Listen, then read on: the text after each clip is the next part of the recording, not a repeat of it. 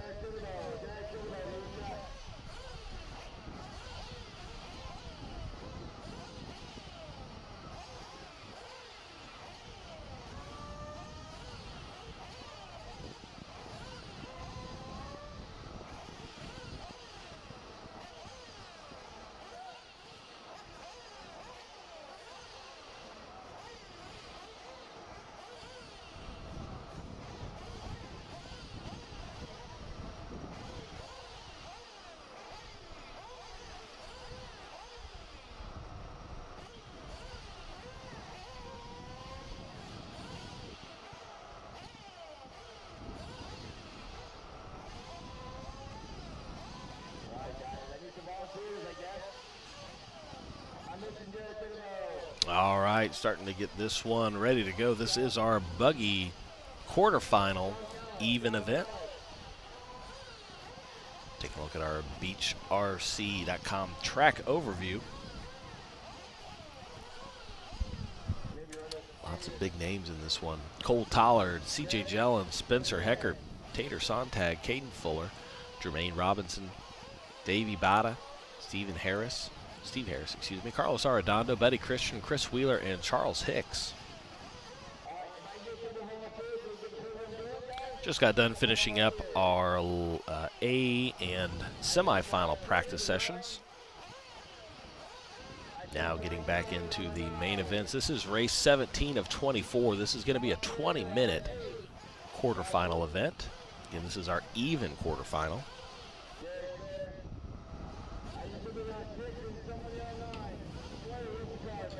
So these are going to be 20-minute races instead of the 15 minutes we've been accustomed to.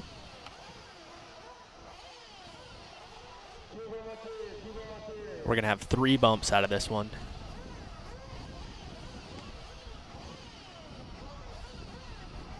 And we're looking for volunteer marshals.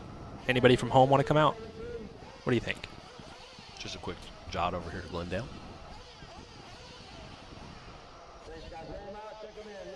Ooh, the term marshal for hire. Did he get hired? I think he did. ProTech RC pit lane cam. Papa Sontag there, putting son Tater down.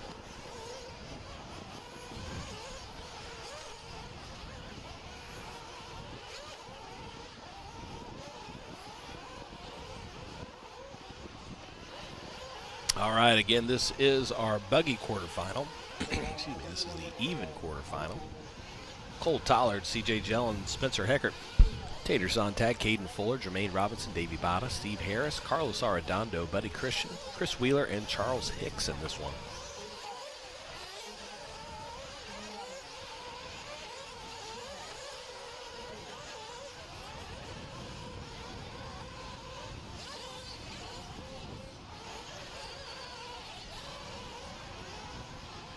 Taking a look at our Techno Dragons back.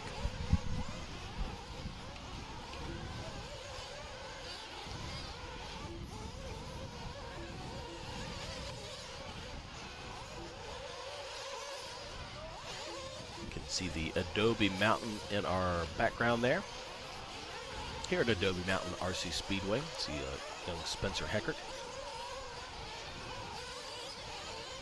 CFT not getting checked in quite yet.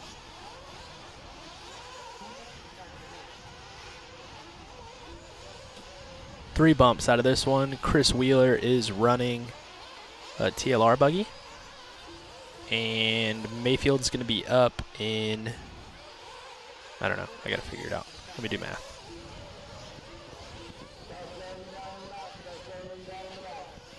Everybody figuring things out here in the early practice. Got 30 seconds to go until they get this one lined up. What time is it now? Ooh, it is 1:30? 1:30. Local time here in Arizona.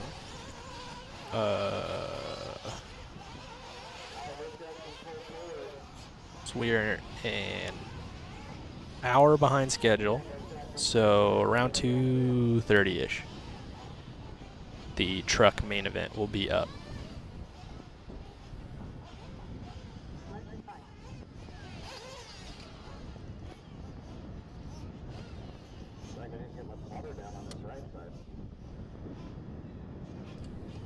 Taking a look at our straightaway here. Again, drivers and mechanics finding their way to their gridded positions.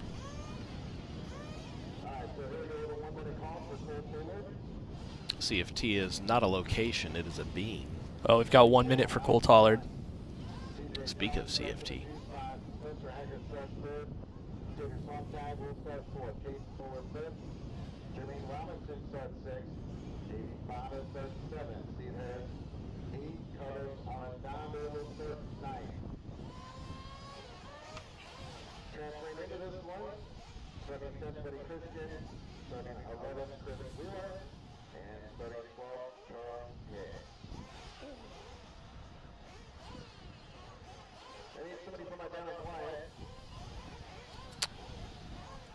Hopefully Cole getting out there. That would be a real bummer. Must have had something happen. I saw him up on the driver's stand. Yeah, I saw him out there too.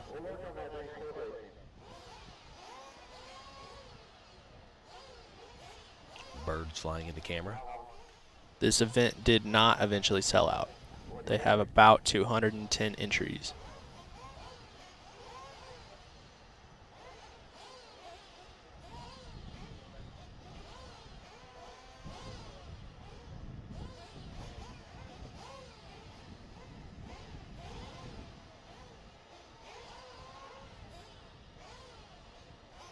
Again, this is our quarterfinal even event. We're waiting on a driver's minute from Cole Tollard. Got to be running to about 10 seconds left in that, I'd say. They'll stay pretty close to it, unfortunately, for Mr. Tollard, so hopefully he's able to make this one. Was set to lead them out from the pole. All right, not sure if he's out there or not. I don't see him, but we're going to get this one going anyway, nonetheless. Hands are up, hands are down. Waiting for the official signal. All right, hands are up. Mechanics waiting to put them down and be on their way. Hands down, cars are down. And this one is underway. I don't see a CFT. Poor CFT. Cole Tollard not making this one. Oh, Tater to the inside of Heckert in the first corner. Tater. Really am frustrated that the first lap doesn't count, but whatever. Tater never been one to shy away from taking a position away. Early on, though, it's going to be C.J. Jellin, Tater Sontag, Spencer Heckert. Let everybody kind of get sorted out. Ooh, somebody getting wide there. I know that's Caden Fuller going to go to the inside and take the 4th position. Oh, Tater upside down, Heckert to the inside. So positions resorting themselves here. Tollard did not get going, excuse me. Caden Fuller, the one on the outside looking in. Take a look at the TNR option line camera. Techno Dragons back here. Heckert and Sontag battling pretty hard down the back straightaway. This guy's letting CJ get away already. Heckert over the start-finish line, over the big double for number 2. Top 3 advancing here, so Sontag, again, just needs to play it steady because he's in a bump spot. This should be, you would think, pretty light work for CJ and Spencer. They're both previous main finalists, as well as CJ, I believe, made a Worlds final. So both young Midwest drivers capable of running away with this one. Well, CJ's from NorCal. Oh, okay.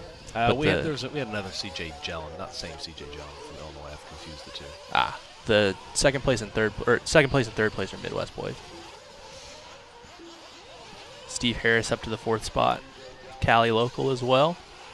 He's battling it out with Caden Fuller. Oh, looks like Caden went over the top of Steve there. Caden from Iowa. Yeah, it looks like Caden did take that 3rd spot away, but Harris back to the inside there in the backside of our camera. CJ struggling to get over the big double. He does, though. He got a little cattywampus before the takeoff. CJ, Spencer, Tater. This is race 17 out of 24.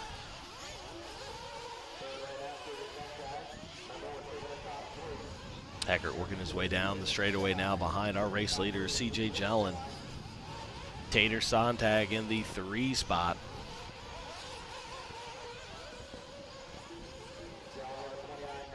Heckert made a last-ditch effort to make the A final in truck and came up just shy in what was a very exciting B main event. He's got a bit of a long day to go if he wants to make the buggy final. He's got to make it out of this quarterfinal first and then make up quite a few spots in the semifinal. And then, if you're lucky enough, then run the final. It's a lot of running in one day. Again, these aren't quick 6-minute intervals. These are 20-minute, 30-minute, and then a 45-minute main event. 30 for the semi, correct? I believe so, yes. And I want to say it's an hour for the buggy main. That was very possible as well. Nonetheless, you're going to be driving for a long time today if you want to keep going. Confirmed 1 hour for the final event this evening. C.J. Jellin leading this one. Jellin is Jellin. Spencer Heckert in the 2 spot. Sontag the 3. Caden Fuller in our 4, and Steve Harris rounding out the top 5.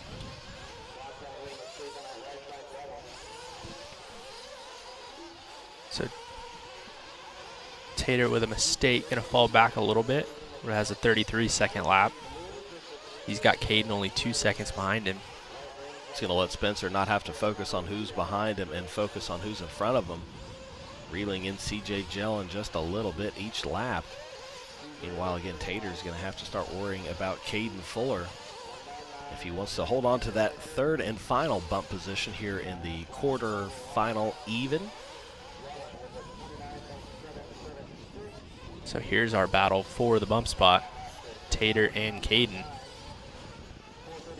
TLR versus HB here in the double single section, rolling back to the uphill dragon back moguls. Double down to that back straightaway. Tater Sontag, blue and pink. He's in 3rd right now, holding that final bump spot. Caden Fuller right behind him. Team HB in the orange and green white wheels. Oh, Tater nosing in after the big double there. He's able to stay on all 4s though. Again, Tater currently holding that 3rd and final bump spot. Caden looking to take that away from him. 14:50 to go in this one. CJ and Spencer starting to run away a little bit. Caden right now just to kind of needs to keep Tater in his sights up on 2 wheels there. You get a lot of time to go, pit stop to go in between these, at least 2 pit stops. So a lot will play into factor here. He just needs to make sure that 3rd is where he can see him. Obviously, I'm sure he would like to get out in front of him and run away. But again, we've got a lot of time to go and a lot more time to go if you want to make the final here. Got to learn patience now. Caden Fuller, Tater Sontag, who we're following along with right now. Sontag in front.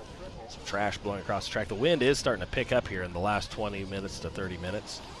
Something that might play a factor. You can see the trees and flags whipping away. Hot lap of the race, a 29.5 from Tater Sontag in the 3 spot. He's got Caden firmly right behind him though.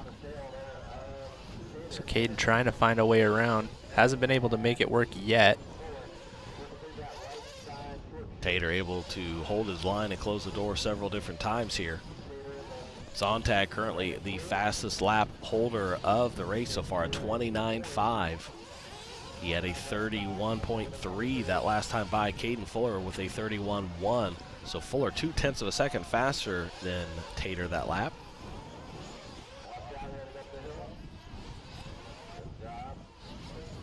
Oh, Sontag gets it wrong down the straightaway. He's going to flip over. He ends up back on all 4, but that is going to give Caden Fuller the position right now. Fuller gets it wrong over the double. That's going to let Sontag back to the inside.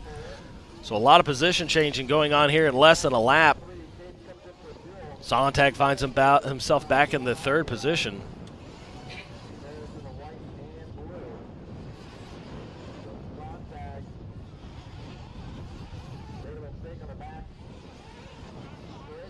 Our race leader, C.J. Jellin, Spencer Heckert, Tater Sontag. Give us a second too. The wind's really, really bad right now. So trying to have our camera guy not fall. Some gale force winds, and we're not trying to lose crew members. C.J. Jellin leading this one. Spencer Heckert, Steve Harris, no man left behind. Tater Sontag finds him down in the 4 spot, so I'm not sure if Tater went in for a pit or if something happened, but nonetheless, Steve Harris finds himself in that 3rd and final bump position right now. C.J. Jellin, Spencer Heckert, Steve Harris, Tater Sontag. That's our top 4 right now. Davey Bada in the 5 spot. So pit stop lap for Jellin and Heckert. Oh, I think that might have been Heckert that got spun out there.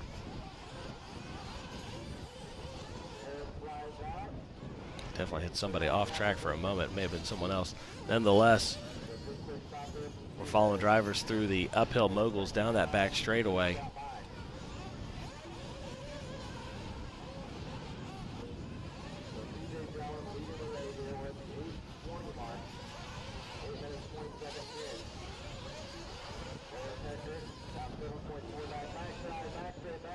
There's our leader, C.J. Jellin. He has 7 seconds on Heckert now. So Heckert struggling a little bit with the wind. Tater Sontag having a bunch of rough laps. He's going to fall all the way down to the 6th. So Caden Fuller going to be in 3rd with a 4-second lead over Davey Bata. Steve Harris only less than a second behind Davey. So really our top 5 right now within striking distance of each other. 11 minutes to go in this one. Race leader CJ Jellin, NorCal native, working his way down the back straightaway right now. Fast lap for him, a 29.5, pretty much matching everything that Tater Sontag was able to offer in his 29.5. Another couple 29 seconds lap runs. That would be Spencer Heckert and Caden Fuller also dipping down into the 29s. Fast lap I saw in the semifinal warm-up was Dakota Finn with a 28.8, who's not running the semifinals. And then the next one was a 29.3, I think, from Tasman. Something like that.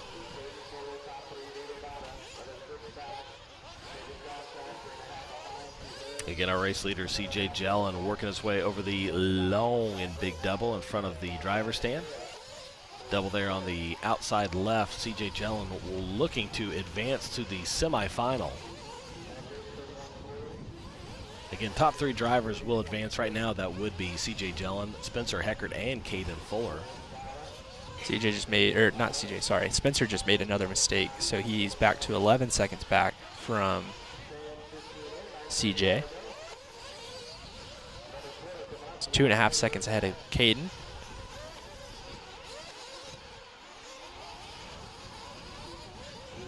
Sontag still in the mix in the top 5 there. There they are. That's Spencer Heckert and Caden Fuller not right there, but he's also in the mix. There's There he Caden is. just coming into view.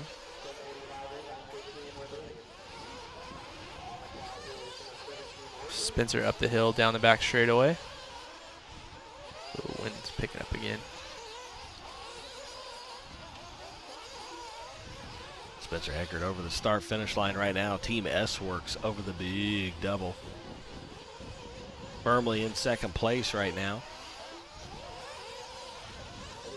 He has about a 2.5 second, almost 3 second lead over Caden Fuller. Caden with a 5 second lead over Davey Bata, and Bata a 5 second lead over Tater Sontag. So everybody's spaced apart pretty well at this point. So here's Heckert onto the straightaway. He comes by with a 30.1. Hot lap of the race, still Sontag down in the 5 with a 29.5. Heckert again has had a little bit of track time today, again running that Truggy B main. Again, had a great race with Spencer Heckert he is Spencer Heckert.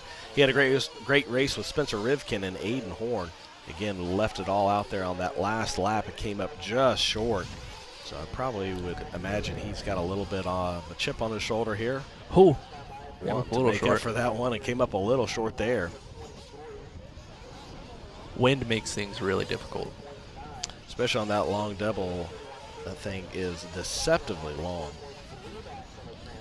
Yeah, and if you're just checking in and the camera seems a little shaky, that's because it's very, very windy. So we're lucky that Lucas is actually filming cars and not the sky. The fact that he's not let go of both of his hands to hold it for his dear life is impressive enough. Spencer, doesn't get it right over that big double again. Comes up just short. This time a little less of a problem than it was the lap before.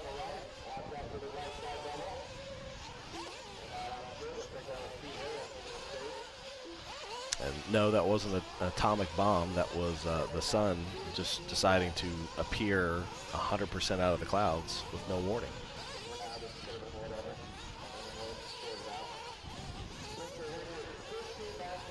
Spencer Heckert over the big double there. Uphill, downhill. Again, this is second place right now. He's holding one of 3 positions that will advance to the semifinal. Again, they'll go to the even semifinal. It'll be an odd semifinal as well. CJ Jellin, he's been out front in a big way since the beginning of this one. 15 seconds the lead now for CJ. Again, the story in this one is the pole setter Cole Tollard not able to make this one, so. Here's Heckert into the pits. Protect pit lane cam, and he's out. Father Scott getting him fueled and on his way. Heckert over the outside left side double. Take a look at Tater coming in. Father Mike fueling him in and out. See, Father Mike did a good job of turning around and checking before he sent it down. Proper pit jobs there, gentlemen. Down the back straightaway for our number 2, Spencer Heckert. Davey Botta currently showing in the 3 due to a fuel stop, so we'll wait for Caden Fuller to come back around and Davey to make his pit stop.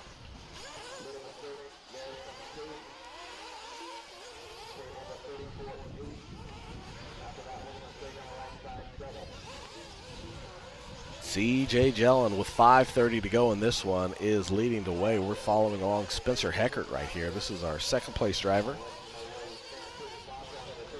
Again, the top 3 looking to advance to the semifinal event. Spencer, big double. Left side double up and down the tabletop. Goes inside option line, makes the pass stick on traffic. Traffic holding up just a little bit. There's Caden Fuller right there. Caden, after the pit stops, does go back to the 3 spot. He's got Davey just behind him. That is Davey Botta just in tow of Caden. So after the pit stops, Davey able to make up quite a bit of a ground. The gap was about 5 seconds. Now it looks to be down to about 1.4. Caden is able to stretch out just a little bit here as they finish this lap up. So you're right about the same, about a 1.5 second difference between 3rd and 4th. Again, this is for the final bump spot. So Caden Fuller looking to advance through the TNR option lane into the semifinal. Davey Botta looking to play spoiler here with 4:15 to go in this one. Davey really just needs to pull Caden in and keep him in the sights if he wants to be able to make a last-ditch effort. Caden looking to make sure he makes no mistakes, not allowing that option from Davey. Big double for Caden, Team HB, Iowa native, up and down the big tabletop. Caden Fuller. Orange, green, and white. Oh, Davey went upside down. So Caden gonna have a lot more breathing room now with 3:43 to go in this one. CJ Jellin, Spencer Heckert, and Caden Fuller. That is our top 3. So Caden onto the straightaway now with a 31.2. With the wind picking up, we're not seeing as many 29s. Caden successfully avoiding somebody going upside down right in front of him. Taking a look at our Techno Dragons back. Caden double in the back, 180 onto the straightaway. Ooh, Caden getting up on 2 wheels twice, saves it both times. Just waving to the crowd. Caden over that big double in front of the driver's stand, working the left side of the track. Up and down the tabletop through the inside option line. We've got 2:50 to go in this one. Again, it's CJ Jellin, Spencer Heckert, Caden Fuller, Davey Botta, and Tater Sontag, our top 5. Top 3 will advance to the semifinal event, the even semifinal. So 2:30 left to go for Caden to wrap this thing up, as well as CJ Jellin and Spencer Heckert. Davey Botta on the outside looking in. Tater Sontag, after being at the front early, unfortunately, finding himself down in the 5 spot. Cole Tollard, like you said, not getting out there to even start this one. Wheeler off the track. Carlos Arredondo off the track.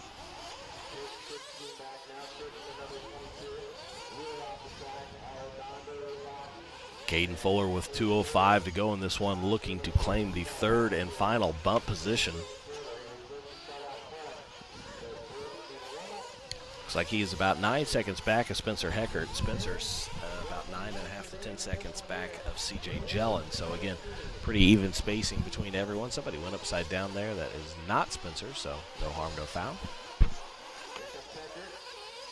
Caden Fuller down the back straightaway. Iowa native, Team HB driver. New addition here recently. Orange, green, and white. Working his way over the big double. Got a little bit out of sorts heading up to it, but had enough to get over the double. 120 to go in this one.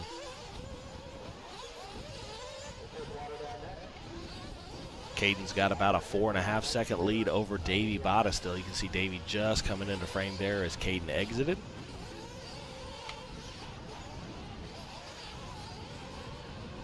Caden working his way back over the double and towards the driver's stand. He's got a minute to go. He'll get 2 more out of this one.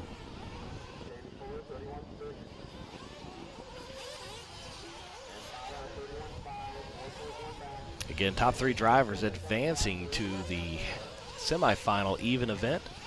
Right now it's going to be CJ Jellin, Spencer Heckert, and Caden Fuller with 40 seconds to go in this one. Again, everybody crossing their fingers and hoping to not have disaster strike. Caden off the end of the straightaway. Right side double. Getting it right onto the front straight. Less than 30 to go. This should be his last lap. Davey Bada 2.5 seconds behind, so he's got to keep it on all 4 wheels. CJ Jellin getting by for an extra lap. Looks like Spencer will get 1 more as well. He does. Yeah, so those guys safely into the semifinal. So Caden will finish this up here as time expires. Caden will be the first one to come across and finish this one. He will solidify and secure the 3rd and final bump position out of this one. Spencer Heckert will take the 2nd bump position. CJ Jellin will take the 1st bump position, and all 3 drivers will advance to the semifinal event, the even semifinal. Up next, we're going to have our quarterfinal odd. This was our even quarterfinal. Up next is the odd quarterfinal.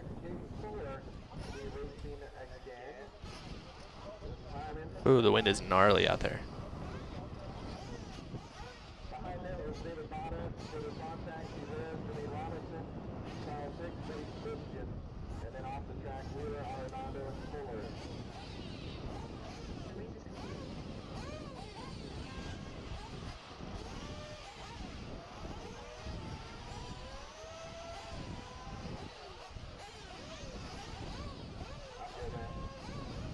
So next up, we've got Spinrad, Turner, Rose, Setzer, Mechanic, Westergaard, Fisher, Jensen, Duvall, Bartlett, Chura, and Paul Ciccarillo.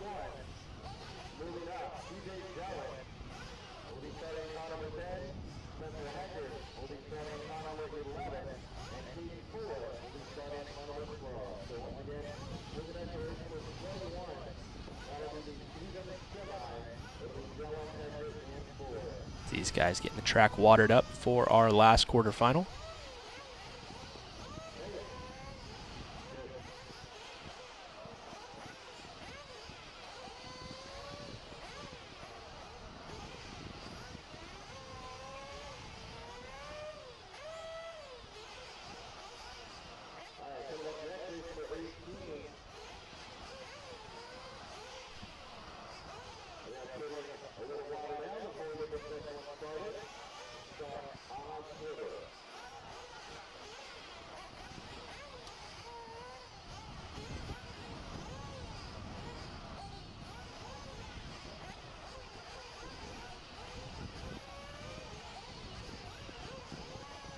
Has anybody done the triple in the option lane? Yeah, they tried it on practice day, but you can't make the corner, so it stops. 12 cars in the main.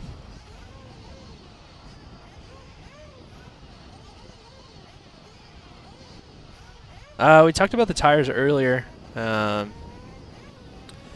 J-Concepts guys seem to be using Reflex or Recons in blue. Proline guys are on the Hex Shot or Buckshot in, I think, either M3 or S4. AKA guys, soft double downs and grids or soft impacts and grids. Hot Race guys, medium or soft Bangkok V2 or a cut Sahara. No, not Sahara. I can't remember what the tire is called, but they're cutting up one of their tires as well.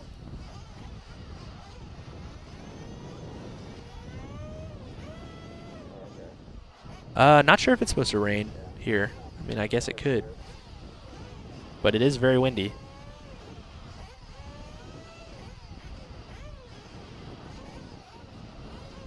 I don't know why this track isn't visible on maps.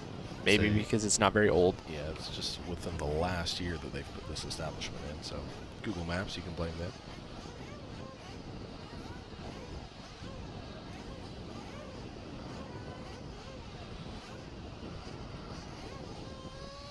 You should be able to see the dirt oval that's here. I believe that's been here a little longer.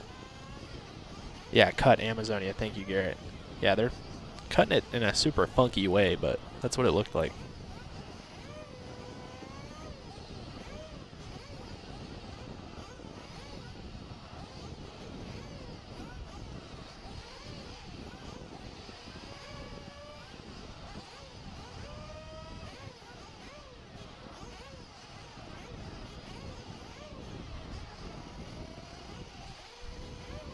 Hopefully the water almost done in this one.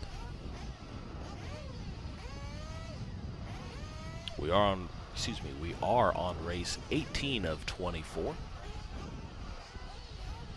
Again, this is the odd quarterfinal event. After this, we'll have our Truggy A main.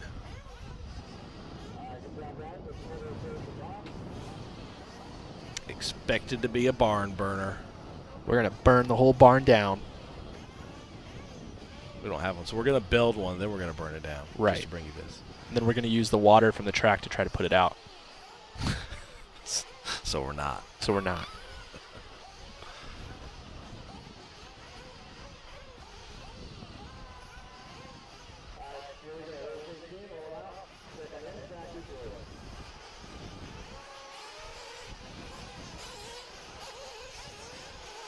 Taking a look at our ProTech RC pit lane cam. Everybody hit the track. Again, this is our odd quarterfinal. Walker Spinrad, Kyle Turner, Brandon Rose, Lee Setzer, Ethan Mechanic, Anthony Westergaard, Billy Fisher, Cole Jensen, Ron Duvall, Dylan Bartlett, Cole Chura, and Paul Ciccarello.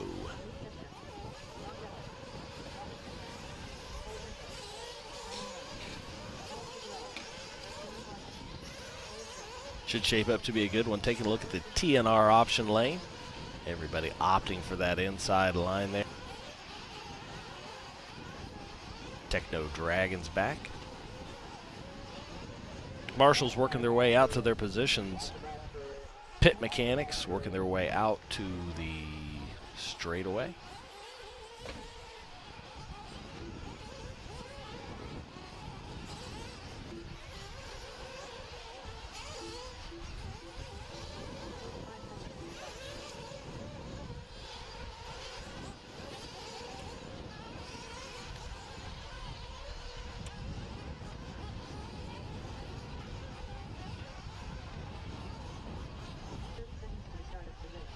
So Walker Spinrad and Kyle Turner, both drivers having, I believe, a run taken from them. At least Kyle. I don't know about Walker, but Oh man, already having some carnage on the straightaway. Haven't even started this one.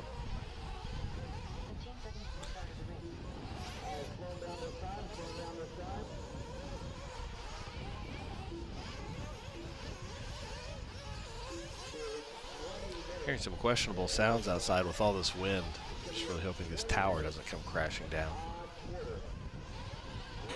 might be the best thing that happened to me all day. Be quite the story, that's for sure.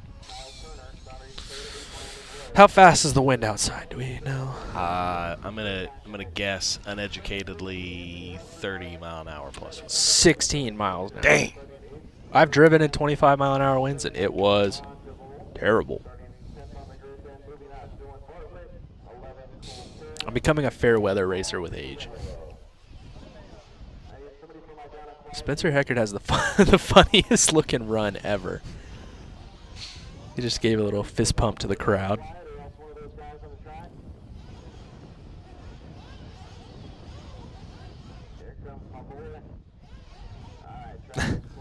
Spencer's always had the mop top hair. It's all right, though. When you're fast like that, you can have whatever hair you want. And look, he's got hair. A lot of us are jealous.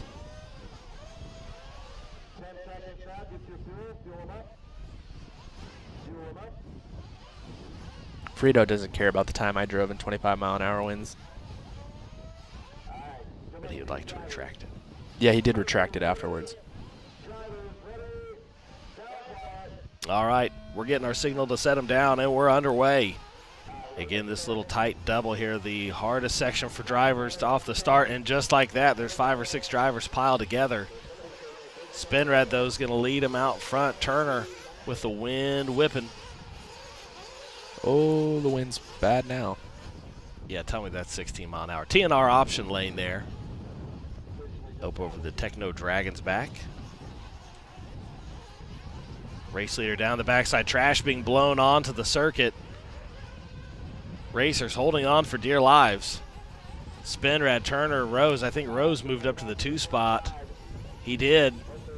Turner, Westergaard, Mechanic, Ooh. Fisher, Bartlett. Oh, and a couple guys getting it wrong over the big double. It looks like Turner hit a big gust of wind.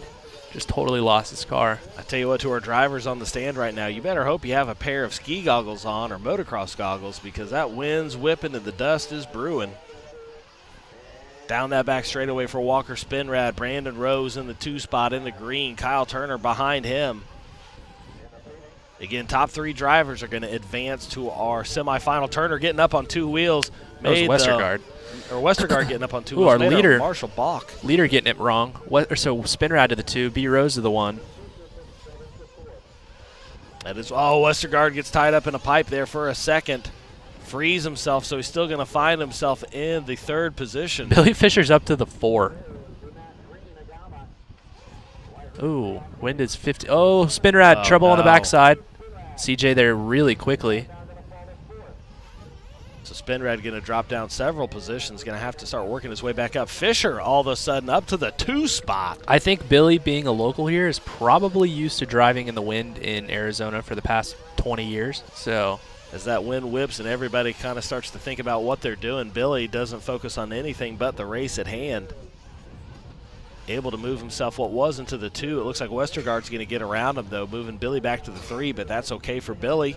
That still means a bump spot. Westergaard happy with the 2. Brandon Rose out front, meanwhile, going around start-finish line. There goes Westergaard. There's Fisher. Westergaard in the TLR, Fisher in the S-Works. So Fish Daddy holding on to a bump spot. Mechanic behind him, Spinrad behind him. Sets her down to the 7 spot from the 4. Ooh, Fisher getting all the way up and off of the ground completely. Going down that back straightaway. He's got everything for Westergaard that he can handle. 2nd and 3rd right now in view. You see Rose just on the bottom of our screen in 1st. He's got a decent gap on Westergaard and Fisher. Ooh. Fisher, not much of a room between Fisher and Ethan Mechanic, who's trying to reel him back in. Oh, Fish Daddy making a little bit of a mistake. Walker making a mistake in the background, too. Spinrad going from better to worse. Holy Oh, run down the back wow. straightaway. Mechanic with a run. Mechanic just ran down Fisher and passed him on the back straightaway. Fisher getting in the side of him, letting him know that he's still there. He said, I backed off to make sure we didn't touch on that back straightaway, but I'm here. So Fish Daddy in the 4 spot, still very much in this one. TNR option lane showing 3 and 4 coming through right there. That is Ethan Mechanic and Billy Fisher. Behind Fisher is Ron Duvall and then Lee Setzer. So nobody out of this one just yet. 16-10 to go in this one. Fisher getting out of sorts. It looks like Ron Duvall is going to shoot to the inside there. Duvall is going to stick it. So now Duvall to the 5. Duvall getting it wrong, going perfectly straight. Pretty sure he hit a blue turtle shell. Or the green one at least. I don't know. One of those turtle shells. Something was in the way there that was unseen to the naked eye. Nonetheless, it's going to have Ethan Mechanic in that 3rd and final bump spot. Oh, Fisher getting it wrong again. That's going to let Duvall back around after the mistake. Veteran save from B. Fisher. Mechanic saying thank you. I'm totally fine with all of you flying off the track. That's fine with me. Just saw Lee Setzer go upside down on the straightaway behind us there, so he's out of the mix just a bit right now. Green turtle shells everywhere. And wind. Wind, sand, holes, and sun. What more can you ask for? Ethan Mechanic working his way up the dragon back and over the double to the back section. That's Ron Duvall directly behind him. B. Rose is checked out in this one. He's got a 6-second lead on Westergaard, who's got 3 on Mechanic. So Westergaard and Rose having great runs here, kind of out of the carnage. Big lead again for Brandon Rose. Westergaard in that second spot. Ethan Mechanic, Ron Duvall, Billy Fisher, Cole Jensen now. That is our top 6 as we follow along with Mechanic. He's got Ron Duvall directly behind him. And then Fisher, ooh, getting all out of sorts there behind those guys. Mechanic in the X-ray working his way back towards the driver's stand right now. Up and over the big double. Those 8 to 9 pound machines not having too much problem in the wind just yet. Hot lap is Spinrad in the 5 with a 30.3. He's not crazy far out of this one. Taking a look at our race leader here, that is Brandon Rose in the green white wheels, avoids an upside down turtle. That was Turner. So Turner not having the best of runs ever. Rose to the inside option line, going double single. My God. Is that Ciccarella? Who was I that? think it was. Brandon Rose out in control of this one. Nemo Racing USA driver running the Agama car. Bullet engines, hot race tires. Heading back towards the driver's stand right now. That is our race leader, Brandon Rose.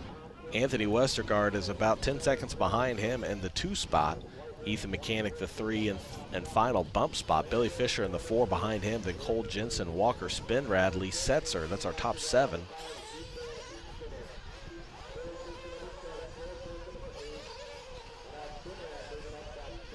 Again, this is our odd quarterfinal main event.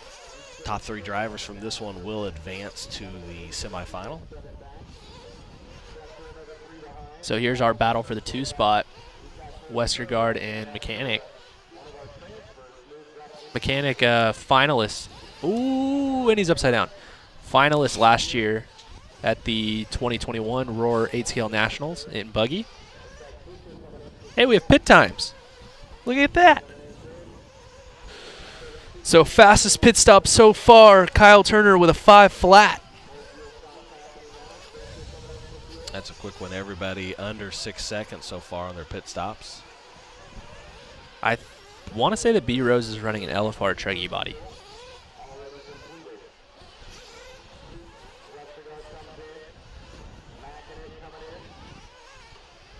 Taking a look at our ProTech RC pit lane cam. There is Mechanic coming in the pit lane, and he's out. Oh, somebody trying to get in, gets it wrong. Walker having trouble there. Yeah, Walker just adding to his plague of problems here in the main event. I think this track's pretty sweet for Nationals track. I would love to drive on it, actually. I didn't think I was going to like it, but I like it. I like the way it's shaped up. It's going to be fun to race on. It honestly is held together. You know, it started to break apart a lot early on in the week, and then it's kind of regained some shape here with the water schedule and the potholes, or just kind of the wear and tear on the track that you see. There's not the sharp edges that really cause a lot of chaos. Just more kind of bumps, it would seem like. Right. Yeah, we had sharp edges earlier this week. They've kind of rounded off. So again, we are racing 8 scale here. We want to see the track work, the suspension, tires, and the durability of all these things. B. Rose pops off the new hot lap of the race with a 30.2. Westergaard does a 360, gets it on all 4 wheels still, though. That was pretty sweet. This might be Anthony's first semifinal if he makes it out of this. Either first or second. Brandon's running a Bullet engine. Westergaard down that back straightaway right now. He's got Mechanic behind him. Again, all 3 drivers right now looking to advance, so Mechanic and Westergaard could change position and still both advance. Fisher's back to the 4, but he is 6 seconds behind Mechanic.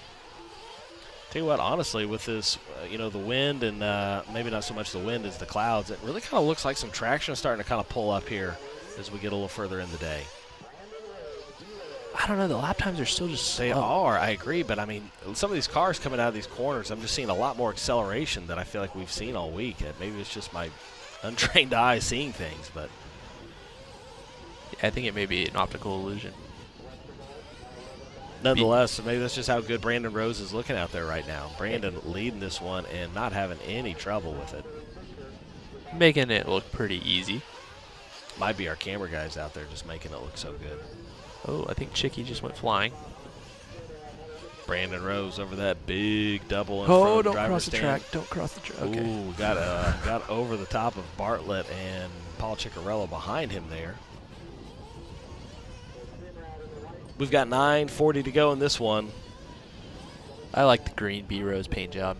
He's had blue, he's had red, and now he's green. I like this one.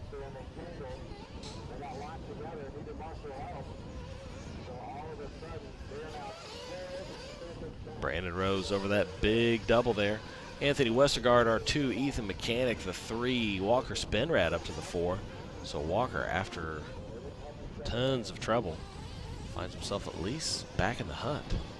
A lot of time left in this one still. Our YouTube chat room thinks that I'm lying about enjoying this track. I think it'd be fun. Tracks like this are rad. You're not having to go Mach 7 all the way around the track. You actually have to pick your lines. You have to slow down and be methodical. Layouts like this are awesome. We have those like smooth, high-speed layouts. You just have all these kids that just go Mach 7 all the way around the track every lap, and it's not fun. This is way more fun. Definitely challenging all the drivers out there this weekend. Brandon making a little bit of a mistake, but not enough to actually affect him. Westergaard still holding on to the 2. He's got about a 6-second lead on Mechanic now, who has about the same amount of time on Walker, but Walker just throws his hot lap at 30.3. Apparently there was lightning in the distance, so that'd be pretty sweet. We all just get electrocuted. Stuff going downhill quickly if that would go down. We are watching Brandon Rose here. Now, thankfully, it could be a lot worse. This could be 25 years ago, and we could all have metal rods in our hand. Right? Our producer commented there could be a shocking finish to this race. Or we get a dust devil like we did on practice day. That was pretty sweet. Looked like we were almost going to get a dust devil there in the midst of that last big gust we had come through. Ooh. Brandon Rose right now out front and leading this one easy. He's got a 14-second lead over Anthony Westergaard. Gama Nemo driver down that back straightaway. Working his way over the double and back towards the driver's stand. We would have to go outside to feel the humidity, if there is any. I don't really want to go outside. It looks dusty out there.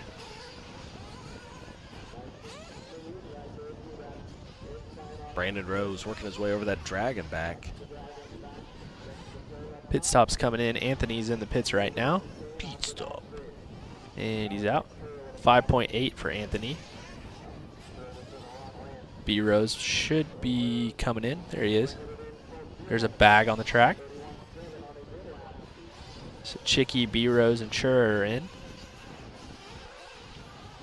B Rose has a 6.6. Chicky is now testing tires.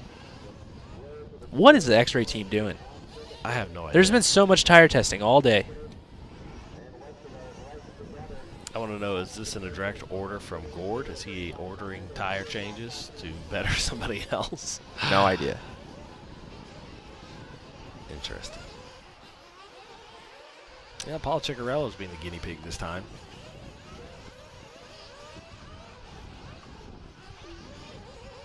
It's nice of him to give him fuel after he changed those tires. So here's B Rose again. Spinrad. Mechanics found his way around Westergaard. Oh, and Mechanics into the pits now, so that makes more sense. B Rose down that back straightaway. We've got 5:45 to go in this one.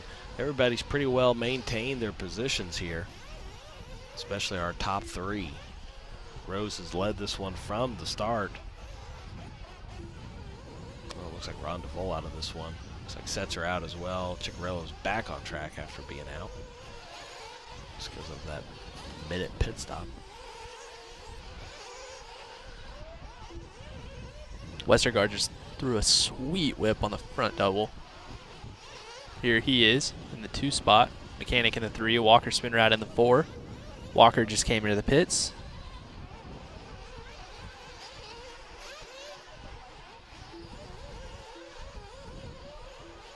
So Westergaard trying to put another TLR car into the semis.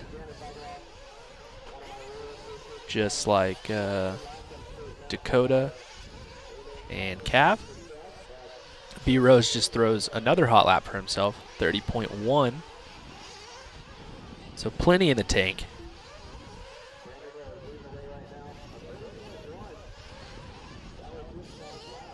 Oh. Westergaard going upside down but gets himself corrected. I also think that the lap times are slowing down right now too because of the wind. Even if there is more grip, it's still just so hard to get around when it's windy. True.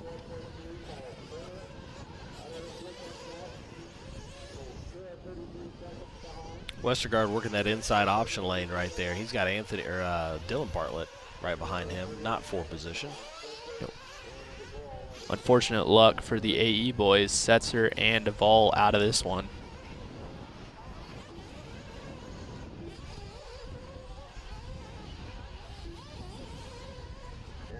.350 to go in this one. Westergaard finding himself in the 2 spot. Anthony Mechanic behind him, but nowhere in sight at the moment, at least on camera. B Rose maybe being told to just see how much he's got in the tank. He throws down a 29.8, fastest lap of the race. He is 18 seconds in front of Anthony, who just makes mistakes, so now he's probably 20 seconds in front of Anthony. Anthony still safely ahead of Mechanic, who's safely ahead of Spinrad, though.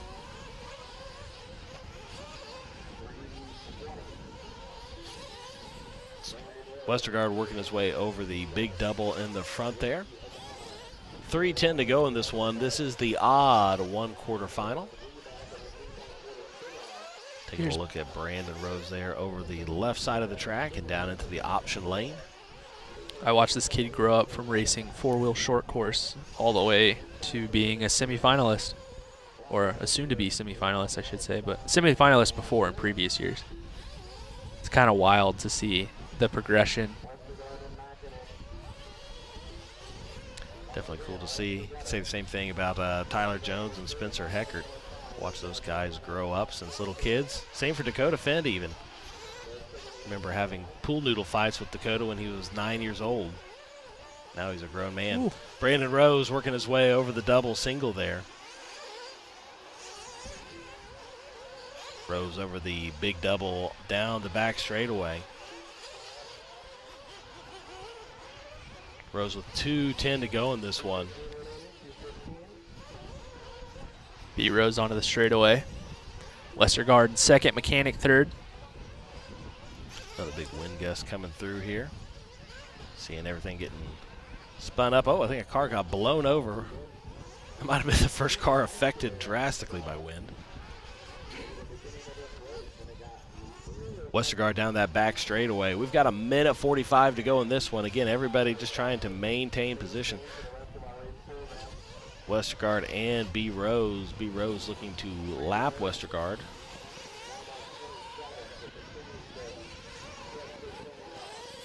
Honestly, again, neither driver needs that to happen. They just need to finish it out with 1:25 to go.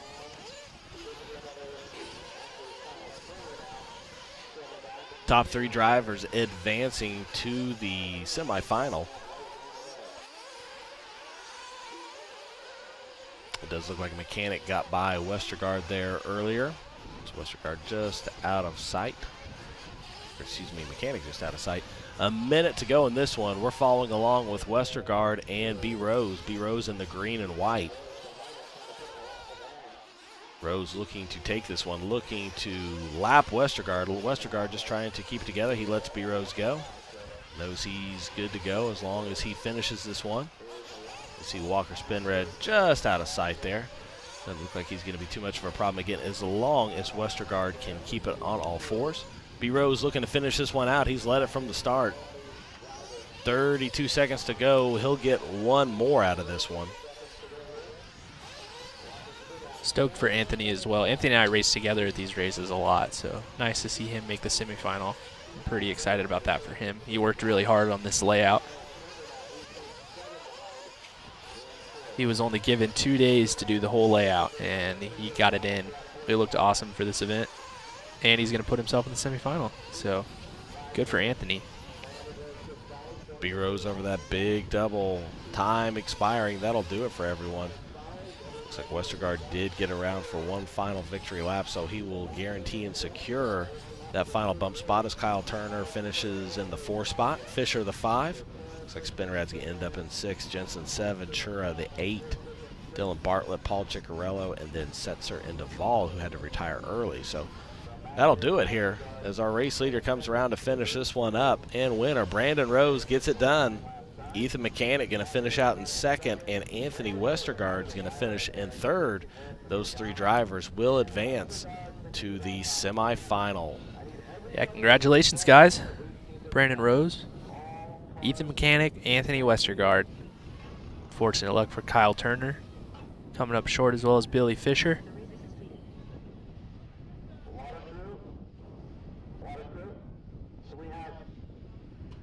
BeachRC.com bringing you our track overview.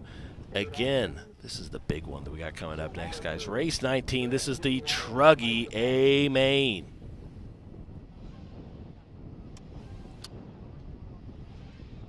So give it a good toast. This is going to be a 45-minute final.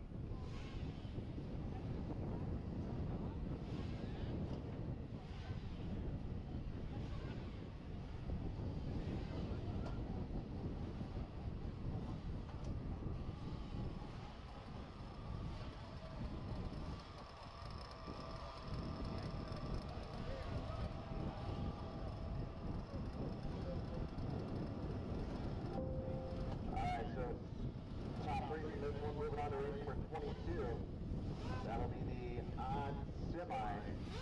So the odd semi race number 22, Brandon Rose going to be starting 10th.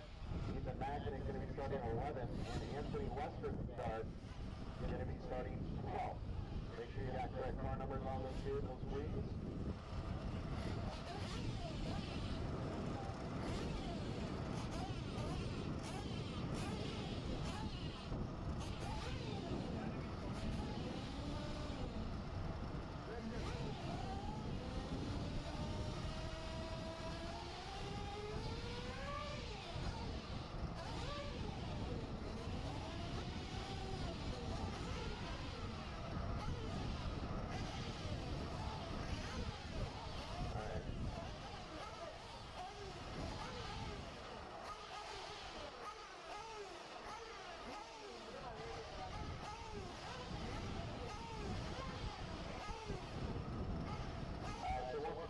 We got a little extra time, so we have to put the water down from pipe to pipe.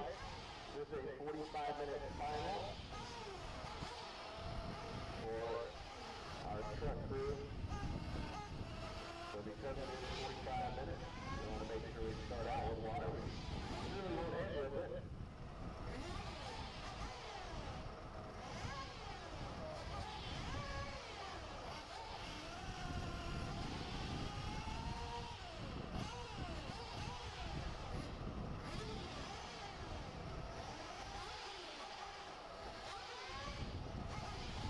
We're about to hit our first day. Once again, let me thank everyone that kind of made this week possible. So first and foremost, Aaron Miller. Aaron Miller is essentially the leaseholder for the big track over there, and we are considered part of that. So Aaron Miller, thanks for all your help for allowing this race to exist, and all the hard work you put into it, as well as his son AJ. Has been instrumental. Thanks to Ted Williams. Thanks to Adam Zikora. Thanks to John Keith for all your help. And our sponsors for the 2022 edition of the Fuel Off-Road Nationals. Thank you to Factory Tracks, Anthony Westergaard, for throwing down a fantastic layout. Looks like lots of fun. Thanks to Lugs, Trueform, Hot Race, LFR, X-Ray, TNR, J&T Bearings, Team Losi Racing, S-Works, Proline, and Beach RC. Appreciate all the help from those tremendous companies and entities. Thanks to Live RC for broadcasting. Thanks for the support on Live Time as well.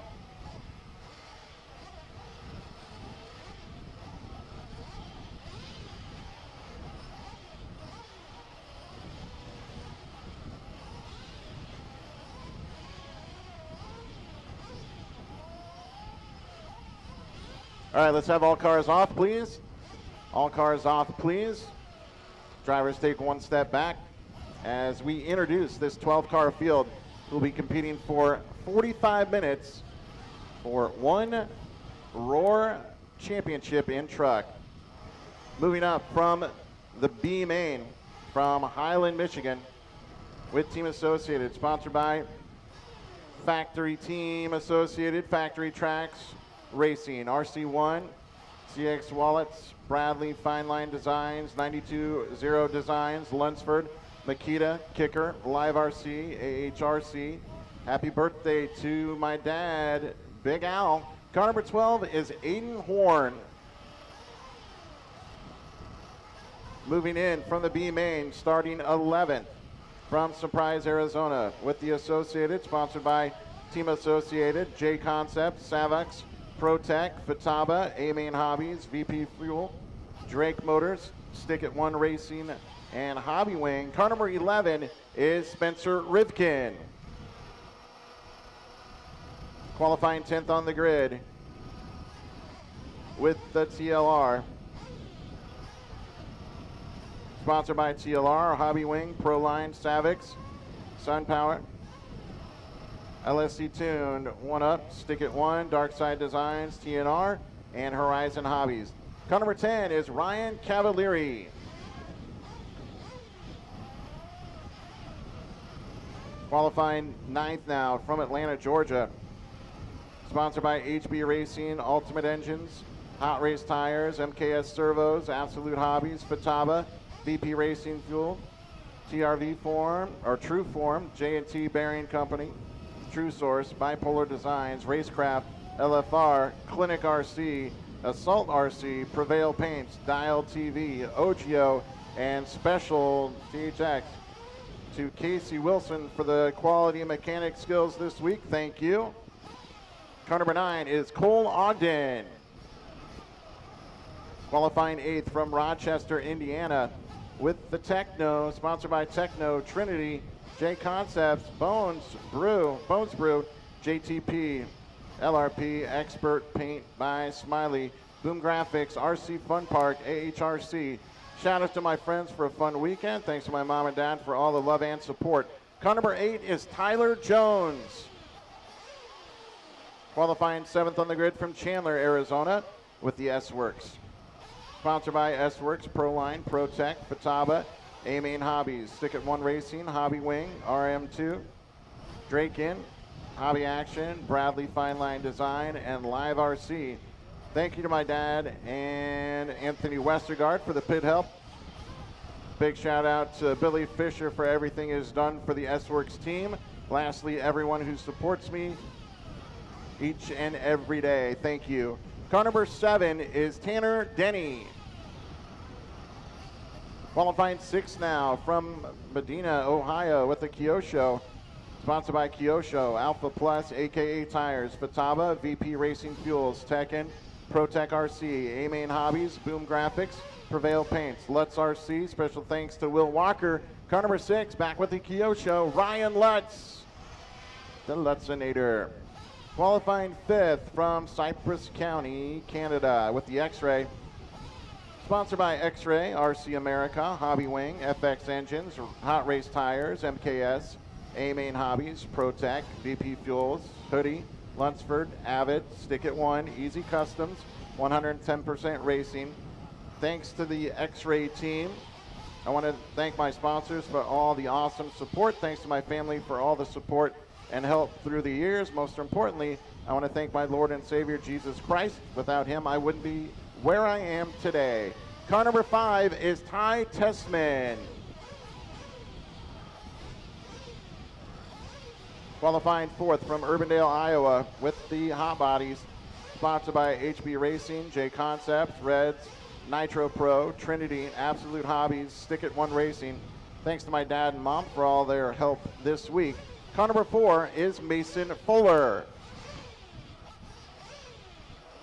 Qualifying third on the grid from Chandler, Arizona with the Mugen. Sponsored by Mugen Seiki, J Concepts, Protec, A-Main Hobbies, VP Racing, RM2, Stick It One, Hobby Action. Thanks to Mike Truey, Jason Rona, Paul Wynn, and Adam Drake for all the help. He is your reigning Truggy champion.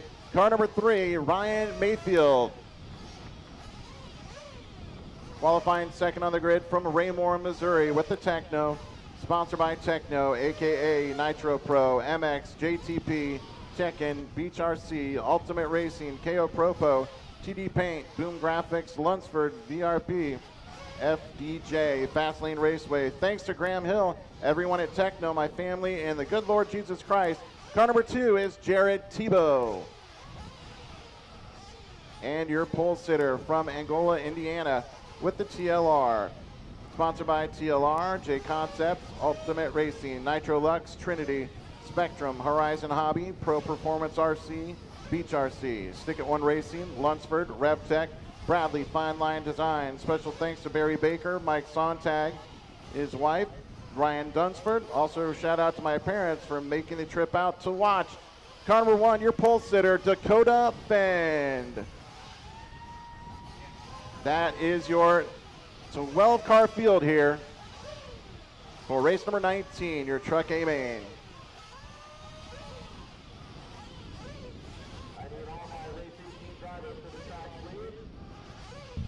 All right, so we just got done with driver introductions there. This is our A-Main of Nitro Truggy, the fastest in the nation, here to determine the national champion for 2022. Protec RC pit lane cam.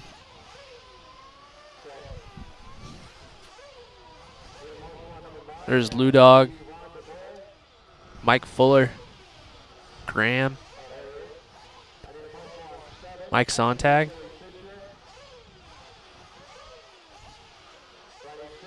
And I tell you what, talking about all of the week's work coming down to one final event, 45 minutes to determine the national champion.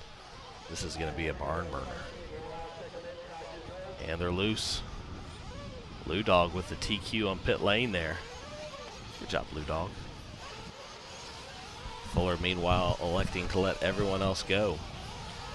This is the TNR option lane. Tell you what, all kinds of storylines in this. We've got the Associated drivers bumping up from the B main and Aiden Horn and Spencer Rivkin. And then we've got our fast phenom, Dakota Fend, who set the pace all weekend long. Tebow was right there with him. And then Mayfield, who quietly snuck back up to third after a slow start on Friday. Dakota with a couple of flameouts, too, in the warm-up in truck, for sure, whatever reason.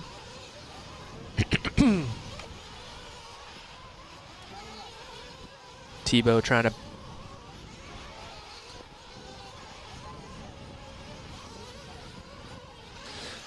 to come back from success in the first 2 rounds to unfortunately get beaten by Dakota towards the end. Mayfield trying to make up for a lack of qualifying pace. Mason Fuller having fantastic runs in 3 out of the 4 rounds from the C heat.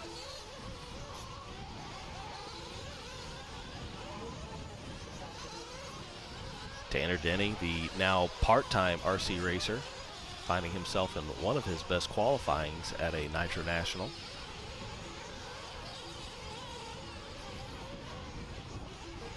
Indiana native Tyler Jones in there, Cole Ogden, Ryan Cavalieri, Spencer Rivkin, and Aiden Horn again our bumps. You see the crowd gathering around. Everyone knows what's at stake here.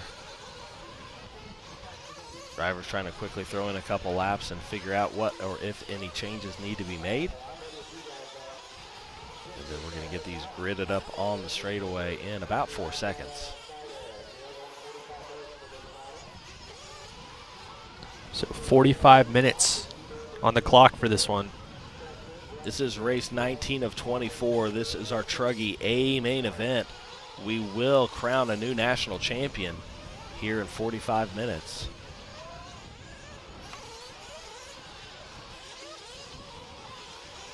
I'd like to take this opportunity to once again thank our sponsors for bringing you this weekend's coverage of the Roar 1/8 scale Off-Road Fuel Nationals from Live RC. Take a look at Dakota Fend in the pits right now with Mike Sontag making a few final adjustments there. Again, the temperature a little different today, so that has played a little bit of a factor in these game plans for our drivers. Again, I want to thank A-Main Hobbies, our title sponsor this weekend. Supporting sponsors ProTech and Leadfinger Racing, bringing you our pit lane camera. Nitro Pro bringing you our broadcast center all weekend long, and J Concepts, the awesome instant replays. Beach RC, our track overview. TNR, our option lane camera, and Techno RC bringing you the Dragon back. You can really see the dust getting blown up in the background as we just had another wind gust come in here. Seems to be every so often. We just get one big gust and everything kind of gets blown up, and you could see on the driver's stand everybody prepared for that. It looks like at least 7 of our 12 drivers with some type of motocross or ski goggle on in preparedness. A couple drivers electing to go just with sunglasses or glasses. So these guys on the back straight getting ready to go. Again, we're waiting for a combination of our track official and our pit mechanics to signal that they're all ready. Everybody topping off, getting ready to go. 45 minutes. This is going to determine a new national champion here in the Nitro 1/8 scale Truggy class. And we're off. Dakota Fend, your TQ, Jared Tebow, Ryan Mayfield, Mason Fuller leading this one off here. Everyone staying as they qualified. Dakota and Jared already with a little bit of a gap over Mayfield, trying to run away early in this one. Then it's a freight train through the TNR option lane. Everybody going to the inside. A couple of the guys in the back going to the outside. Techno Dragon's back showing this freight train of fast racers coming through. Dakota Fend trying to pull out a little bit of a gap early on here on Jared Tebow. Tebow with a little bit of a gap on the rest of the field. Tebow making a little bit of a mistake on the double. That's going to let Mayfield get a little closer and Dakota get a little further away. Looked like Mason Fuller looked for a move there, couldn't make it stick, and allowed Tesman to get by on the inside. So Tebow, Mayfield, and Tesman now going to round out our top 4. Big winner on lap 1 was Cav, getting all the way to the 7th spot from 10th.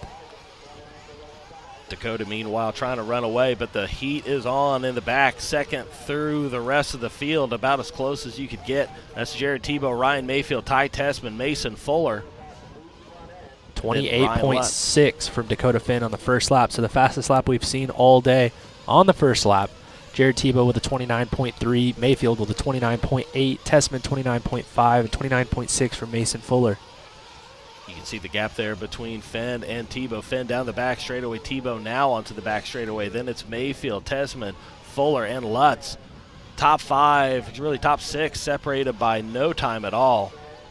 One little bobble can change several positions. Freight train coming through that big double there. Tebow getting a little bit out of sorts. Mayfield looking to the inside. It's not there yet. Tesman right behind Mayfield. Fuller, Lutz, they all go inside line. No one opting for the back as they go through the Techno Dragon's back. Rivkin, the big winner so far right now, from 7th from 11th. So Cav getting shuffled back again. And Dakota Finn already with over a 3-second lead on the field. Man, Dakota trying to run away with this one early and hide. Tebow in the 2, Mayfield the 3, Tesman the 4, Fuller the 5, Lutz the 6. Mason Fuller holding in here with the big dogs. Lost one position, but it's staying right in tow with Tesman. Again, that big group down that back straightaway right now. Tesman looking to the outside of Mayfield. Nothing there yet. Tries to set him up on the inside. Mayfield holds the position. Going back towards the driver's stand right now. Mayfield, Tesman, Fuller, and Lutz. That is 3rd through 6th. Tesman and Fuller with 29.4s on that last lap. Tesman trying to set up to the inside of Mayfield there. Nothing there. Gets into the backside of Mayfield. Mayfield yanks some throttle and pulls it back. Loses no time. An amazing save out of Ryan Mayfield. Down that back straightaway. Tesman gets out of sorts. Fuller has to back off the gas. Lutz on the outside. He can't stick it, and he ends up almost in the fence. It's like Ryan was watching the other two cars and just drove off the end of the track. I've watched Ryan Lutz during a main event while someone yelled, turn and look at the person that yelled while he was racing. Yeah. That's talent.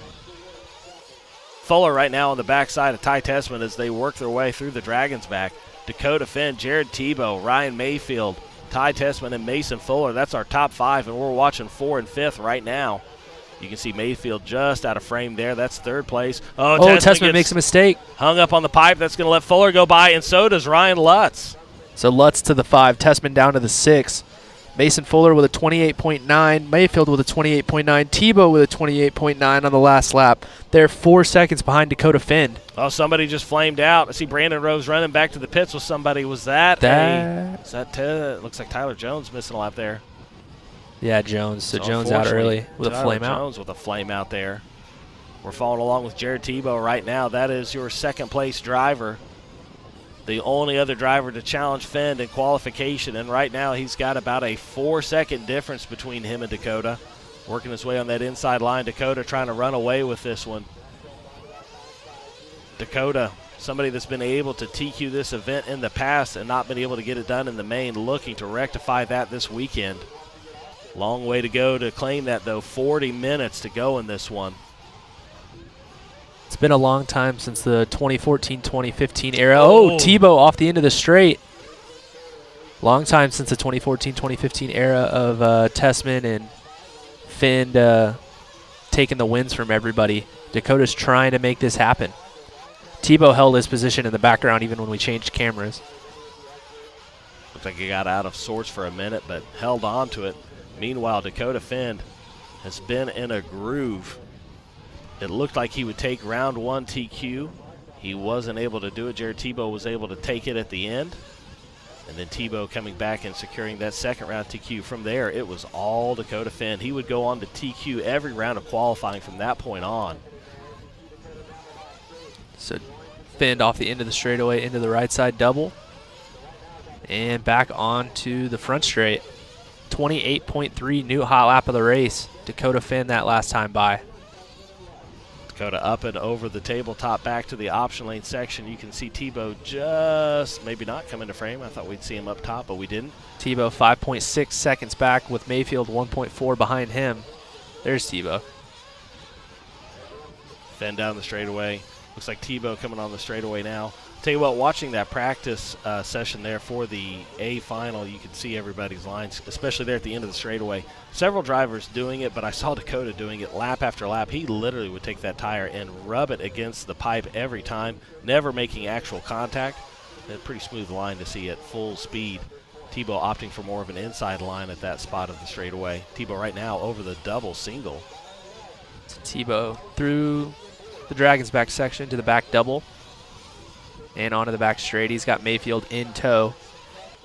Mason Fuller dropping off from those guys just a little bit, but he's still in 4th ahead of Ty Tesman in 5th, Ryan Lutz 6th, and Spencer Ripken 7th. Following along with Lutz, Fuller, and Tesman right now. That is 4th, 5th, and 6th. Working their way over the big tabletop. Fuller going inside option line. Lutz the same, Tesman as well. You can see Tebow and Mayfield on the top of the screen there. That's the difference between 4th, 5th, and 6th. No new Losi truck here. Just the same as the previous one. Whatever that one's called, 8XT Elite. That thing. Should have pit stops starting this lap. 45 minutes, so either 7:30 or 9. We'll see if anybody opts to go 9. Oh, Tesman looking outside in on Lutz. Not there yet. Again, goes down that back straightaway. Lutz hanging it outside just a tad. Tesman looking to the inside again. You can almost guarantee Lutz is coming into this lap. Oh, Tesman looked like he was looking for it, decided to back off. Tesman does come in. Lutz looking to put in a barn burner lap here. 5.8 from Fuller. 5.3 from Tesman. 5.8 from Ogden.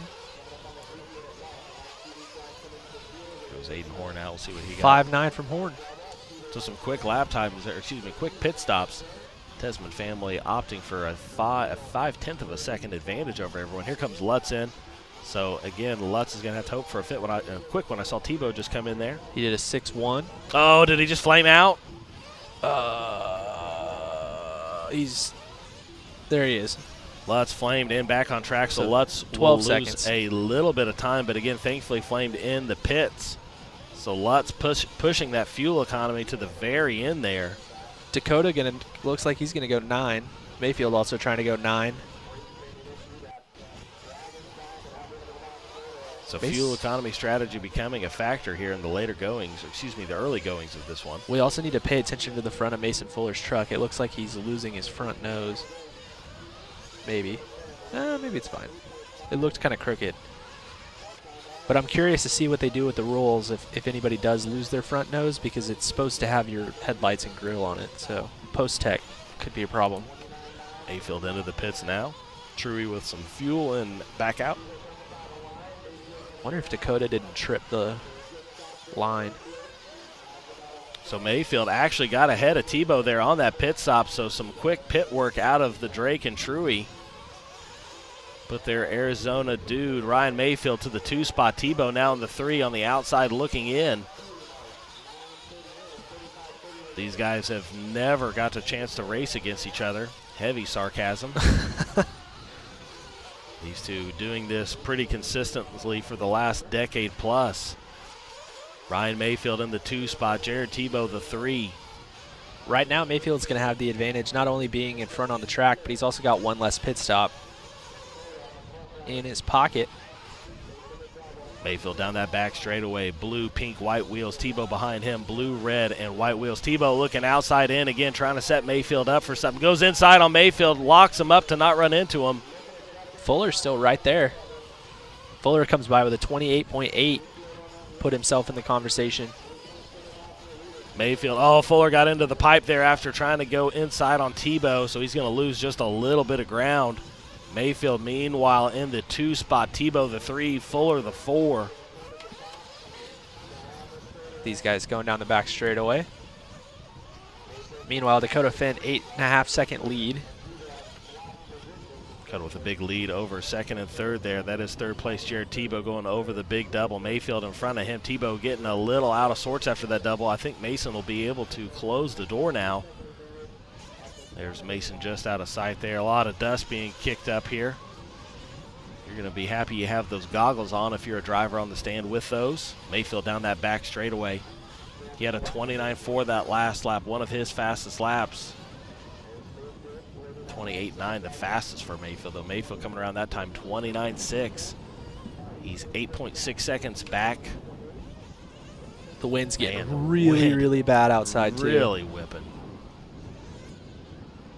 Oh, Mayfield getting it wrong over the double. Something that Tyler mentioned earlier, too. Again, this wind, a factor for sure in the main event. Even if you can still see fine, just the fact of a big gust of wind hitting you kind of throws you out of center and out of focus. Mayfield accustomed to this wind for a long time. Yeah, depending on how bad it is, you can't stand up straight. It's a disaster. Mayfield up and down over the tabletop. Tebow right in tow behind him. Mason Fuller behind Tebow. Fuller went outside option. I don't think that was intentional, but that's where he ended up. Tebow trying to reel Mayfield back in here again. Take another shot at getting the 2 spot back. Fastest lap of the race for Dakota Finn, a 28.39. Mason Fuller, a 28.31. Mayfield over that double on the left side, working his way up the tabletop and back down. Through the Dragon's back, Tebow in tow, Fuller in tow. So Tessman kind of fallen off of this little group. He's 4 seconds back from Fuller. Mayfield over the start-finish line now, over the big double in front of the driver's stand. Tebow, Fuller directly behind him. That is second, third, and fourth. Dakota Finn still an 8.6 second lead over Ryan Mayfield. There's Tyler Jones on track, who flamed out earlier. Jones So trying to- dusty. Man, trash getting blown about, dust, everything. It's getting a little rough out there. Mayfield, Tebow over the big double. My Both of them goodness. completing it, even though the wind was a factor. Tyler Jones getting out of the way. Letting 2 and 3, or excuse me, 2, 3, and 4 go. Fuller in that mix still as well. See Aiden Horn up ahead. Aiden also down a lap as they get on that back straightaway. Mayfield getting a little jumpy. Tebow must have gotten a little jumpy too. Tebow, I missed what Tebow made a happened. mistake. Fuller's going to take that 3rd position now from Tebow. So Mayfield still in the 2 spot. Finn the 1, Fuller the 3, now Tebow the 4. Here's our TNR option line. Into the Techno Dragons back. Fuller trying to put on a charge and get to that 2 spot. There's Mason Fuller down the back straightaway. Oh, Fuller bicycling it up on 2 wheels for a long time. Fuller now over the large double in front of the driver's stand. That's Ryan Mayfield, our 2nd place driver right now. Fuller's catching up. 29 flat to a 29 flat. 29 flat for our leader as well, and 28.9 from Tebow. Dakota adding 0.4 of a second to his already established lead, up to 9 seconds now. Fuller down that back straightaway in 3rd, gets up on 2 wheels again, this time on the front side. Still yet to lose much of any time to our 2nd place driver, Ryan Mayfield. Jared Tebow close in tow behind him. Lutz after the flame out, back up to 6th.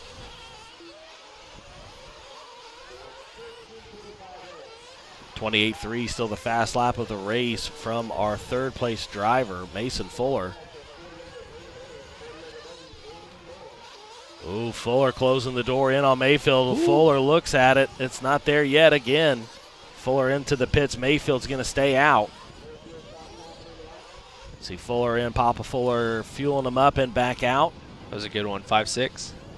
Good lap time, or good pit stop out of our 3rd place driver. Was actually our 2nd place driver for a brief second. Almost, I should say. Mayfield maintaining that 2nd spot down the straightaway now. Mayfield yet to pit for time number 2. It's gonna be a couple minutes. Mayfield's going to be coming in around 18. So Mayfield looking for a pit-less strategy. Mayfield into trying to gain some time on Dakota Finn, who currently is 9 seconds out ahead of the field. Testament in. Lutz in. See if Lutz can get in and out without flaming out. Nope, another flame out. So Lutz continuing to be plagued with problems after being right there in the hunt in the top 5. It may not have been a flame out, it was just long. It looks like Aiden flamed out there again. Saw him being passed back over on the track. Tebow with a 7.6, kind of a slow one, but getting in and out, making sure it's full. And Dakota did go 9 on the last one, so Dakota and Mayfield on the same strategy. Everybody else on a 7.5-minute strategy. So both of these guys trying to stretch it as much as they can.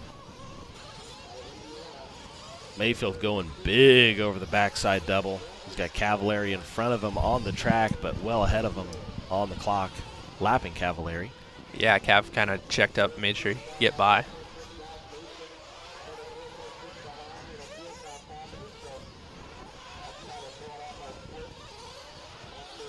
Mayfield over that double there, heading back towards the start-finish line. That is your 2nd place driver. 28.9 is his fast lap. Looks like most of our field able to dip down into the 28s, minus just a few drivers. Ooh, Mayfield getting up on 2 wheels just so briefly, knowing exactly where he can push this vehicle to its limits. Over a 10-second lead for Dakota Finn at this moment. Should be 1 more lap and then fuel, maybe 2. Ryan Mayfield, Team Mugen, J Concepts. So we take a look at our race leader, Dakota Finn. He's got a 10-second lead at this point in time in the race. So Dakota Finn just running away from everyone. Dakota should have 1 more lap before his pit stop, unless they just opt to go 7.5. Yep, keeps going. Dakota looking very solid out there, up and over the tabletop. Again, it just looks like his track is different than everybody else's track. Mayfield into the pit now. And out. Truey with a 6-3. Dakota doing a little bit of a wheelie. Back towards the driver's stand now for our race leader. There he turns off a 30.2 that lap as he comes into the pits. Sontag's got fuel in and out. 6-4. So no time gained or lost really in the pits for our front two guys. Tanner Denny coming into the pits.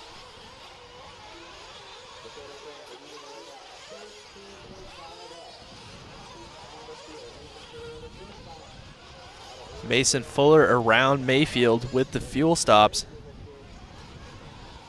So mighty Mason Fuller to the 2 spot as we follow along with our race leader Dakota Finn. Dakota as a 13-second leader did going into that last lap. We'll see what it is when Mason comes around. Somebody flamed out again there, somebody in the back. There's Mason Fuller right there. That is our second place driver right now at the moment. He has about 2 seconds on Mayfield now. He's going to need a couple more because he's got to do one extra pit stop. But Mason Fuller, for the first time in this race, up to the 2. And again, really established all of this from the C heat this weekend out of qualifying. Fuller, Team HB, J Concepts, over the start-finish line right now. Big double showing the bottom of that chassis. Aiden Horn out of this one. Tough luck for Aiden Horn and Tyler Jones in this one. Tyler at least out there still, but Aiden, they don't look like they were in a huge rush. Mason Fuller down that back straightaway right now. Our number 2 driver, Dakota Finn, leading this one. Mayfield in the 3, Tebow the 4, Tesman the 5. Rivkin all the way from the 11th spot up to the 6. Impressive run out of Spencer Rivkin. Mason coming up on his HB teammate. Cole getting out of the way, kind of. Just backwards, but did the job. Oh, may have punted Tanner Denny. Down the back straightaway for Mason Fuller right now. That is second place. Tell you what, after the pit stops again, he's going to have to do one more, but he has so far made up a second on Dakota Finn. And he's made up a second on Mayfield. He's up to a 4-second lead over Mayfield. So Mayfield's going to have to be careful because he can get a second based on fuel, but if Fuller pulls out any more, then it's going to be difficult. Again, it looks like pit stops are roughly at about 5.5 seconds is a pretty good one. If you get to 6, you're a little slower. So again, if mighty Mason Fuller here can get up to a 6-second lead, he gets it wrong. No. He gets stuck on the pipe there. He gets off and going. That's not going to help his cause, though. He wanted to stretch that lead to 6 seconds, and it's down to 2 now. That may have been his slowest lap all race. See Tanner Denny in frame there. Mayfield just behind him. Lap cars being cool.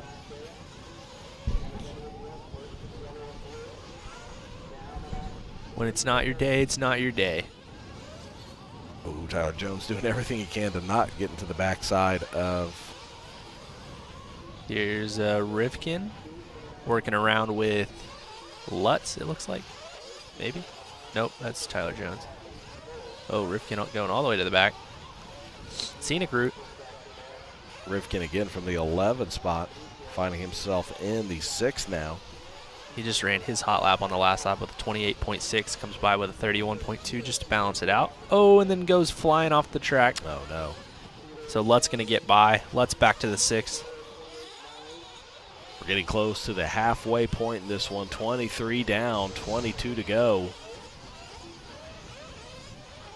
This is our Truggy A-Main as we take a look at mighty Mason Fuller, who's in the 2nd place position right now. Down that back straightaway. He's got Mayfield catching back up to him just a little bit. Just take a look here. It was 2.2. Now the difference, 2.8. Actually back to 3 seconds. So Mason finding just a little bit of time on Mayfield that lap. But however, now Mayfield doesn't have a car between him and Mason. Fuller should be coming into the pits this lap. Because Matt. Fuller down that back straightaway, 180 to the double and back around.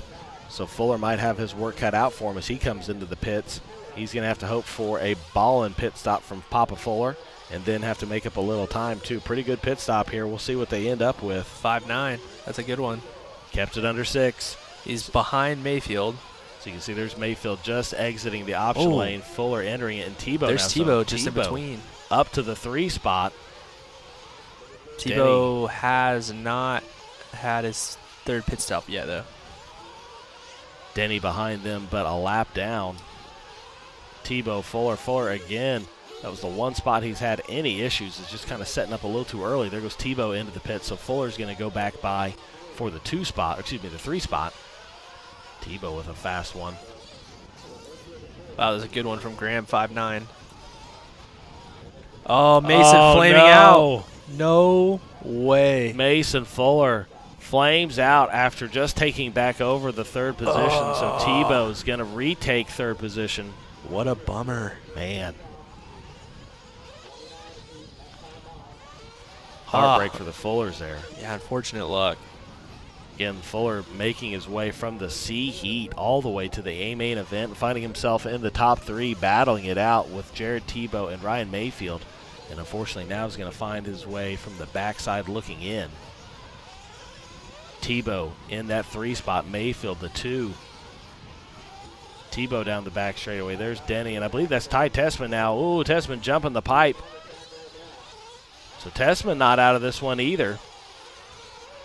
Tessman right there. There's Jared Tebow over the single big double for our number 3 place driver, Jared Tebow. Tanner Denny behind him on track, but several positions out. And then Ty Tessman directly behind those 2. That is 4th place.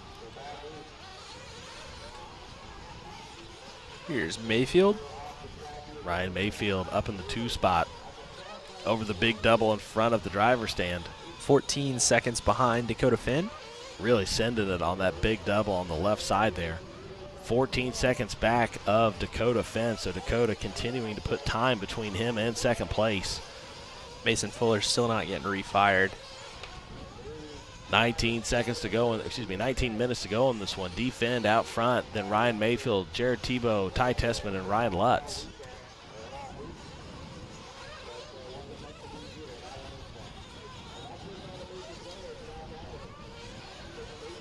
So Dakota out front, Mayfield in 2nd. Here's Mayfield through the option line. Into the double single. Back corner. Mayfield down that straightaway in the 2 spot. Tebow the 3, Ty Tessman the 4, Ryan Lutz the 5. Defend still way out front. We just had the most nervous Barry Baker come in here because he couldn't get the internet to work. He's trying to figure out how far ahead Dakota is. Barry again, the pit man and mechanic for Dakota Finn this week, and Mike Sontag doing the fuel stops right now, though. Barry wanting to see his guy complete the sweep here. Dakota trying to do his part, 13 seconds ahead of Ryan Mayfield right now. Checking in with Ryan Lutz. Lutz back up to the 5 spot after having an earlier flame out. Yeah, Fuller's misfortune definitely helping Lutz out here a little bit. Lutz and Rifkin right behind him.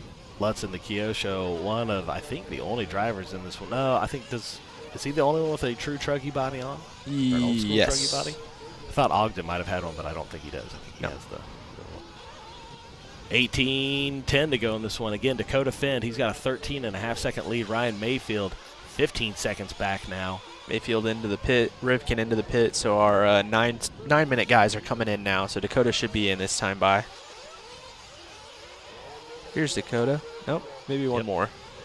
Dakota going out for one more here. Working his way on that left side of the track. He also going a little bit bigger over that backside double. It's Tanner Denny in front of him. Dakota has led this one from the start. 15-second advantage over Ryan Mayfield. What will likely be a pit lap for him as he works his way onto that back straightaway. I just don't understand how this guy can get so close to the pipe from such a far distance away. That just doesn't seem physically possible. There he goes. Tanner Denny coming in as well. Sontag on the gun. Lulu. Protect RC pit lane showing Dakota in and out. He's going to have a 6 flat, so just about where they want to be. Dakota up and through the inside section of the option lane. Dakota, orange, blue, yellow wheels, black wing, TLR. J Concepts working their way down that back straightaway right now. 180 double back to the driver's stand. That's our race leader, Dakota Finn. Oh, Mayfield and Tebow. Looks like Mayfield must have cut the track there just a little bit, got on the brakes and gave Tebow the position back. So good race developing here between 2 and 3. And again, back to pit strategy. Mayfield with an advantage. Got one less pit stop than Tebow. Mayfield up over the big double. Tebow in front of him. There goes Tebow. Mayfield looking for a move over the top. Tebow gets up on 2 wheels. Mayfield going to get underneath of him. They go to the 2 different option lines not to run each other over. Mayfield going to lose a bunch of time doing that, though. Again, neither driver wants to give an inch. Mayfield wants to get out in front of Tebow. Tebow knows that he needs to run away with a one pit stop less strategy. Yeah, he needs about 5 seconds. Mayfield right behind Jared Tebow as they head over the start-finish line and over the big double. That is 2 and 3 right now. Jared Tebow, Ryan Mayfield. Oh, they've got such different lines in that back corner. That's why they run over each other.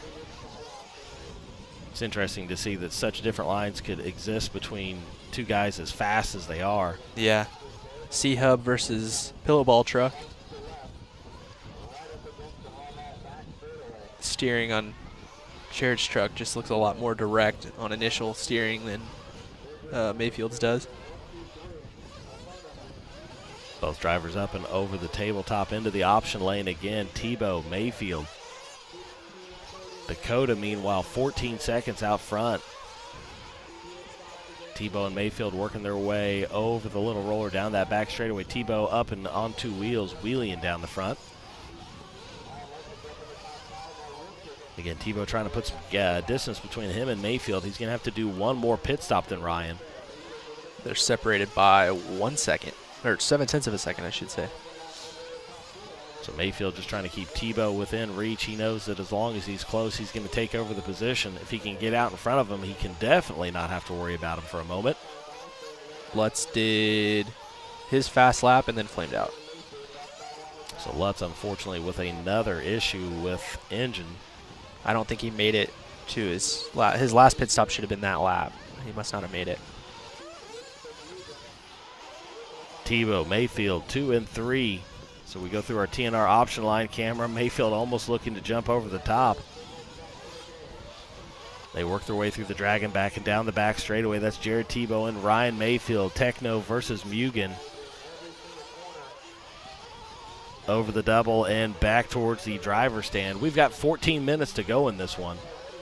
29.6 for both on that lap. 29.1 for Dakota Finn, so he is out to 14.6 second lead. Jared Tebow over the double. Single. Mayfield having a little bit of a hiccup there. Tebow should be pitting here soon, too. All the more reason Mayfield wants to keep him in front of him, so as soon as he goes off track, he can take off and put the gap between them. And he peels off. So Tebow into the pits. Protect pit lane cam. And he's out. 6.2 for Tebow. Graham making sure it's full. Had just the slightest hiccup getting him set down on the rest there. Tessman had a 5.4. Tell you what, the Tessmans don't fool around with pit stops. We saw them practicing on practice day. Yeah, practice day and Q1.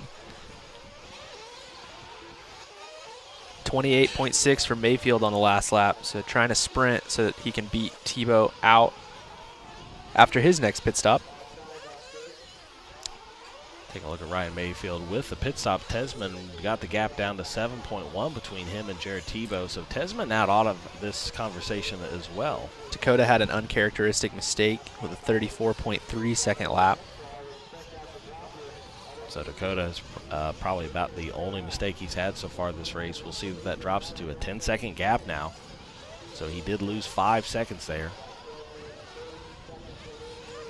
Mayfield working that inside option line. He's got Ryan Cavalieri directly ahead of him. Got him a lap down on the clock, though. Ooh, Cavalieri getting hung up. Mayfield getting hung up, trying to avoid him. Mayfield really going to want that spot back now. Cav going to gladly give it to him. My bad, buddy. Sorry, bro. I'm here. You're here. I'm not. Mayfield over the big double right now. Tebow 3 seconds back of Ryan Mayfield. Oh, Cav luckily holding up from running into Mayfield after he got out of sorts. So Tebow is probably down to about a 2.5 second gap now. This was going to be the gap after the final pit stops as well.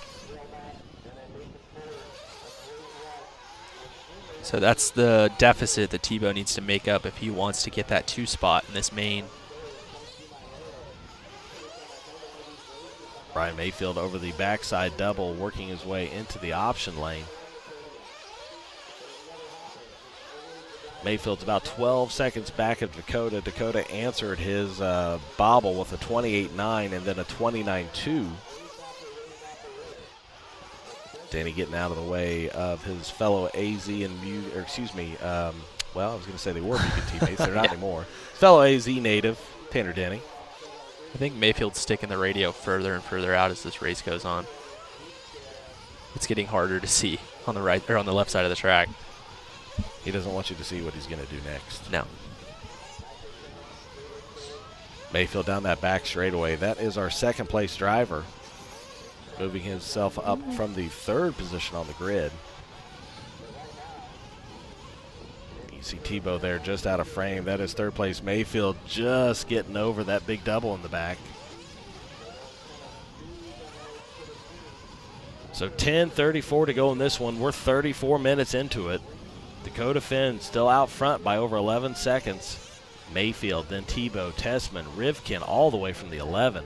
Cole Ogden from the 9. Tanner Denny, Ryan Cavalieri, Ryan Lutz, Tyler Jones, Aiden Horn, and unfortunately Mason Fuller, after being in contention for this one, exits early, stage left. Spencer Rivkin's in with 10 minutes left to go, which makes no sense at all whatsoever, unless he can actually go 10 minutes. That'd be pretty impressive. Mayfield up and over the dragon back, working his way down to that back straightaway. Mayfield, Mugen, J Concepts, using that little hole to pivot him around. Working his way over the big double in front of the driver's stand, working his way to the left side of the track. That's number 2, Ryan Mayfield. Tebow with a mistake on the last lap. 35-second lap, so he's now 9 seconds behind Mayfield and only 1 second behind in front of Tessman. And I hate to even say it to jinx him here, but Ryan Mayfield's clicking off a little quicker laps than Dakota, lap by lap, and we're seeing that 14-second lead dwindle down to a 12 and now a 10. Mayfield into the pits with 9:15 left to go. Mayfield had just turned off a 29.5, had lowered that gap an extra second, closing in on Dakota. Here's Dakota. Should be his pit lap, maybe this one or the next one.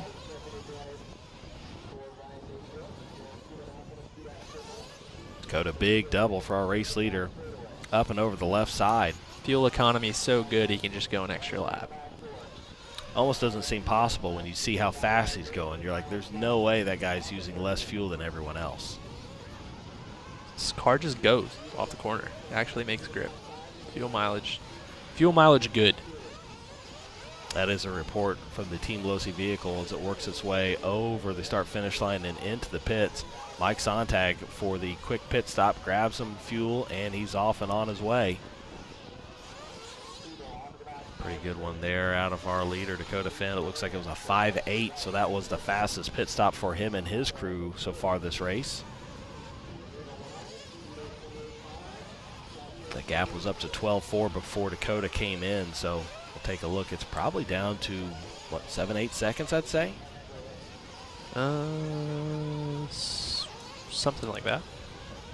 Still can't see Mayfield in frame, so wouldn't say anything for anybody to get too excited about just yet. But 7:45 to go in this one. Mayfield is far from finished. I think we just saw Mayfield come in a frame there. 7 seconds behind.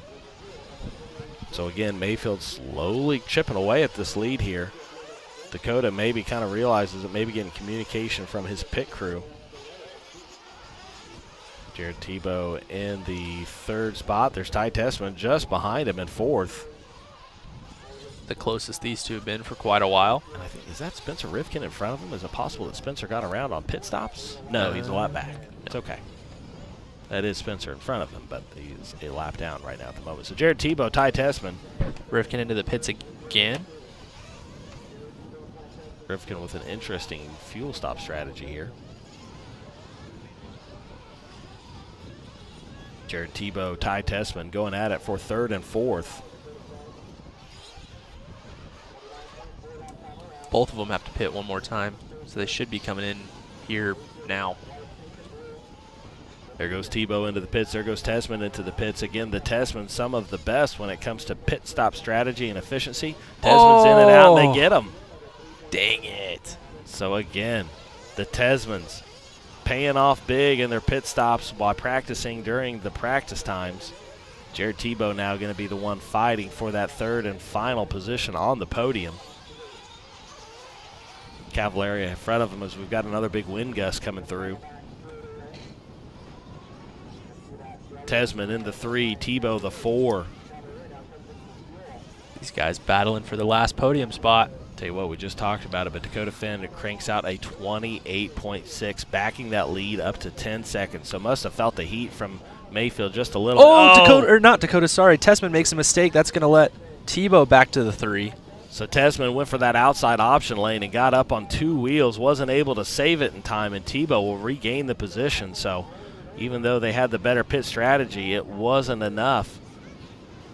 Tebow will take advantage of the mistake from Ty Tessman. 5:35 to go in this one. Again, it's Dakota Finn out front by 10 seconds. Ryan Mayfield, Jared Tebow, Ty Tessman, Cole Ogden, our top 5 as we take a look at our J Concepts instant replay here.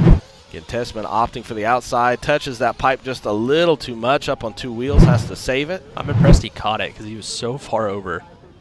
It was an impressive save, and again, he's got a bit of a lead, a pretty sizable lead over Cole Ogden, but again, you don't want to make mistakes at the end like this and potentially let somebody sneak in. This battle's still raging on. And Tebow, again, not completely out of the hunt here, even with Mayfield, an 8-second difference. So, if somebody were to have a catastrophic accident or crash here at the end, some positions could switch around absolutely.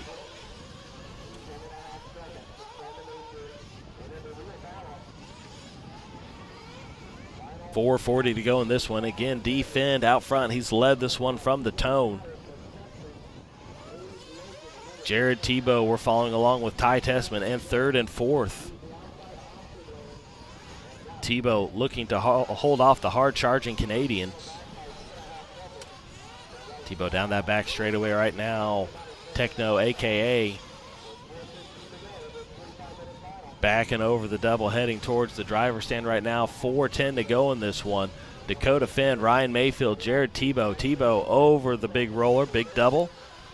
Comes up just a little bit short, but he's starting to pull out just a bit of a gap between him and Ty Tessman. Oh, Tebow up on 2 wheels momentarily. Loses a little bit of the time he had gained on Ty Tessman. Tebow, Tessman down that back straightaway right now. That is for 3rd and 4th with 3:45 to go in this one. Oh, Tessman to the inside on Tebow. They swap positions one more time. So Ty Tessman back up to the 3rd and final podium. Jared Tebow looking to the inside. Understands the time's dwindling down and doesn't want to have to wait on a last-second pass. Tebow all over the backside of Ty Tessman, trying to set him up here as they go onto the straightaway. Tebow goes wide. It's not enough. Tebow hugging that inside line as much as he can. A little tight 180, trying to stick it inside of... Oh, man. Tebow can't find an inside pass on Tessman. He's trying to make it happen, though.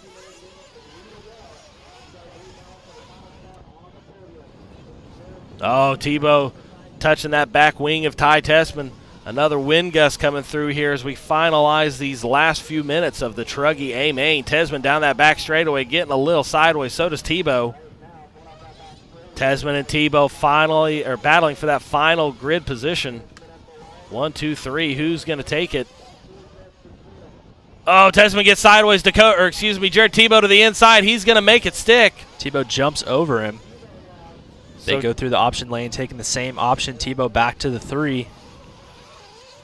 Tebow up the drag and back Ty Tessman behind him as they enter the straightaway. Oh, Tessman gets hung up on the pipe, so it's going to give Tebow a little bit of breathing room with 2:15 to go in this one. Dakota Finn still a 14-second lead over Ryan Mayfield. Tebow, what happened with Ryan Mayfield? Tebow is all of a sudden, just 5 seconds back. I thought the clock was going to show a little closer for a second. You can see Mayfield just out of frame there, so 2 minutes to go. There's Mayfield down that back straightaway. Tebow working his way down the back straightaway. Third place driver Jared Tebow. Ty Tessman still within 4 seconds of him. There's Ty coming into frame. Jared up on 2 wheels there.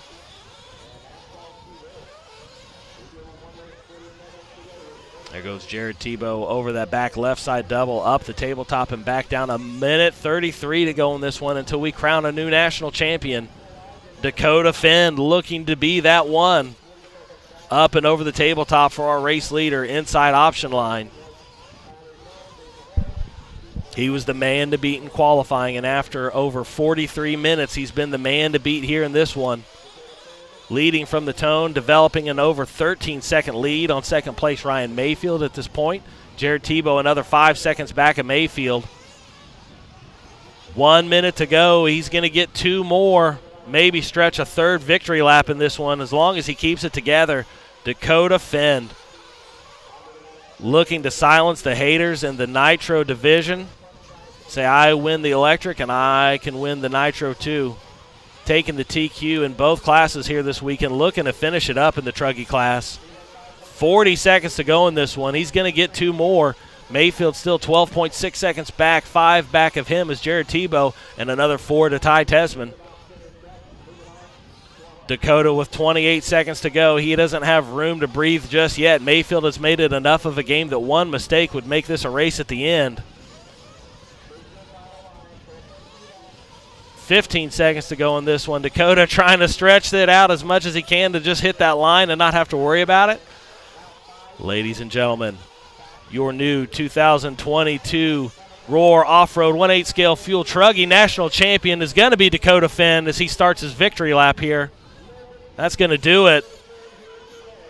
I know Barry Baker's out there sighing a big sigh of relief right now. Dakota, a very, very hard-earned victory for the Indiana native down that back straightaway right now. Dakota finishing off the only one on the victory lap, and he's going to do it. There he is, ladies and gentlemen, your new national champion, Dakota Finn.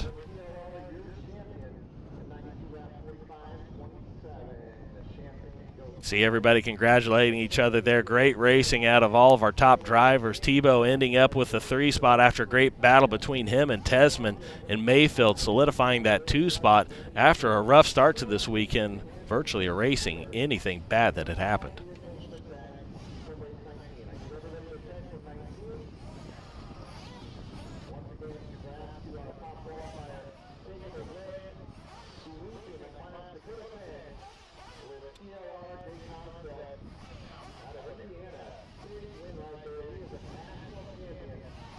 Doesn't get much better than that. That was our Truggy A-Main, where we crowned a new national champion, TLR J Concepts Dakota Finn, claiming that 8-scale national title, sweeping the class, taking the TQ earlier in the week, and now the race win after 45 minutes. Congratulations, Dakota Finn and team.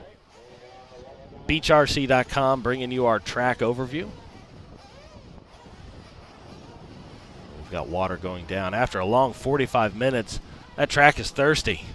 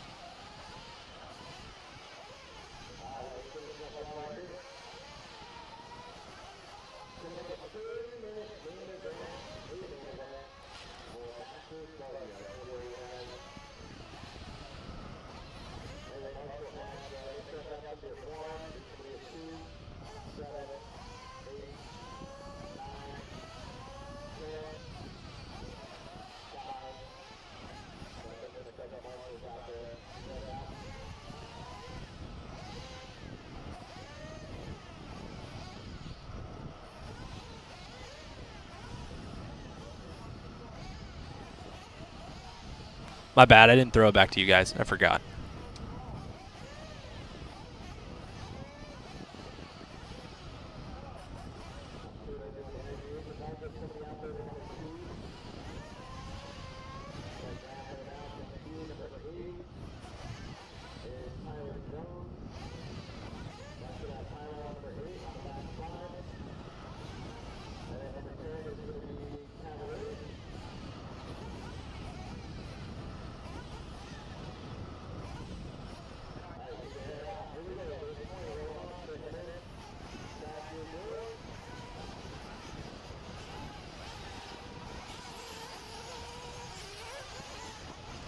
This is our Masters buggy, A main 40 plus. I don't know, do you think Barry's going to run this one? I don't know if Barry has enough nerves left after waiting for Dakota to come around and claim that national title. Barry and Sontag are running this one. So pit guy and mechanic. Nothing like going through all the emotions and then having to contain yourself and go do it again.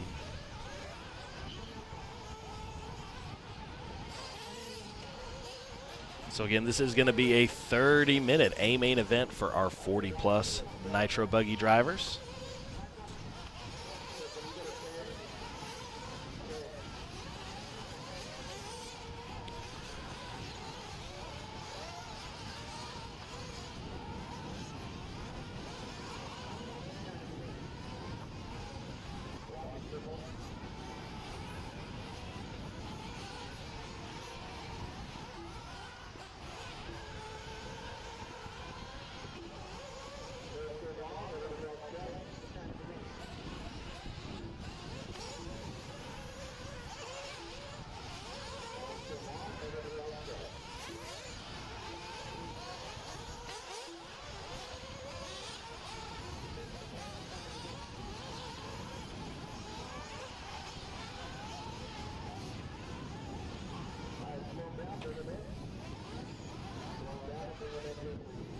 So Tim Long, the only one not signed in yet, or checked in, I should say.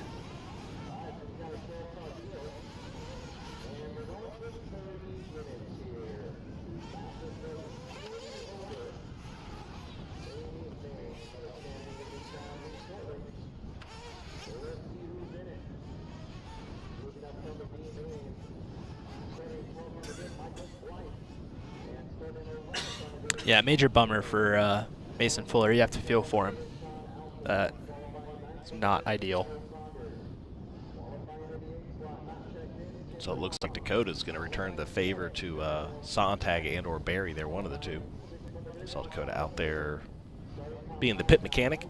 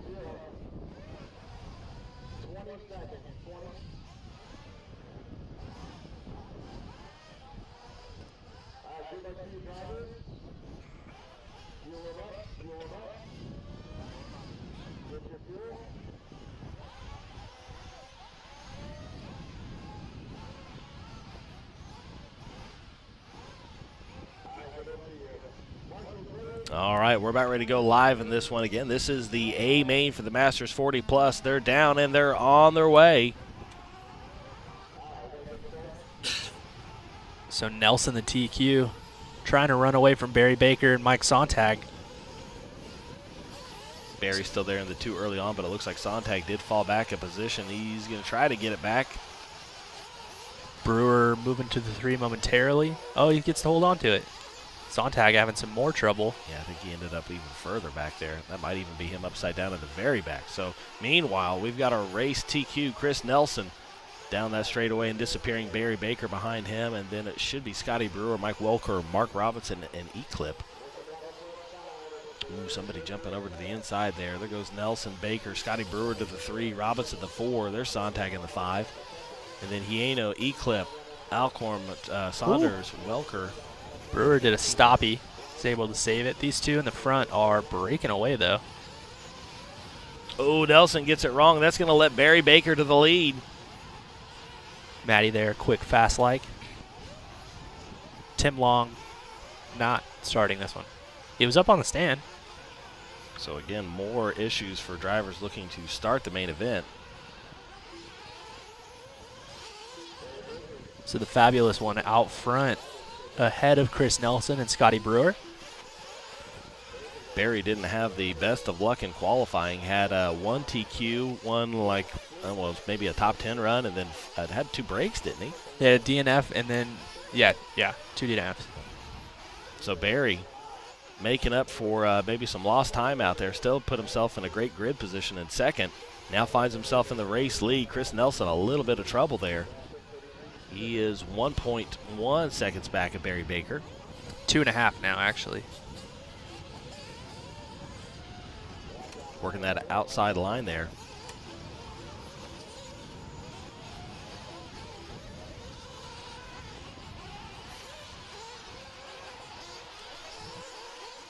$27.45 to go in this one. Oh, several drivers getting together going down that back straightaway. I believe that was for 3rd, 4th, and 5th. I believe that's Sontag, Brewer, and Eclip. So Brewer back to the 3, Sontag to the 4, Eclip to the 5. Ooh. Sontag getting into Brewer a little bit, lets him go. Looked like he was going to look for a pass there. Now he might look for it. They both go wide. He looks for the inside. Brewer looks like off the track. Off the track. So Eclip to the 4. Sontag in the 3 now over the double single Eclip in the 4. Brewer trying to get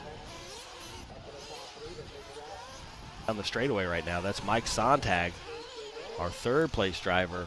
Barry Baker and Chris Nelson are out front in a big way early on in this one. So Sontag and Nick Zat onto the front. Barry's got the hot lap of the race with a 31 flat. That's the fastest lap by over a second. Ooh, Sontag got up on one wheel there and had to give up the position to Eclip. Tries not to take him out. Eclip working over that dragon back, working his way to the back double. Sontag close in tow behind him as they head down that back straightaway.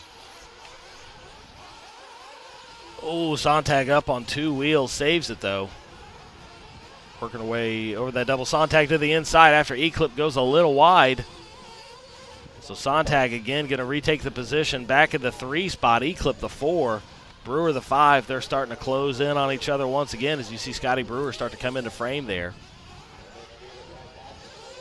So these two going into after the option section into the Dragon's back. Eclip to the inside, gets into Sontag, flips Sontag over.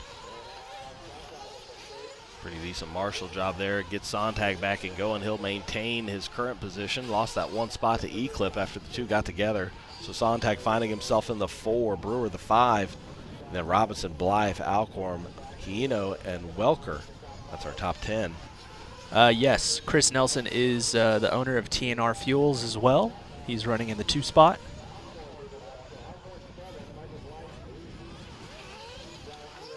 Scotty Brewer runs his hot lap on the last lap at 33.9. He's in the 5 spot. He's got Mark Robinson behind him.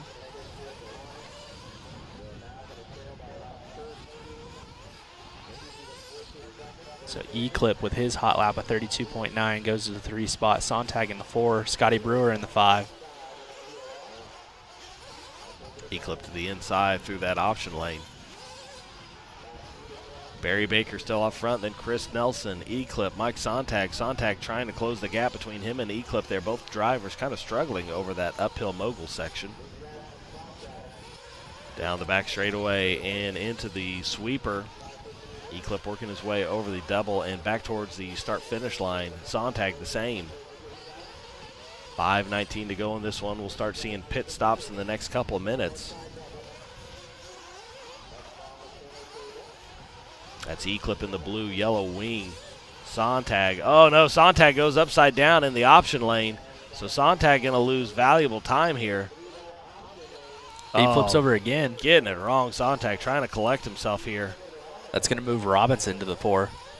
Sontag almost looks like he's got a rock stuck in a front wheel or something. Looks like the front end just locks up and spins him around out of nowhere.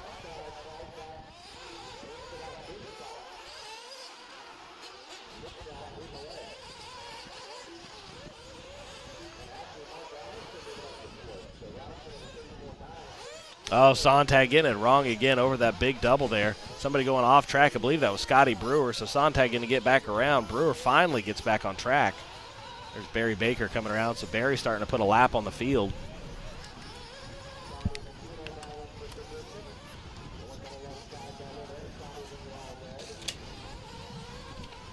So Baker, Nelson, Nixat, Robinson, top 4. Barry Baker working his way back towards the timing and scoring. That's our race leader. He's got a big lead, 20 seconds over Chris Nelson. Barry looking really composed today. Tell you what, he's got to feel pretty good after that win from Dakota. Got to have the spirits high and wanting to go get a win himself. Back it up for the team since he let him down yesterday. Barry down that back straightaway, working his way over the double and back towards the driver's stand. Can they make it a TLR sweep of the weekend? Well, Barry's got to do his part, and then Dakota would have to do it one more time. Barry working his way through the infield section. Ooh, up and over the double single. Got Sol checking in from SX UK.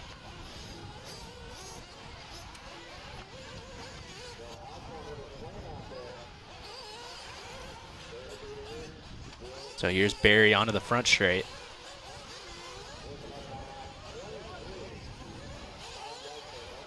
Off the end of the straightaway.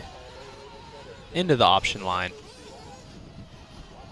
Chris Nelson turns his hot lap on the last lap, 32.7. Scotty Brewer into the pits at the 7:49 mark. Baker down that back straightaway. Nice little Marshall job. Not sure who that was. Maddie. That was, is that Van Dalen's female companion? Yes. Excellent Marshall job out of her there. Barry into the pits, 8:15 mark. There's Dunford. Looks like Dakota's pitting for Sontag. Oh, I think our second place, or what was our second place, Chris Nelson. Did he just flame out there? Flaming out. Oh, still having some troubles, it looks like. Finally off and on his way. So we'll see where that puts everybody as they come back around. It's going to put E-Clip into the 2 and Sontag into the 3. With 21 minutes to go in this one, we're 8:50 into this one. Barry Baker out front, E-Clip, Sontag, Robinson, Scotty Brewer. That's our top 5 right now. And we did actually do post-race interviews, but we had to record them, so we will have them hopefully in between some of the downtime for the LCQ and for the main final. But yeah, we did get interviews. I was able to get Dakota, Mayfield, and Tebow. We'll all be looking forward to checking that out.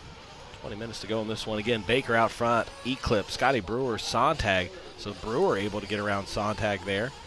Sontag with a rough lap, that 41.5. I believe that might have been his pit stop lap, so we'll see here when it comes back around if he's regained the position or not. That's E-Clip, our second place driver right there in the blue yellow wing. Everybody's a lap down to Barry now. Sontag does move back up to the 3 after pit stops.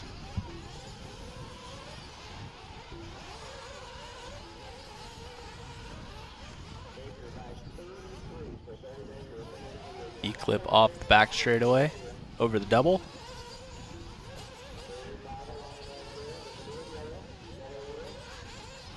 Big double there for number 2. 19:50 to go in this one. Again, Barry Baker out front. Baker with the fast lap of a 31 flat for Barry.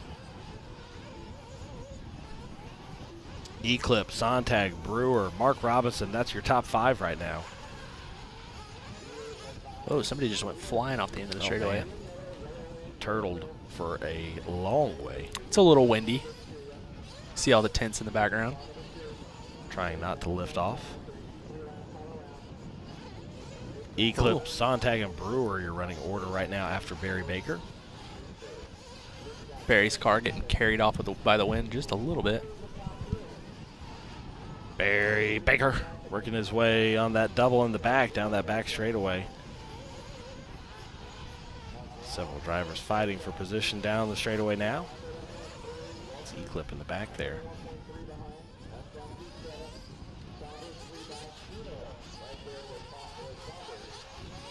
Again, Barry Baker a full lap ahead of the field right now, so Barry just looking to take this one home. Oh, I think Barry got stuck on the double there.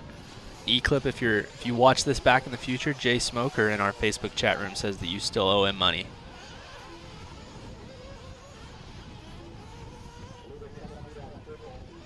There's Eclipse right there. Is that Barry trying to fight through traffic? I think it is. So Barry finally gets through there. Barry was stuck in a whole heap of cars, not realizing or caring that he was a lap ahead of them. And that was Barry stuck in that mess. Barry going over the big double right now. Eclipse ahead of him on the track, but behind him a full lap. Sontag in the 3, Brewer the 4. That's the closest battle on the track between 3 and 4. They're only separated by what was 2 seconds, now up to 4.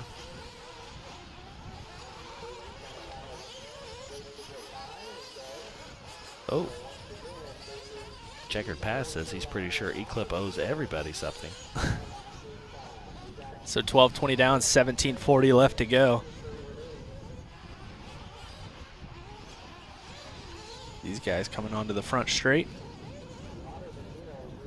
I think there might be a dust devil in the parking lot.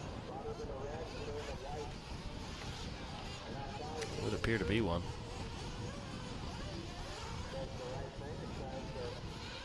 Who we're following here, I believe this might be Scotty Brewer.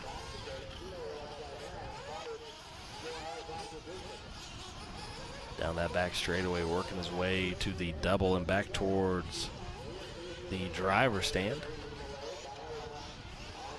That's actually Michael Blythe we're following along with right there. Blythe over the big roller, big double in the back left side, up and down the tabletop.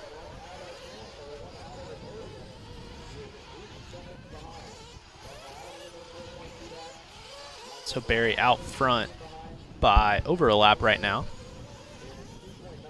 Our pace is showing that he's going to lap the field twice.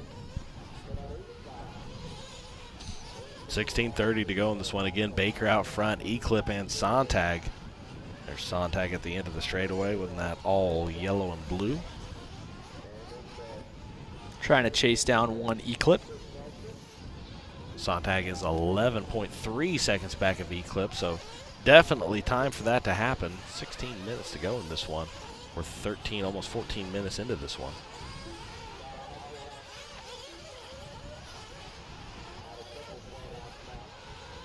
Back double. Little chicane onto the back straightaway for Mike Sontag. 32.8 on the last lap. Sontag starting to settle in just a little bit. 33.4 this time by. Sontag looking pretty good that lap, nice and controlled. Looks like this car definitely has the traction. 15:25 to go in this one. Again, Barry Baker out in a big way, looking to put 2 laps on the field. Eclipse in the 2 spot, Mike Sontag the 3, Scotty Brewer the 4, and Mark Robinson will round out our top 5. We're following along with Mike Sontag right here. That's him and Michael Blythe going over the start-finish line together. Blythe down a lap, Sontag trying to get by him, and he finally does. Ooh. Somebody was going full speed through the Marshall area.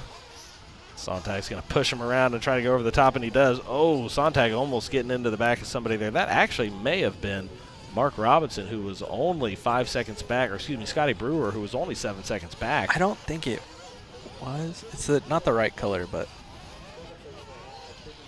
somebody else. Let everybody get down the straightaway here. That looks like we've got Sontag still in the 3 spot. Yep, it's him coming around. Eclipse just went into the pits. He had a 6-second pit stop. Yeah, that was Welker, Blythe, and Nelson that we saw there in that little mix. Chris Nelson making the pit stop easily that time.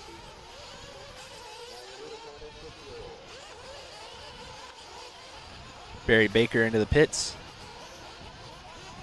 And out with a 6.5. Sontag should be coming in here shortly.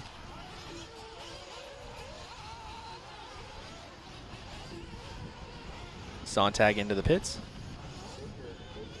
There's Dakota Finn. We'll see if Dakota's pit stops can pay back Sontag. I tell you what, Dakota, if you're Mike Sontags, you better be in those 5 to close to 6 second pit stops. We got a little work to do, bud.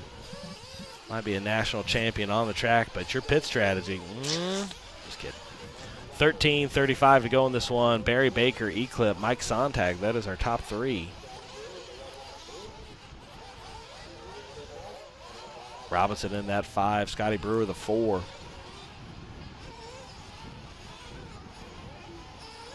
Sontag to the 2. Eclipse to the 3. So Eclipse with a really long lap. It's Mike Welker we're following along with. Welker down in the 6th spot, working his way on that inside line.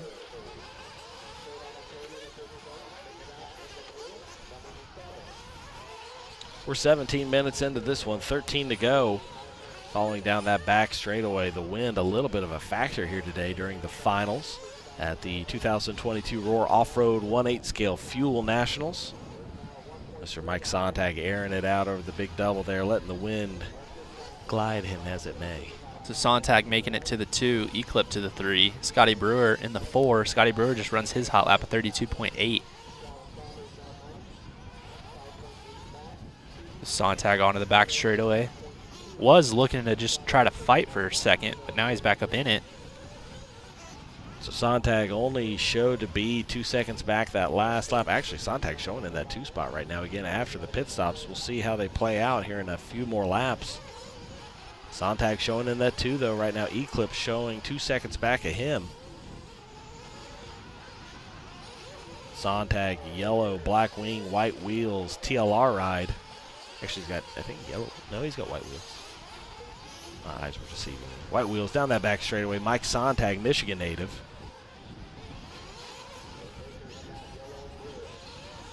The fuel man for Dakota Finn, at least in the truggy main. I can only assume he'll be the fuel man for him in the buggy main, too. I think with performances like that, you are the fuel man.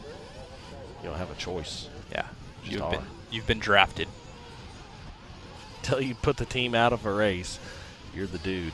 Mike Sontag working his way down that back straightaway right now. Ooh, getting a little close to the pipe there, but correctly holds off. 11:15 to go in this one. Again, it's Barry Baker out front in a big way. He's got a 2-lap lead over Mike Sontag in the 2 spot. Eclipse in the 3, Brewer the 4, Robinson the 5. Sontag working with a little bit of traffic here. Not sure who that is he's got in front of him there, but it is not for position.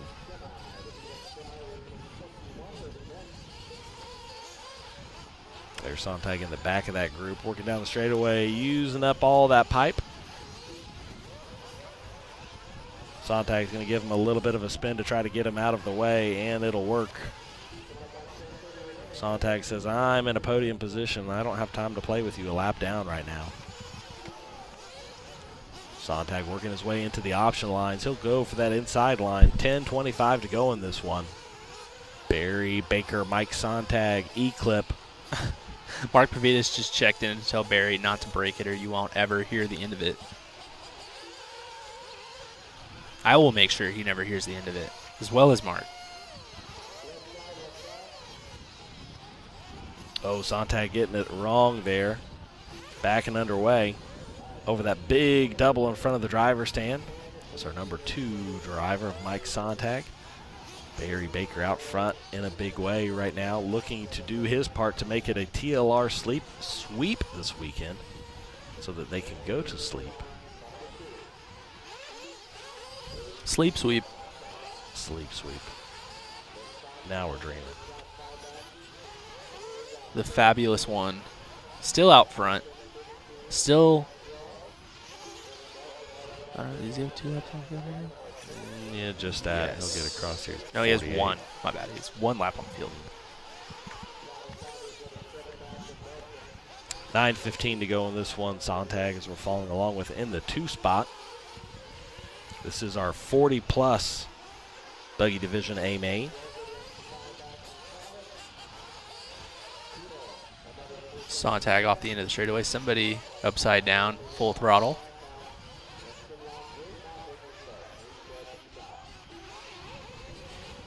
Sontag on a 34.4.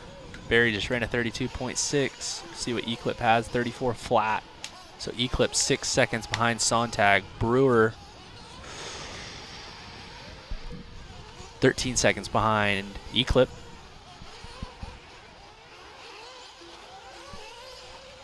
Sontag down that back straightaway right now. 8:25 to go in this one again. Barry Baker, Mike Sontag, Eclipse, Scotty Brewer, Mark Robinson. That's our top 5. Then it's going to be Michael Blythe, Chris Nelson, Travis Saunders, Josh Eno, Mike Welker, and then Sean Alcorn and Tim Long. A little bit of issues here.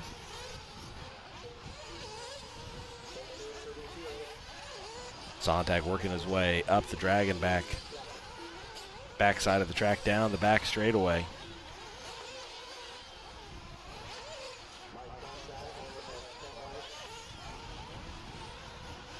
We've got 7:50 to go in this one. 22 minutes elapsed. Fast lap does come out of your race leader, Barry Baker, a 31.0 out of the fabulous one. So fabulous. If he could finish this one up, he'd be a little more fabulous. Eclipse in for his last pit stop, 7.1. Sontag down that back straightaway again. Yellow, black wing, white wheels. It's your number 2 driver of Michael Sontag. In for his final pit as well. Your Truggy National Champion, Dakota Finn, fueling him in and out. Little quicker, 6.5. There you go, Finn. You're up to the B squad now. Not fired yet. Let's see if Dunford's got a quicker one. 6.9. So Dakota beats Dunford at least. Sontag down that back straightaway right now. He's got 6:45 to go. That was his what would be likely last pit stop. So it's a race to the finish now. Sontag trying to hold off Eclipse, who is 18 seconds back. Eclipse trying to hold off Scotty Brewer, who is, looks like another 13 back.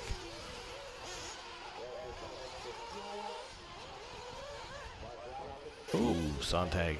You can see there's quite a bit of a hole that's developed in that last little roller there where everybody's been kind of launching nose first into that thing to kind of brake check. So you've got to kind of be careful as you hit that. Oh, Sontag flipping over. Ryan saying that somebody needs to check Barry Baker's ID. So not sure he looks 40. Well, I don't know if you've looked at Barry Baker, like in the face, not on the toy car. He looks over 40. Love Barry. He's over 40. There's no question. I'm pretty sure Jay Smoker's right. Barry could be 50 plus. Yeah.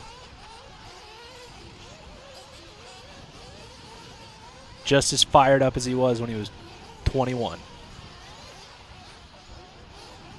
Mike Sontag working his way over the big double one more time here. 5:20 to go in this one.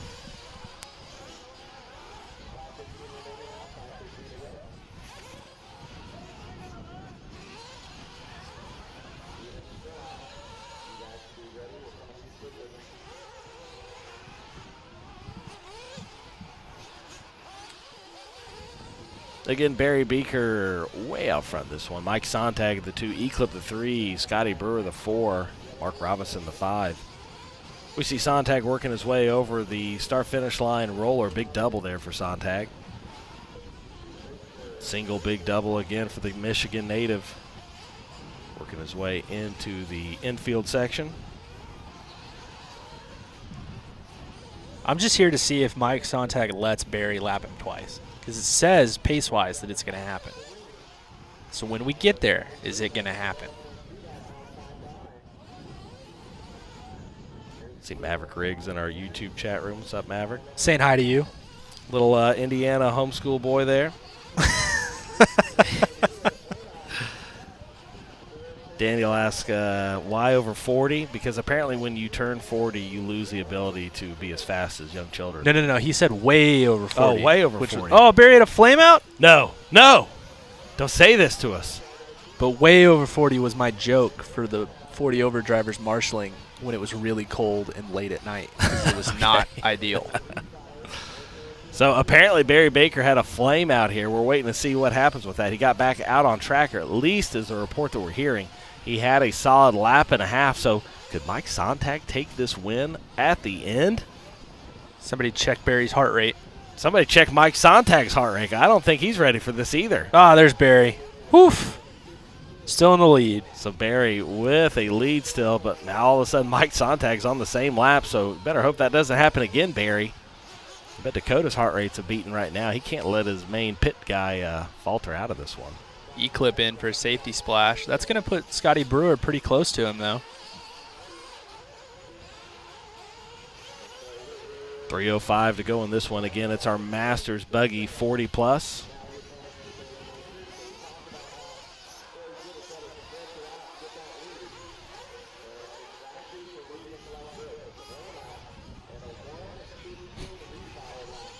.245 to go in this one. Again, Barry Baker still out front after a flame out. Sontag in the 2, firmly and securely. E-clip in the 3, Scotty Brewer the 4, Mark Robinson the 5.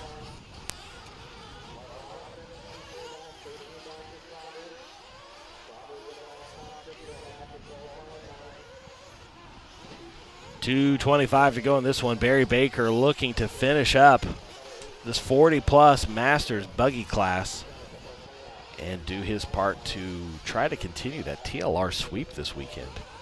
Dakota finishing off the first set of mains via the Truggy with the win.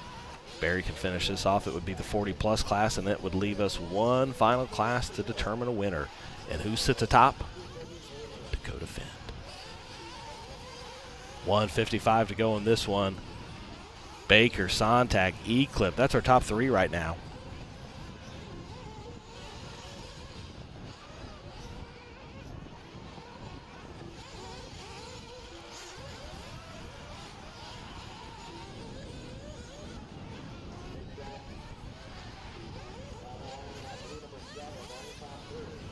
.130 to go in this one.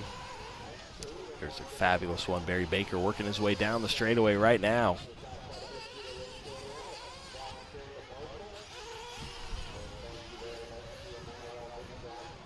Barry Baker working his way over that start-finish line right there. Ooh, avoids an upside-down car.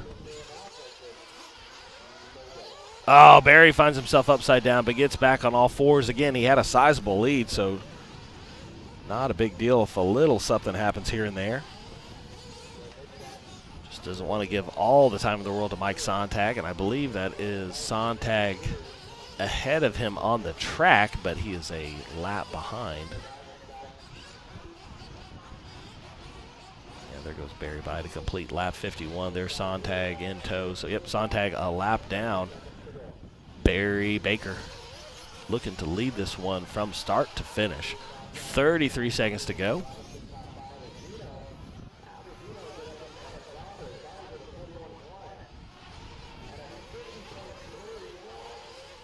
TLR's own Barry Baker down that back straightaway.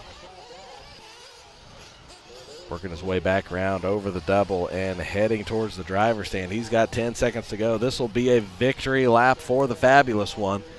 Barry Baker looking to take the 40-plus Masters buggy A main win. Sontag looking to finish in the 2.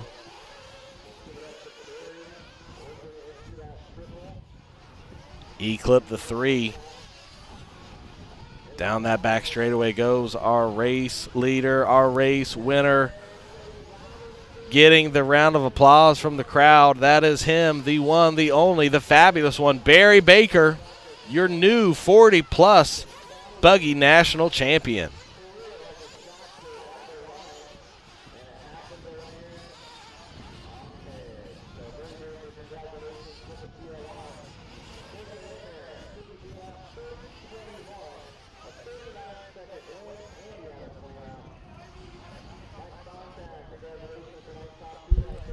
That one finishing up again, Barry Baker, Mike Sontag, and E-Clip is going to be our podium.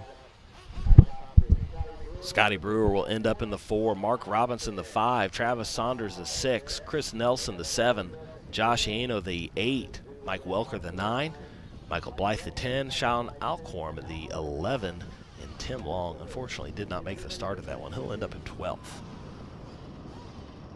That's a wrap on the Masters 40-plus class. Now we move into our final class of the weekend. That is the 1/8 scale buggy class.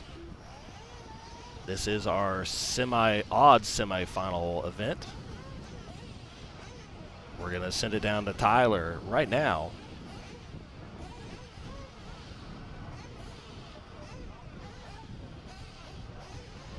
Buggy Roar champion Barry Baker, who got to own Mike Sontag, which is all you seem to care about. How was it? It was fun. I mean, I drive like a novice out there, but I mean, I was just like cruising around and having fun. I mean, I was just so emotional after Dakota's win, you know, because I spent the whole week just wrenching on his cars. And so it's been good, but Dunford wrenched on mine and it stayed together.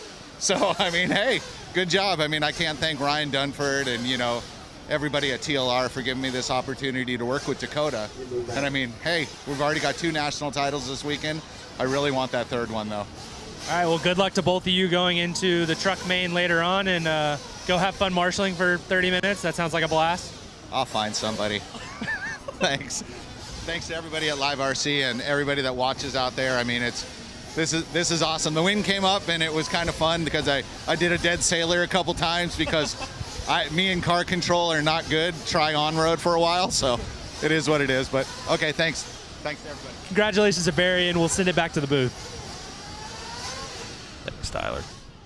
Oh, the fabulous one, Barry Baker. All smiles after gaining a national title. Who wouldn't? Take a look. And then again, this is going to be the odd semifinal in buggy. We're going to determine who's going to set the stage for the final event. This is going to be the odd semifinal. Next, we will have the even semifinal.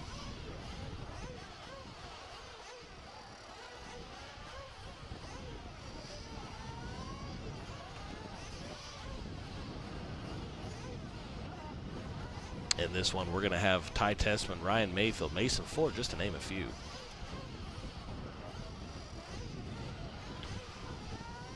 We're going to check back in with Tyler Hooks, previously recorded here. We had a chance to check in with our top 3 after that Truggy main. So let's take a look in with Tyler now and see what they had to say.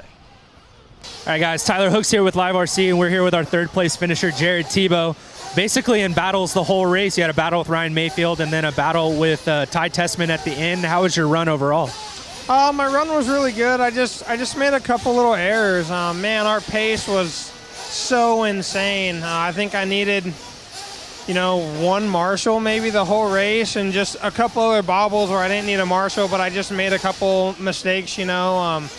Really happy with the charge I put on like about halfway through to catch back up to Mayfield, and he did 1 less stop than me, and I think I could have got second, but I shorted this front double towards the end, and that just really killed me.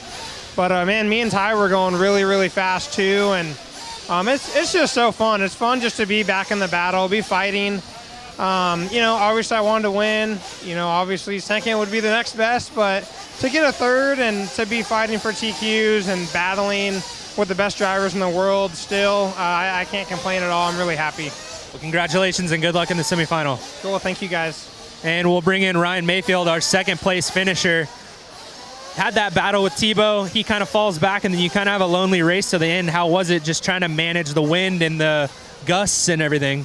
Yeah, one time I came down the end of the straightaway and this big old gust of wind, I closed my eyes and I did a super slow rollover. I was like, oh my goodness. But yeah, my truck was a little off pace all weekend. I mean, honestly, both cars have been.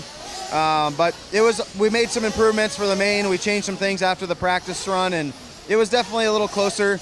I kind of looked at the times and I was as fast as Tebow was, so I knew I had a shot to get second. And Dakota was just kind of on another level with speed out there. So told my guys, I'm like, well, if he can hang on to it for the whole main, you know, it is what it is. So he's driving really good. Congrats to those guys. And yeah, my stuff was good. You know, everything ran solid, had solid 9-minute pit stops, great power with the RM Samurai. Yeah, truck was good, tires were good, and yeah, it was a long race, and we got more to come. Congratulations. Good luck in the semifinal. 10-4, thanks. And finally, we've got Dakota Finn. Man, that's got to be a big relief. How did that feel? It feels amazing. It's been a long time since we've stood up here at a Nationals, especially Nitro. I've only done it once before in Truggy, and it's been a long time, so it feels great. We've had lots of issues in the past, and it feels good to be up here and finish it out strong. Well, you got one more to go today. Obviously, that one had to feel good. Which one did you feel more confident coming into today on? Honestly, I've been feeling really comfortable with the buggy. It has some really good speed. The truck has been great all weekend too. We made some changes. Barry's been working his butt off. Darnford's been working his butt off for a really, really long time, especially this weekend. So super stoked. The J Concepts Recons, the new tire in the blue compound has been awesome all weekend. I've been running that on truck and buggy pretty much the whole time, and it has great wear as well. Been super pumped to work with Brent and Ultimate. Nitro Lux, his stuff has been absolutely amazing. So super pumped on that. And thanks to everyone else for the support. It feels awesome. Well, your pit guy and your mechanic are racing in this one, so we'll send you down there to either help them or marshal, and good luck in the semifinal. Thank you. All right, guys. All right, so we got back from those interviews there with Tyler, checking in with our top 3 in the Truggy division. Now we're going to get back into the Buggy division. Again, this is going to be our even semifinal main event. We're going to have Ty Tessman, Ryan Mayfield, Mason Fuller, Seth Van Dalen, Ryan Cavalieri, Cole Ogden, Ryan Pavitas, Adam Drake, Camden Line, CJ Jellin, Spencer Heckert, and Caden Fuller in this one. And remember, so Dakota Finn's already in the main event. So the top 4, first through 4th in this one will make it. First through 4th from the next race will make it. Then the 2 fastest runs from either race will make it. And then we will have our LCQ, and the winner of that one will make it to the main as well. So we've got quite a bit going on to try to figure out who's going to make the main. Basically, to even have a shot without going to LCQ, you have to finish in the top 6 in this race.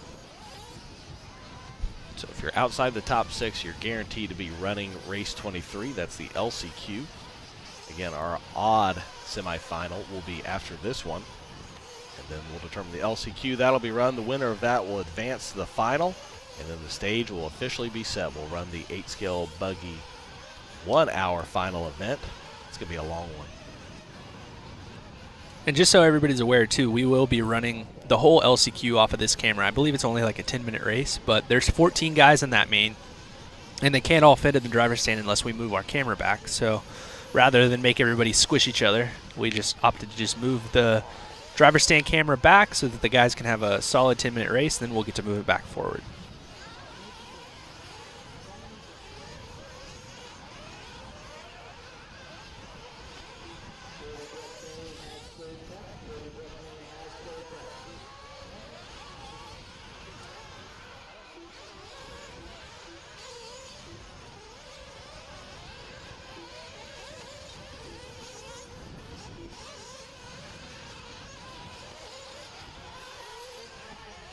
About 45 seconds until we get this one underway again.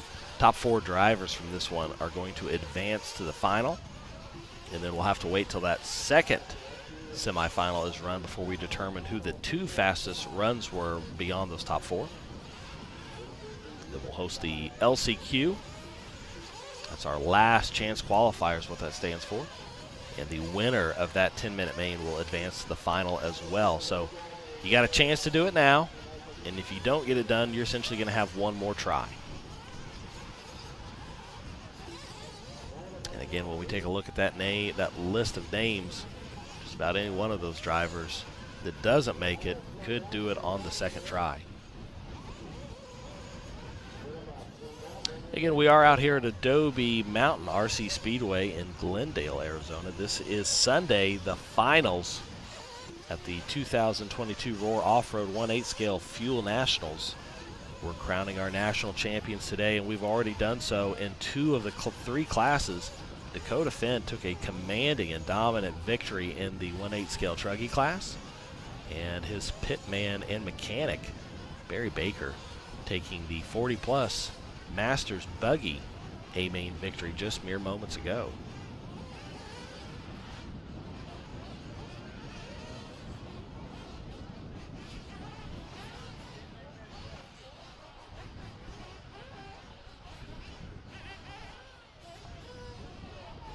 As we take a look down the straightaway right here, again, this is our grid position for the A main. Sontag pulling extra rocks off the track.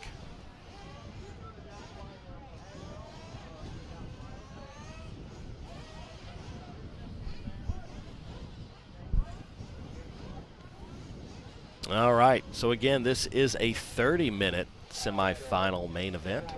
Top 4 drivers advancing from this one. We're going to wait for our track official to give us the arm signals, letting us know it's about time to put the cars down, then telling us to put the cars down, and then Kenny's going to send them off on the tone.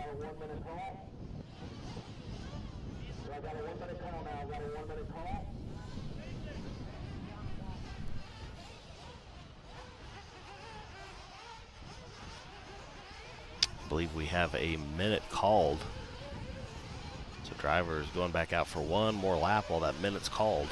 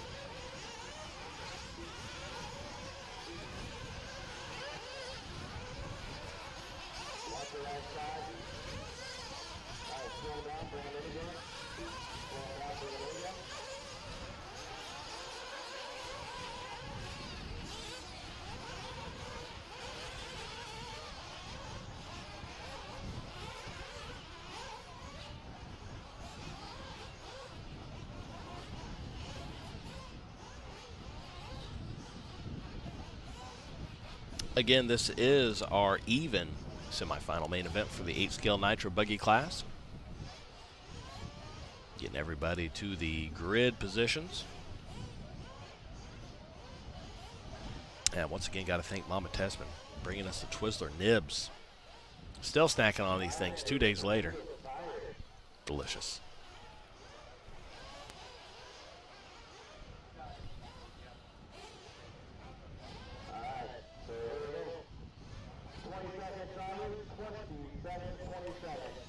Mama Tesman's the real MVP.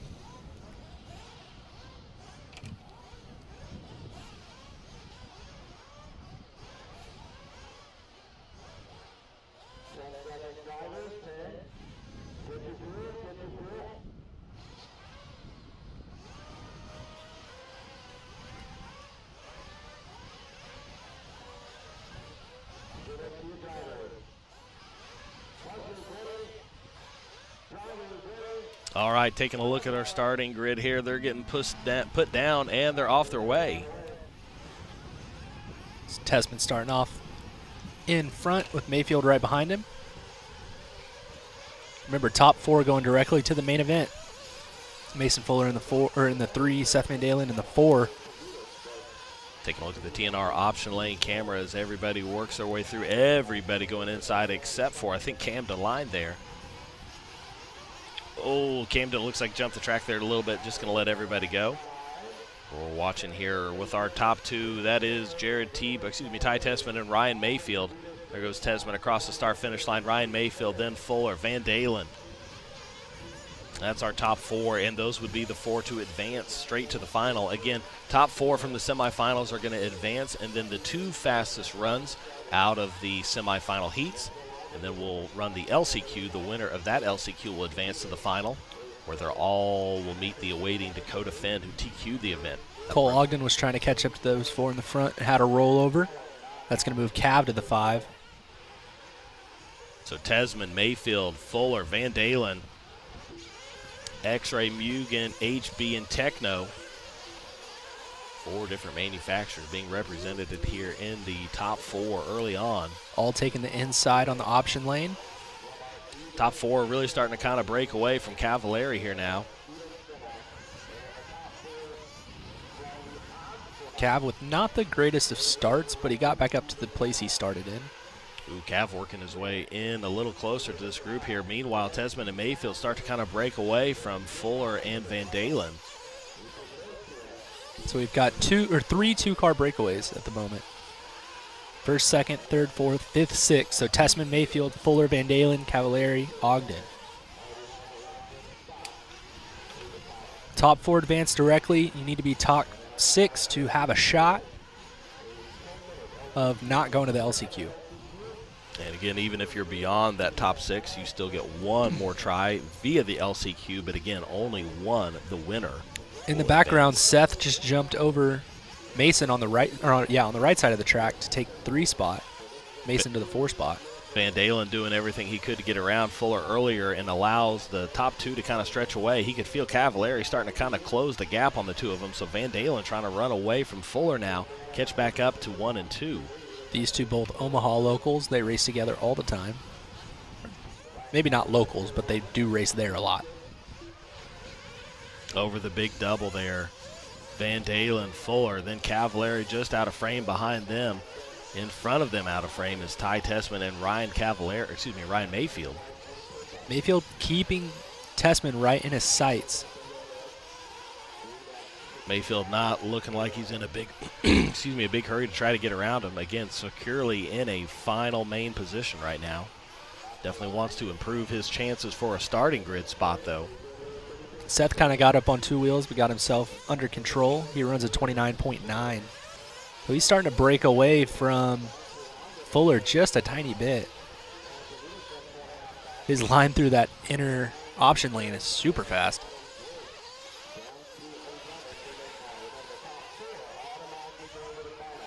Here's our top 2, Tessman and Mayfield.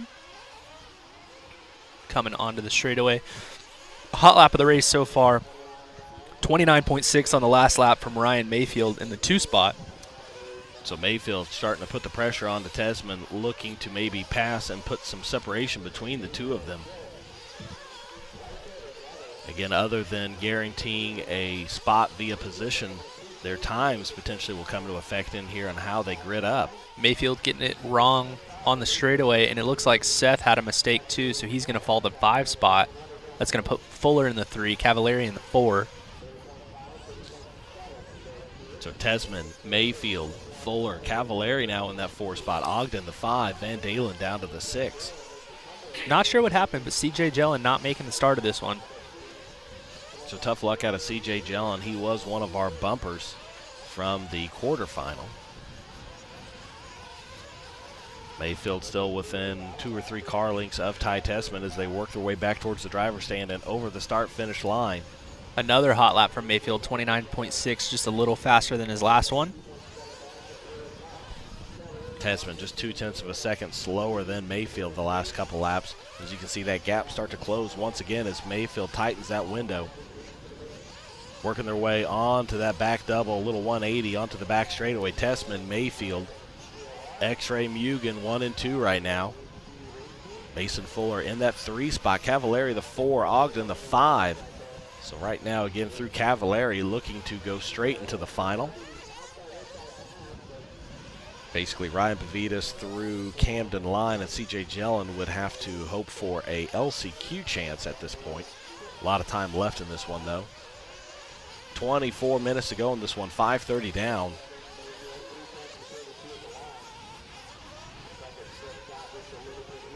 Ty Tessman, white, black, and purple.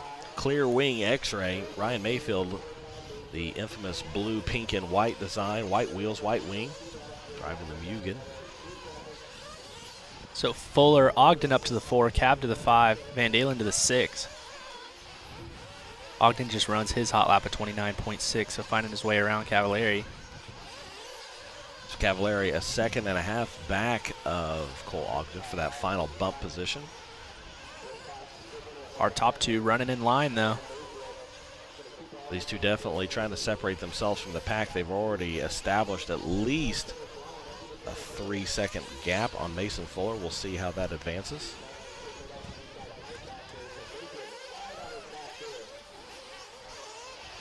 Mayfield going to the inside on Tessman. He's going to take the lead. So for the first time in this race, Mayfield leads the way. So Mayfield now an opportunity to try to stretch this one out. Camden Line moves over for 1 and 2. You see Fuller there in the background in 3, so Fuller not out of this one at all either. Oh, just as I say it, Fuller getting it wrong over the big double. Looked like the wind might have got a hold of him just a little. He's still safely in third, though. That was a big one, though. He came up really short. And really inside, but somehow, again, still going on the same pace. So Mayfield, the lead, starting to stretch out just a little bit. That's the biggest gap we've seen between the top two since the start of the race. Mayfield with a 29.9, Tessman a 30.4. They're separated by over a second now. This is about what Tessman had on Mayfield earlier. Got up to about a second and a half. Mayfield able to close the door and then take the lead. So now Mayfield trying to do the same thing to Tessman, stretch out a little bit of a gap there and leave him in the dust. Mayfield just not comfortable with getting to the final, wants to be sitting in that second position.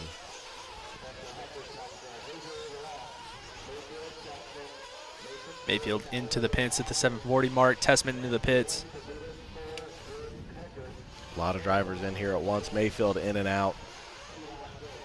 There's Mike Fuller. And there goes Mason Fuller, and I believe it was Colt. So not shockingly, Tessman with the fastest pit stop at 5.2, Mayfield 5.7, Ogden 5.6, 5.4 for Caden Fuller.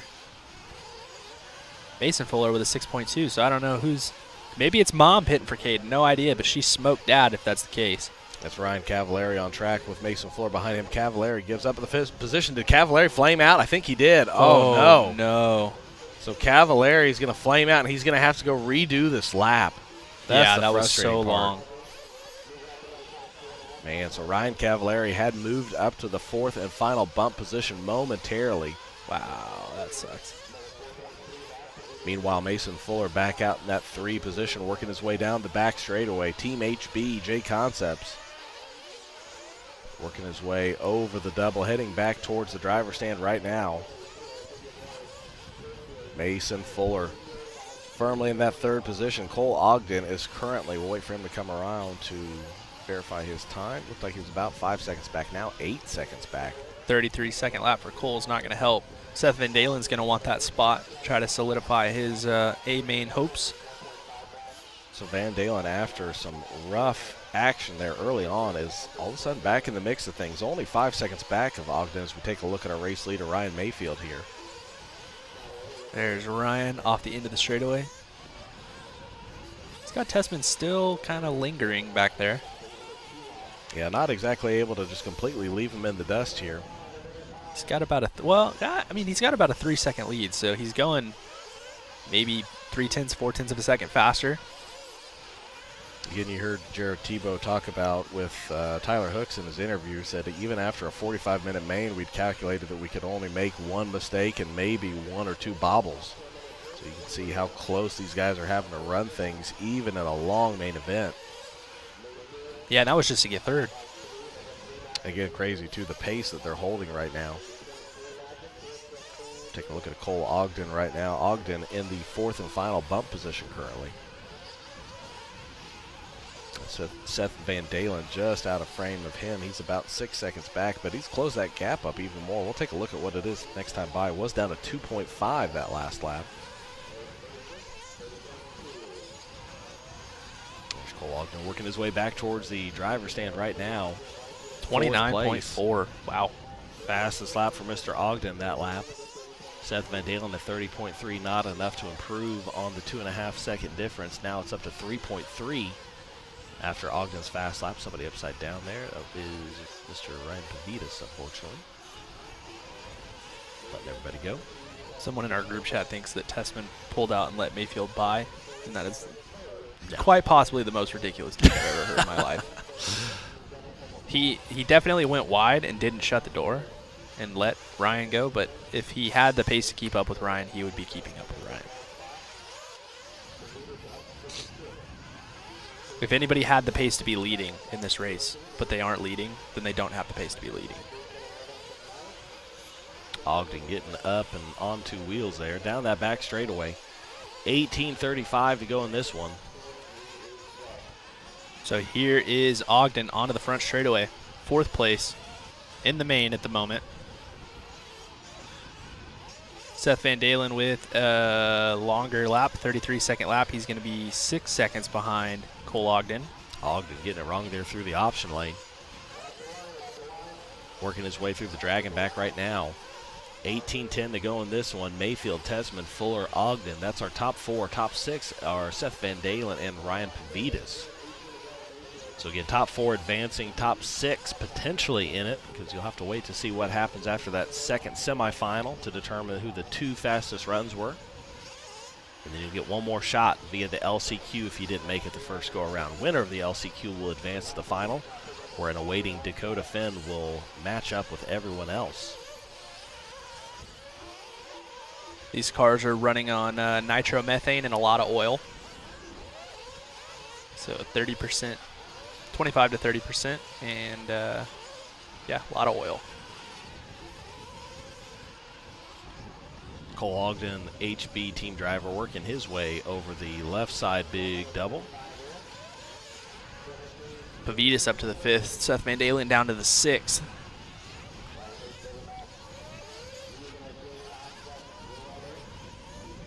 Working his way down that back straightaway right now, Cole Ogden. Ryan Mayfield, meanwhile, out front by 3 seconds over Ty Tesman. Mason Fuller 3 seconds back at Tesman. And then Cole Ogden. Taking a look at Ryan Mayfield, that's our race leader. J Concepts, Team Mugen, working his way over the double, heading back towards the driver's stand. Still a 3-second gap to Tesman. 29.8 from Mr. Mayfield. 31.9 from Tesman, so 5-second gap now. Mayfield working his way over the drag and back towards the back double. Down that back straightaway for our race leader. That is Ryan Mayfield. Ryan, with tough luck on Friday, was able to correct it on Saturday and put himself right back into the semifinal hunt, and here finds himself leading the semifinal event. Mayfield with a 4.5-second lead over Ty Tesman now. 16 minutes elapsed. 14 minutes to go. One more time. 14 minutes elapsed. 14 minutes elapsed. 60 minutes to go. One more minute, and then they're going to do a couple more pit stops.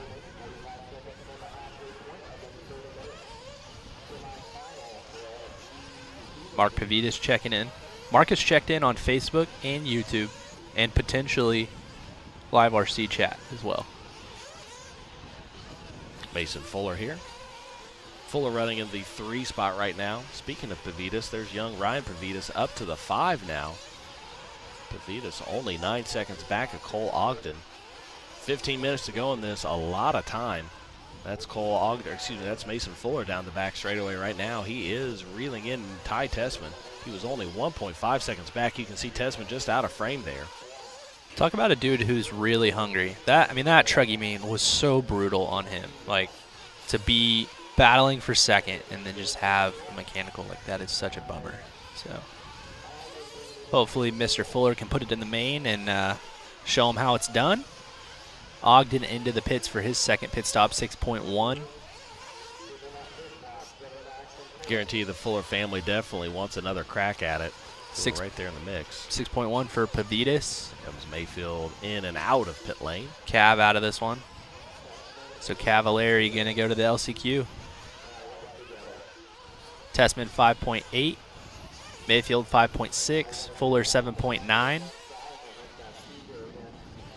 Caden Fuller 5.9. All right, whoever is doing the Fuller pit program, love Caden, but let's swap the pit guys. Like, I'm sure little bro's going to understand. Fuller down that straightaway right now. That's big bro. Mason. Tell you what, the Fullers appear to be like a Toyota Camry assembly line. They just crank out the same looking kid every time. Both Mason and Caden mirror images of each other. What's funny is they drive totally opposite, though. They do, but they stand, they walk, they look, they adjust their hair. Same shoes. All the exact same. Yeah. It's crazy. One's a TRD, one's the Sport Edition. 13:30 to go in this one. I don't think they'd be bummed about that. The Toyota Camry is really reliable. That's not a shot. That's not a shot to anyone. You're producing a great vehicle that has stood the test of time. Most reliable midsize sedan year after year. These are the most reliable drivers out of Iowa year after year. So. think they've got it settled. That's 13-10 fantastic. to go in this one. Ryan Mayfield, Ty Tessman, Mason Fuller. So Seth Van Dalen, last driver with a shot, depending on how the next semifinal goes. Somebody wants to know what Mayfield's last name is. You guessed it. Yeah, I think you got it. I think you nailed it. Mason Fuller working his way into that option line right there. Man, Mason does look pretty good out there today. He is on a mission. He's only 3.7 back of Ty Tessman. Tessman down the straightaway right now. There comes Fuller.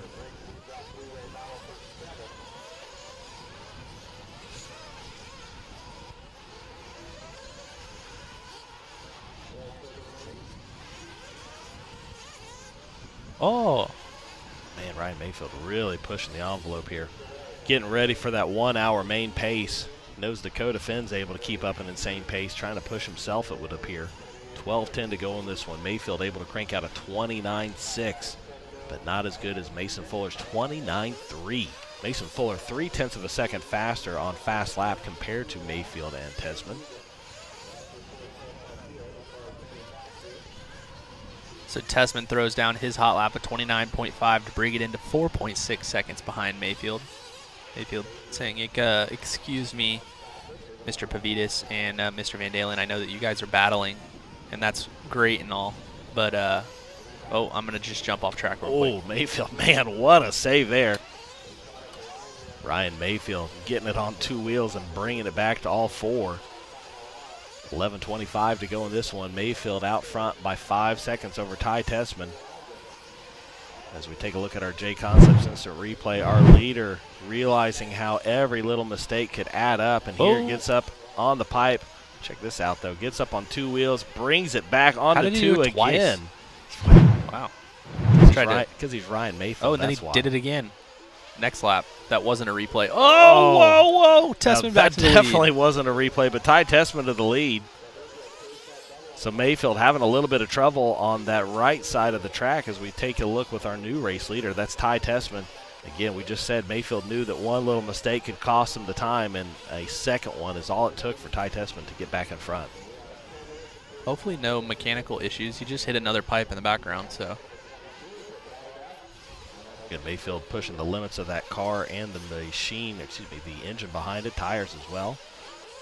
10:25 to go in this one, 20 minutes elapsed. Mason Fuller with a 29.2 on the last lap. He is now 5.5 seconds out of the lead. He is in third still.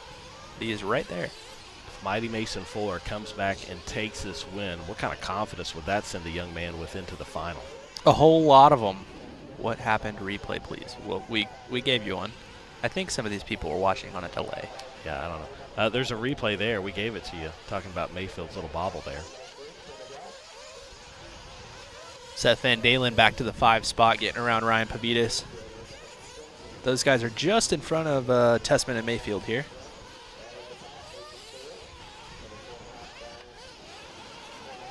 Tessman, Mayfield working their way through the Dragon's back. Down that somebody back is scenic scenic road. Is that Ryan? That's Ryan. Ryan gets out of the way of one, but tucks right back in.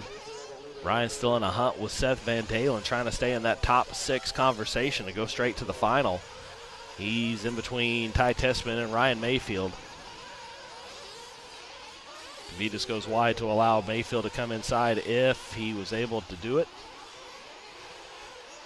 Oh, no. Tessman got it wrong. And, oh, my goodness. Chaos happening here at the end. Ooh, Mayfield.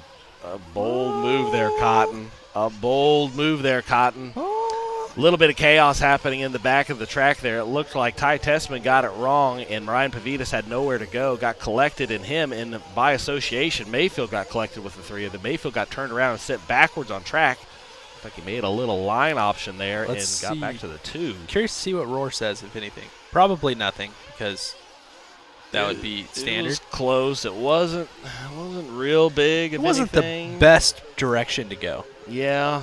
I'm not going to say it was the most genius idea ever. But Mason Fuller's like, hey, take a look at you guys just keep doing whatever you're doing, man. I don't know. We were so interested in what was happening between those two, we forgot about Mason Fuller, who has all of a sudden closed up all of the gap and is right there looking to take the positions away from Mayfield and Tesman with 8:10 to go in this one. Mason Fuller said, don't forget about Mason Fuller. Mason Fuller working his way over that big double in the back, getting back on track. Looks for a pass on Mayfield. It's not there yet. I tell you what, Mason has looked locked in here all throughout qualifying in the mains. Not that Mayfield hasn't, but right now I'd say Mason looks to be a little more comfortable with his driving pace. Mayfield just kind of out of sorts right now. Fuller all over the backside of Mayfield. Mayfield going a little wide. Down that back straightaway, Mayfield starting to collect his thoughts here a little bit and try to reel back in Tesman. Track is definitely getting to some of its roughest as we head in for our pit stops. It looks like everybody came in that lap. Oh, Tesman gets turned around in the pits. Mayfield's going to retake the lead, so Tesman a little too hard on the gas coming out of pit lane is going to get stuck. That's going to let Ryan Mayfield go back to the lead. All three drivers going in and out of pit lane at the same time, and they're all right there together once again. The only difference, Ryan Mayfield finds himself out front again. Mason Fuller had the fastest pit stop this time of all the three of them, so I don't know if we switched the pit guys around or what we did, but good job. I think somebody was listening to Tyler out in the pits there because old mighty Mason Fuller is right back in the thick of things again. Tesman gets a little wrong heading into the big double. Mason just barely getting over it as well. 1, 2, and 3. Ryan Mayfield, Ty Tesman, Mason Fuller all going inside option line. You really could throw a blanket over all three of them. 6:31 to go in this one. Fast lap still coming out of Mason Fuller. We take a look at the J Concepts instant replay. This was the pit stop here. Tesman get going, just caught the side of the wall there. Truey with a heads-up move tosses him to the inside. Brent Dinsford pulling Tesman out of the wall, so pit guys helping pit guys. Love to see it. Good sportsmanship. So Mayfield trying to run away here. 6:05 to go, but Tesman not wanting to let him out of his sights. Neither is Fuller.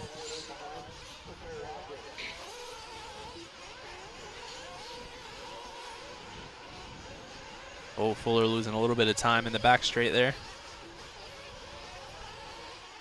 Mayfield, Tesman, Fuller.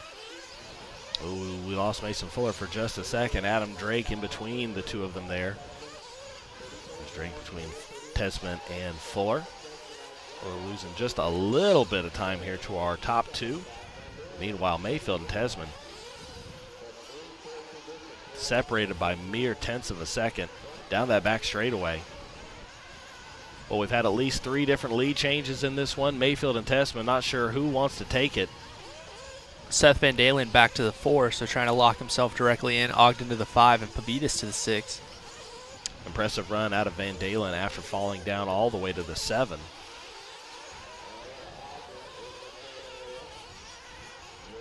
Back to our lead battle, though. Mayfield out front, Tesman in the 2. Both working their way down that back straightaway right now. 4:55 to go in this one. We're closing in on the final minutes. Everybody's made their final pit stops in this lead pack here. Mayfield working with a little bit of traffic, working their way over the big double. He's got Pavitas in front of him. Pavitas not wanting to give an inch to either driver. Again, still flirting with a top 6 run here, which could put him in the conversation for an A final. So not wanting to lose much of any time, gives the position to Mayfield, hits the brakes and lets Tesman go over the top. Smart heads-up racing out of the Pavitas driver. The young Pavitas is what I tried to say. Just came out the Pavitas. Oh, no, Tesman. That was Tesman. You're right. Tesman getting upside down. There's 2 cars in between Tesman and Fuller, though. Fuller still has the hot lap of the race with a 29.2. So Mayfield working his way over the dragon back, up the uphill moguls, down and up the double to the backside, working the straightaway now. 3:50 to go in this one. Mayfield had a 1.7 second lead over Tesman that last time by. Probably going to be right at about the same, I would imagine. 1.3, so Tesman does get 0.4 of a second on Mayfield that lap. Fuller just out of frame with Tesman. Again, top 4 looking to advance. That would be Seth Van Dalen, who found himself in the 4th spot early on and then fell back. I think that was Van Dalen there that was upside down for a second. A lap down of our lead pack. but still in the hunt to advance to the final event. 3:15 to go in this one. We're taking a look with Ty Tessman right now. You can see Ryan Mayfield just ahead of him to the right.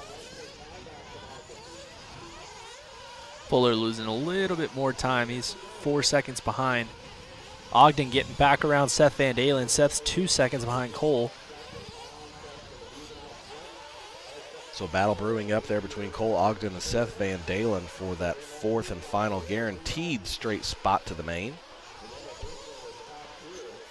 Mayfield and Tessman working their way through traffic here. Straightaway, or excuse me, front of the driver's stand roller, big double, single double again, the left side up and down the tabletop for our race leaders. 5 seconds back is now 10 seconds back is Mason Fuller, so a rough lap for Mason, 35 seconds. Meanwhile, 1 and 2 trying to run away with this one and set themselves in a good position for the final event. Working their way over the single big double for our race leader. That's Ryan Mayfield. Mayfield swapping the position back and forth with Ty Tessman throughout this one. Mason Fuller's been in the hunt and in the conversation most of the race, falling off just a little bit here at the end.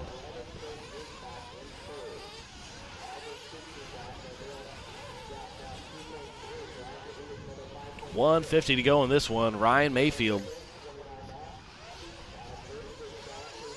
might have got a little flustered there at one point in time, but smoothed the nerves out and got right back to the point.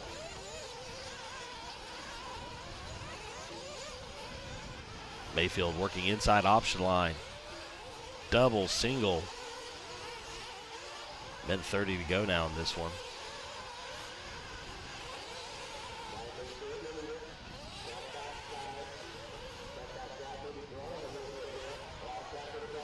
Ryan Mayfield, blue, white wing, pink on the front. That's your race leader looking to advance straight to the A final. Again, top 4 drivers from both the odd and even semifinals will go straight to the main where they'll join Dakota Fend. And then the top 2 fastest runs from the semifinals will then advance. And then everyone else will be grouped together into the LCQ. Again, when I say everyone, I mean everyone that was in the semifinals here. LCQ will then advance the winner of that 10-minute main to the final to represent 12 drivers in the A final.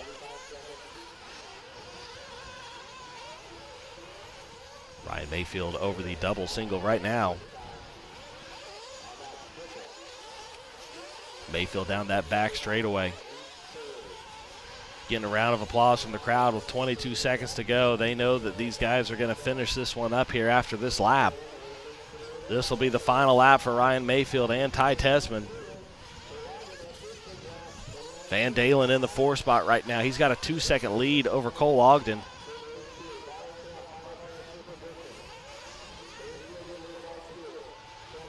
Time expiring on this one.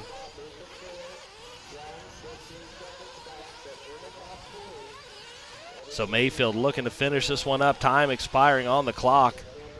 Mayfield's going to come around. He's going to take this one. Ryan Mayfield is going to win the even semifinal. Ty Tessman's going to finish out second. Mason Fuller the 3, and Seth Van Dalen will hold off a hard-charging Cole Ogden to take the 4th and final guaranteed position into the A final. So again, our guaranteed top 4 advancing. Ryan Mayfield taking this one, then Ty Tessman, Mason Fuller, and Seth Van Dalen. So 4 drivers have stamped their name into the A final here for the 2022 Roar Off-Road 1/8 Scale Fuel Nationals. We're going to take the next top 4 from this next semifinal. This is our odd semifinal. And again, after that's complete, we're then going to go back and look to see, after the top 4, who had the 2 fastest runs. Meanwhile, we're going to head down and take a look at Tyler Hooks, who's got our winner down the pits. Tyler? All right, Tyler Hooks here with Ryan Mayfield, Live RC post-race interview for the semifinal. Had a little bit more pace that time. You were able to battle with Tessman on a couple of different occasions and ultimately come out with the win. How do you feel going into the main? Yeah, this is definitely the best my car's been all week. Just been a little off pace in qualifying. Kind of the same thing in truck, like I said earlier. So made some changes overnight, and in the warm-up, the car was definitely faster. in that time it was really comfortable. I kind of got out of my rhythm there for a minute in the center of the the middle of the race, but kind of got my groove back and felt strong at the end. So it's going to be a gnarly hour-long race out there for sure. I think everybody's probably going to find themselves like feeling really confident, then losing it for a little while. So yeah, hopefully I can just kind of drive the same. I had very minimal mistakes out there, and I think that's what it's going to take. Congratulations, good luck in the main, and we're going to send it back to the booth. Thanks, Tyler. Congratulations to Ryan Mayfield, again, your even semifinal main event winner. He's going to find his way to the A final with Ty Tessman, Mason Fuller, and Seth Van Dalen. We'll take, again, 4 drivers out of this odd semifinal and place them in the main event as well. Again, Dakota Finn got to go straight to the main event, so that will be a total of 9 drivers at that point. Excuse me, is that right? Yeah, that's 9 drivers. And then we're going to take the 2 fastest runs out of the semifinal. So, again, beyond those top 4, who ran the 2 fastest times, maybe they came out of the same heat, maybe they came out of one another. We'll have to see. And then last but not least, we're going to take the remainder of our drivers in the semifinal. They're going to be stacked into a 10-minute LCQ main, where the winner of the LCQ will join our other 11 contestants to represent 12 drivers in the A final here at the 2022 Roar 1/8 scale off-road fuel nationals. You've seen our track crew put some water down here at Adobe Mountain RC Speedway here in Glendale, Arizona. We once again want to take this opportunity to thank our sponsors, bringing you Live RC's coverage of the 2022 U.S. Off-Road 1/8 Scale Fuel Nationals. A-Main Hobbies, our title sponsor this weekend. ProTech and Leadfinger are supporting sponsors. Nitro Pro bringing you our broadcast center all weekend. J-Concepts, our awesome instant replays. Beach RC, our track overview. TNR, our option lane camera. And Techno RC, our Dragon's back camera.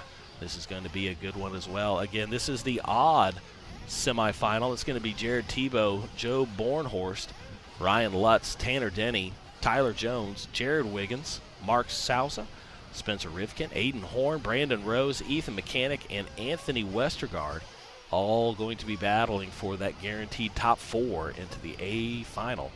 We're going to let the track crew get some water on the track here, and then we'll check in with our drivers as they get their practice laps in and get underway for this second semifinal event.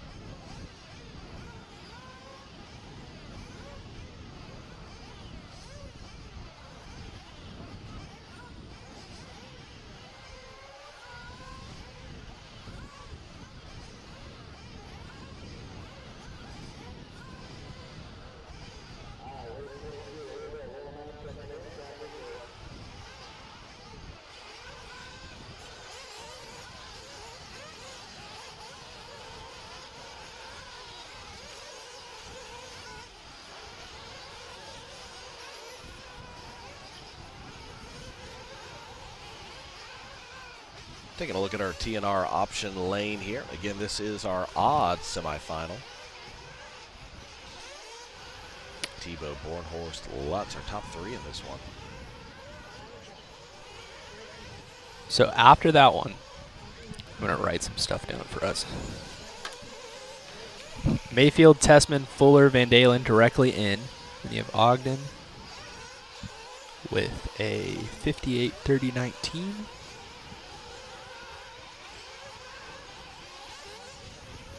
And Pavitas with a 58-30-27. And remember, when you're watching the broadcast, don't get too far ahead of yourselves looking at the paces in the first couple of minutes, because that does not take into account pit stops. So guys are going to take pit stops. It's going to slow their average down, and then it's going to be a little bit more representative of the overall time. The first lap also not being the same as their average laps screws up the overall time, so it becomes more accurate throughout the run. So if you're watching online, you're trying to predict who's going to make it, just keep that in mind, because the time, basically, the whole race is just going to continue to get slower and slower. Basically, you can count on 8 minutes to go. It's going to be pretty close. Yeah, then it's like, oh, this is what may happen. Yep. So Ogden and Pavitas still have a chance. Caden, Fuller, Drake, Heckert, Lime, Cavalieri, and Jellin are going to be going to the LCQ.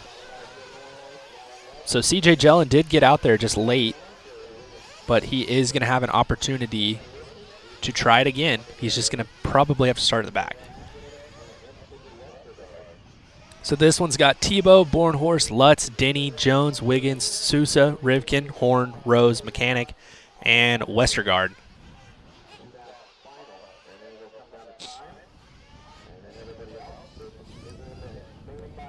Again, this is a 30-minute semifinal event. After this one, we'll run our LCQ and then the final race of the weekend. The A final for the 1/8 scale buggy class will be ran, and that will determine our third and final champion this weekend.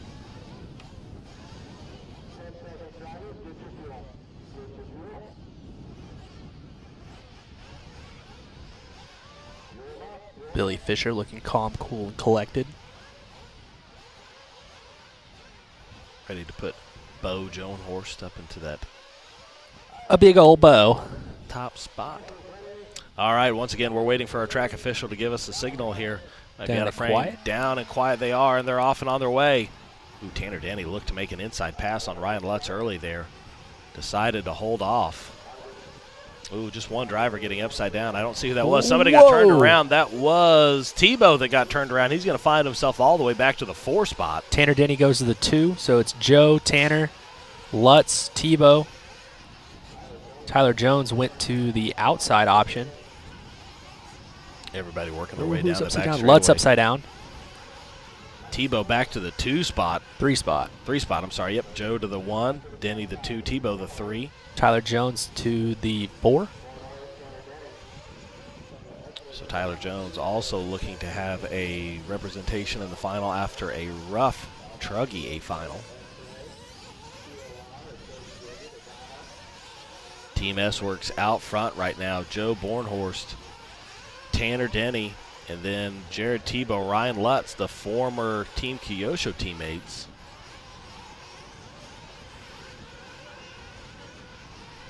So Joe onto the front section, 30.1. Tanner Denny, 30.3. Tebow, 30.3. Jones, 30.4.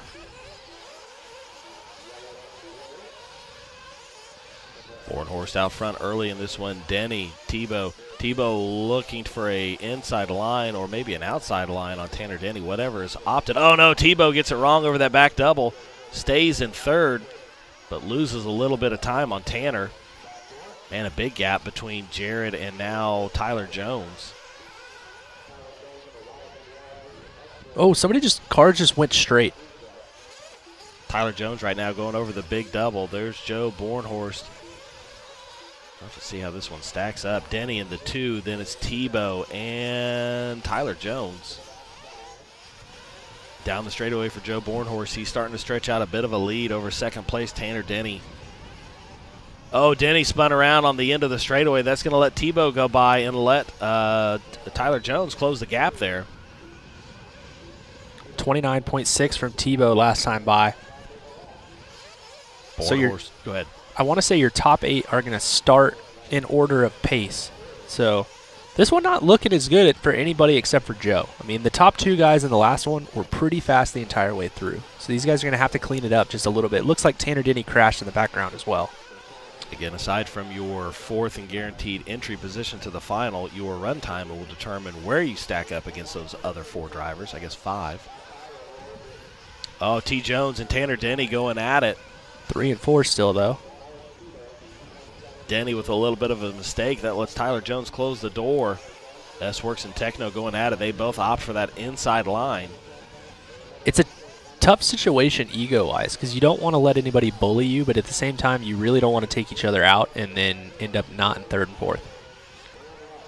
Tanner Denny trying to help that mental decision out by just bracing out the gap between him and Tyler Jones. I will see you later. I don't want to have to think about this in my runaway. T. Jones getting it wrong over that double. That might have let Mark Sousa into the Rivkin. Oh, Rivkin. Where did Rivkin come from? All the way from the 8. Spencer Rivkin up to the 4. That's Rivkin right there working his way through the inside option line. Double single for Spencer Rivkin. New RC8B4. Oh, and he's upside down backwards. And loses he's a little bit of time. Now you can see Tyler Jones entering frame there again after Jones had got off track. So Jones right now on the outside looking into that final main position, at least as a guaranteed spot. Sousa, Wiggins, Horn, Westergaard, Lutz, Rose, and Mechanic all right there. I mean, it is a freight train from 5th all the way back. Less than a second separating everyone from 5th all the way back to last. So I tell you what, while our top 3 and 4 might be trying to run away with this one, everyone back out behind them is struggling to find a room. Bornhorst and Tebow going at it, former Techno teammates. Tebow looking to the inside, not there. Bornhorst with the S-Works this year. Different cars, different tires, different engines. Similar engines, but different. Whoa, Tebow to the inside. Joe to the inside. Both drivers going big over the big double. Bornhorst letting off the gas, wants to let Tebow go, knows he has a little bit more pace than he does. But Tebow not trying to help Joe out here. Joe having to hit the brake several times to not run into him. Tebow trying to collect himself and run away here. Sousa off the track early. Bornhorst again having to get heavy on the binders to not run into Jared. Jared trying to space him out a little bit here. Bornhorst again just wants to secure a top 4, entering himself into the final. Doesn't seem to have too much of a problem with letting Jared take that position. Just wants to get a good clean run in. Jared, though, having a little bit of trouble running away with this one. Bornhorst keeping him inside. Oh, Westergaard upside down. Ooh, just avoided getting into 1 and 2. Westergaard down in that 10th position. So Tebow down the back straightaway, Bornhorst down the back straightaway, into the right side double through all the holes, and onto the front straightaway. Tebow 31 flat, Joe 31.1. Joe had a single, that big double there. Caught a big huckabuck right before the big double. Not enough speed to clear it. Wisely electing to go for that single. Doesn't lose hardly any time to Tebow. Tebow down that back straightaway right now. That is your race leader, Joe Bornhorst, behind him. Tebow getting up on one wheel for a second. So Tanner Denny back to the 3, Rivkin down to the 4, Tyler Jones in the 5. 6:20 into this one. We've got over 23 minutes to go. Taking a look at Anthony Westergaard there. Oh, did Tebow go upside down? Who was it? That was Jared Tebow. Gap. Tebow working his way up the dragon back. This heat's going to have some work to do if they want good starting spots. That's the second time Jared Tebow's danced around on all but one tire. That back section of the straightaway definitely at its roughest at this point. Tebow having a little more trouble. Westergaard trying to let everybody go but not give up position. He wants to try to get back in this mix. Guys, will you please stop crashing? Would you please just go away? Please go. Just go. Bornhorst directly behind Jared Tebow right now as they work their way up the Dragon back and down into the backside double. Down that back straightaway right now. That is 1 and 2. Denny the 3, Rivkin the 4, Tyler Jones the 5, Rose the 6, Wiggins, Lutz, Mechanic, Westergaard, Horn, and Sousa, who is out of this one. 29.9 from Joe, 29.5 from Tanner Denny. Tanner Denny is 1.5 away from Joe, 2 seconds out of the lead. Spencer Rivkin's into the pits. You can just see Tanner Denny come into frame, and all of a sudden he's not just in frame, he is there. Where did Tanner Denny come from? Closing these two back in after some mistakes out of both. Jared Tebow, Joe Bornhorst in this orange and yellow. Bornhorst gets sideways, gets kicked around, but he's going to maintain the position. But on his back door is Tanner Denny as they all start to come in for fuel. I believe all three drivers in for fuel. There's Bornhorst, there's Denny, there's Tebow out. So Tebow's going to get that lead. Whoa. Bornhorst having some troubles getting out of pit lane. Oh, Gets into Seth Aiden, Van he Dalen. gets Aiden. Oh, that was Aiden. I'm sorry. I thought it was Seth Van Dalen. Oh, my goodness. So Joe Bornhorst, some problems after coming out of pit lane. He's going to lose second to Tanner Denny, and Spencer Rivkin's going to be right in the mix now as well, just less than 2 seconds behind Joe Bornhorst. You can see him just out of frame going up the Dragon back as well. Ah, bummer for Joe on that one. So Joe on the unfortunate receiving end of some bad luck there. He's got a lot of time, and he's still in a bump position. Tebow, Denny, Bornhorst around. Joe Bornhorst working his way to that inside option line, orange and yellow S-Works car. Spencer right behind him in the white. It's got some blue, maybe a little purple on there, associated vehicle. It's the new RC8B4 getting up on 2 wheels. Lutz is up to the top 5, but he pitted at 6:35, so he's going to have to do an extra pit stop. Tanner, 29.5, his fast lap of the race. Trouble for Rivkin off the end of the straightaway.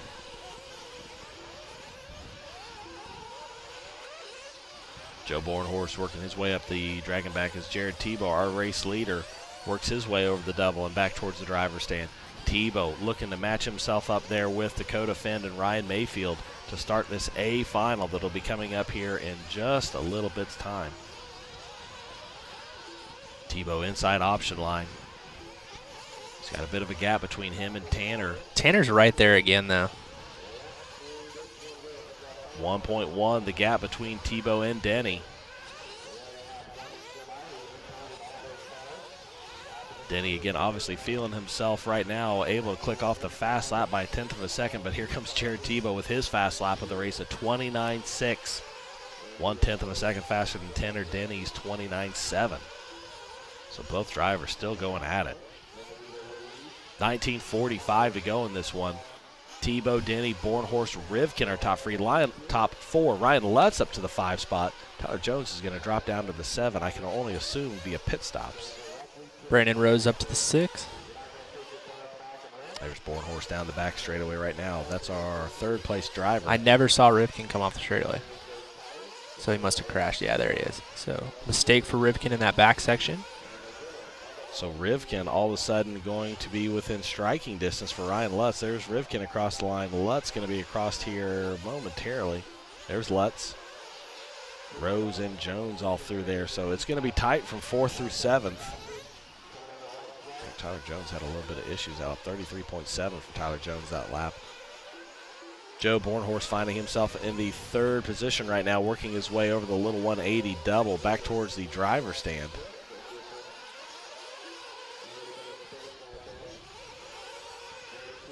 Joe Bornhorst. I saw Mason Fuller, and I looked down and saw a very Mason Fuller-looking car in the sun. And Mason Fuller was all the mind had. So Joe Bornhorst right now in the 3rd position.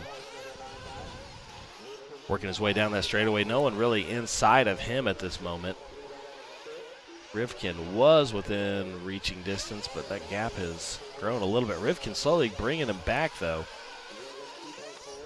The gap was 2 seconds. It's now 2 seconds. So, again, the gap stays about the same between 3rd and 4th. Lutz, though, is the one who wants to make up time. He's in that 5th spot looking in. So we take a look at Jared Tebow here. This is our race leader. Tebow, again, the only other individual whose name wasn't Dakota Fenn to take a TQ this weekend. Yeah, they made our pictures for all of our articles really boring between the two of them. Tebow over that double single right there, heading up the dragon back.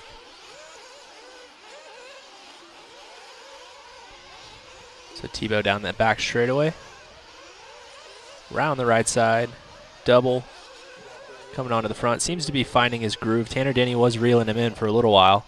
Comes by with a 29.6, his hot lap. He's done a couple of 29.6s in the last couple of laps. Ooh, Tebow going outside in there on the option line. Again, we're going to advance our top 4 drivers from this main event. We already advanced 4 drivers from that previous main event. That was Ryan Mayfield, Ty Tessman, Fuller, and Van Dalen. Got Lutz in the pits at the almost the 13-minute mark, so one more pit stop than everybody else. Not going to help Ryan. We'll take 4 more for this one, and then we're going to go take the 2 fastest runs out of both semi-main events, and then they're going to run the LCQ between everyone else. That will determine the winner, and that winner will advance to the final with our other 11 drivers. Jared Tebow down that back straightaway right now. That's your race leader. Looking to put himself top 4 on the grid. Top 3 should, right? Yeah. Winner's going to go 3rd. Well, it should go off a pace. Yes. So. Right. So technically, I guess Tebow could be down further than that, but obviously aiming for that 3rd spot on the grid, if not 2nd. Right now, he would be 3rd. But, yeah, pit stop's going to cycle through. He should be able to get a little bit closer, even with everything. I was wrong. Instead of the pace being fast, the pace is slow because the first lap's long. So everybody sorts that out as we get further into this one. 16 minutes to go, 14 minutes elapsed. Jared Tebow, our race leader, working his way through that. Getting up on 2 wheels through the inside option line. Working his way through the double single uphill dragon back. Gets around Brandon Rose, who is in the 6th place spot. So, Tebow had a little bit of an issue getting on the straightaway and missed exactly what happened. Looked like he needed a hand from a marshal there for a second. See Tanner Denny just out of frame there.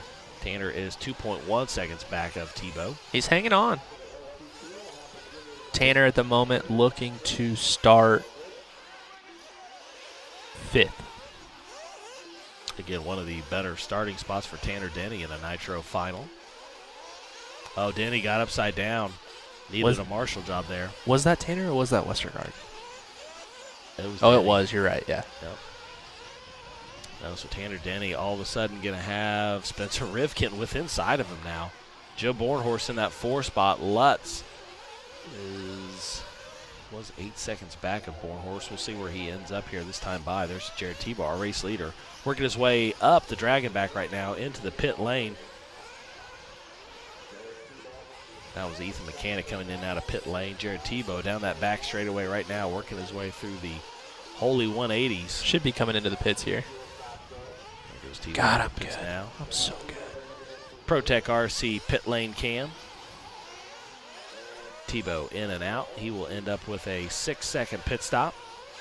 Pretty solid. He and Graham have made the conscious decision to sacrifice a little bit of speed just to make sure it's all the way full. Had a little bit of an issue in that truck main at DNC. And since then, they just kind of said, let's get it full every time. Play it safe. Jared Tebow playing it safe right now in the lead. Yeah, Graham's capable of doing some of the fastest pit stops in the game. Jared Tebow working that left side right now. 13:45 to go. Denny in the 2, Rivkin the 3. Apparently, Joe Bornhorst came in the pits to get his engine tuned differently, which is fine. I mean, as long as you stay in 4th. Did have an 8-second lead over Ryan Lutz, but just like that, Ryan Lutz has taken the position away. 2.8 seconds now, the gap between Bornhorst and Lutz. So a lot of time to go in this one. 13 minutes. Maybe Bornhorst just didn't feel like he could make the fuel economy or didn't have the power he needed. Something wasn't right, and he didn't want to keep going. Bornhorst getting a little bit of a tune adjustment. Finds himself on the outside looking in now. Was in 4th, now in 5th. Ryan Lutz directly ahead of him. Lutz does have to do an extra pit stop, so there is that. Oh, Mr. Lutz. There he is. Over the big double there for Ryan Lutz, Team Kyosho. White, pink, and blue. New chassis for him today. He was afraid he was going to wear through his B block and lose his front suspension. So, change the chassis out. Nothing like a chassis swap during main day. It's not terrifying at all. No, never.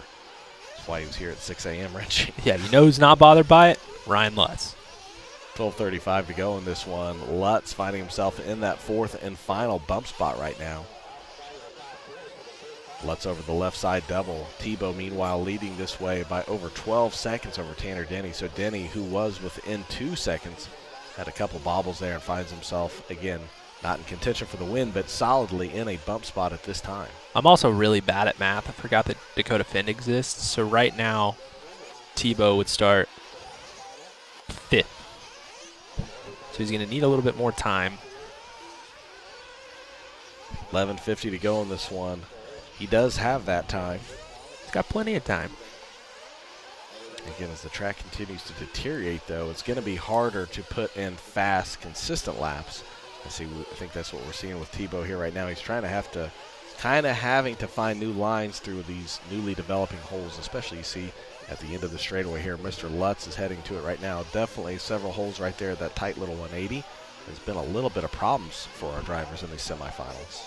Ryan's not a huge fan of trying to find alternative lines either. He kind of just likes to hammer, which honestly looks like it's working out okay. Lutz looking pretty solid out there. Mark Sousa's back out there.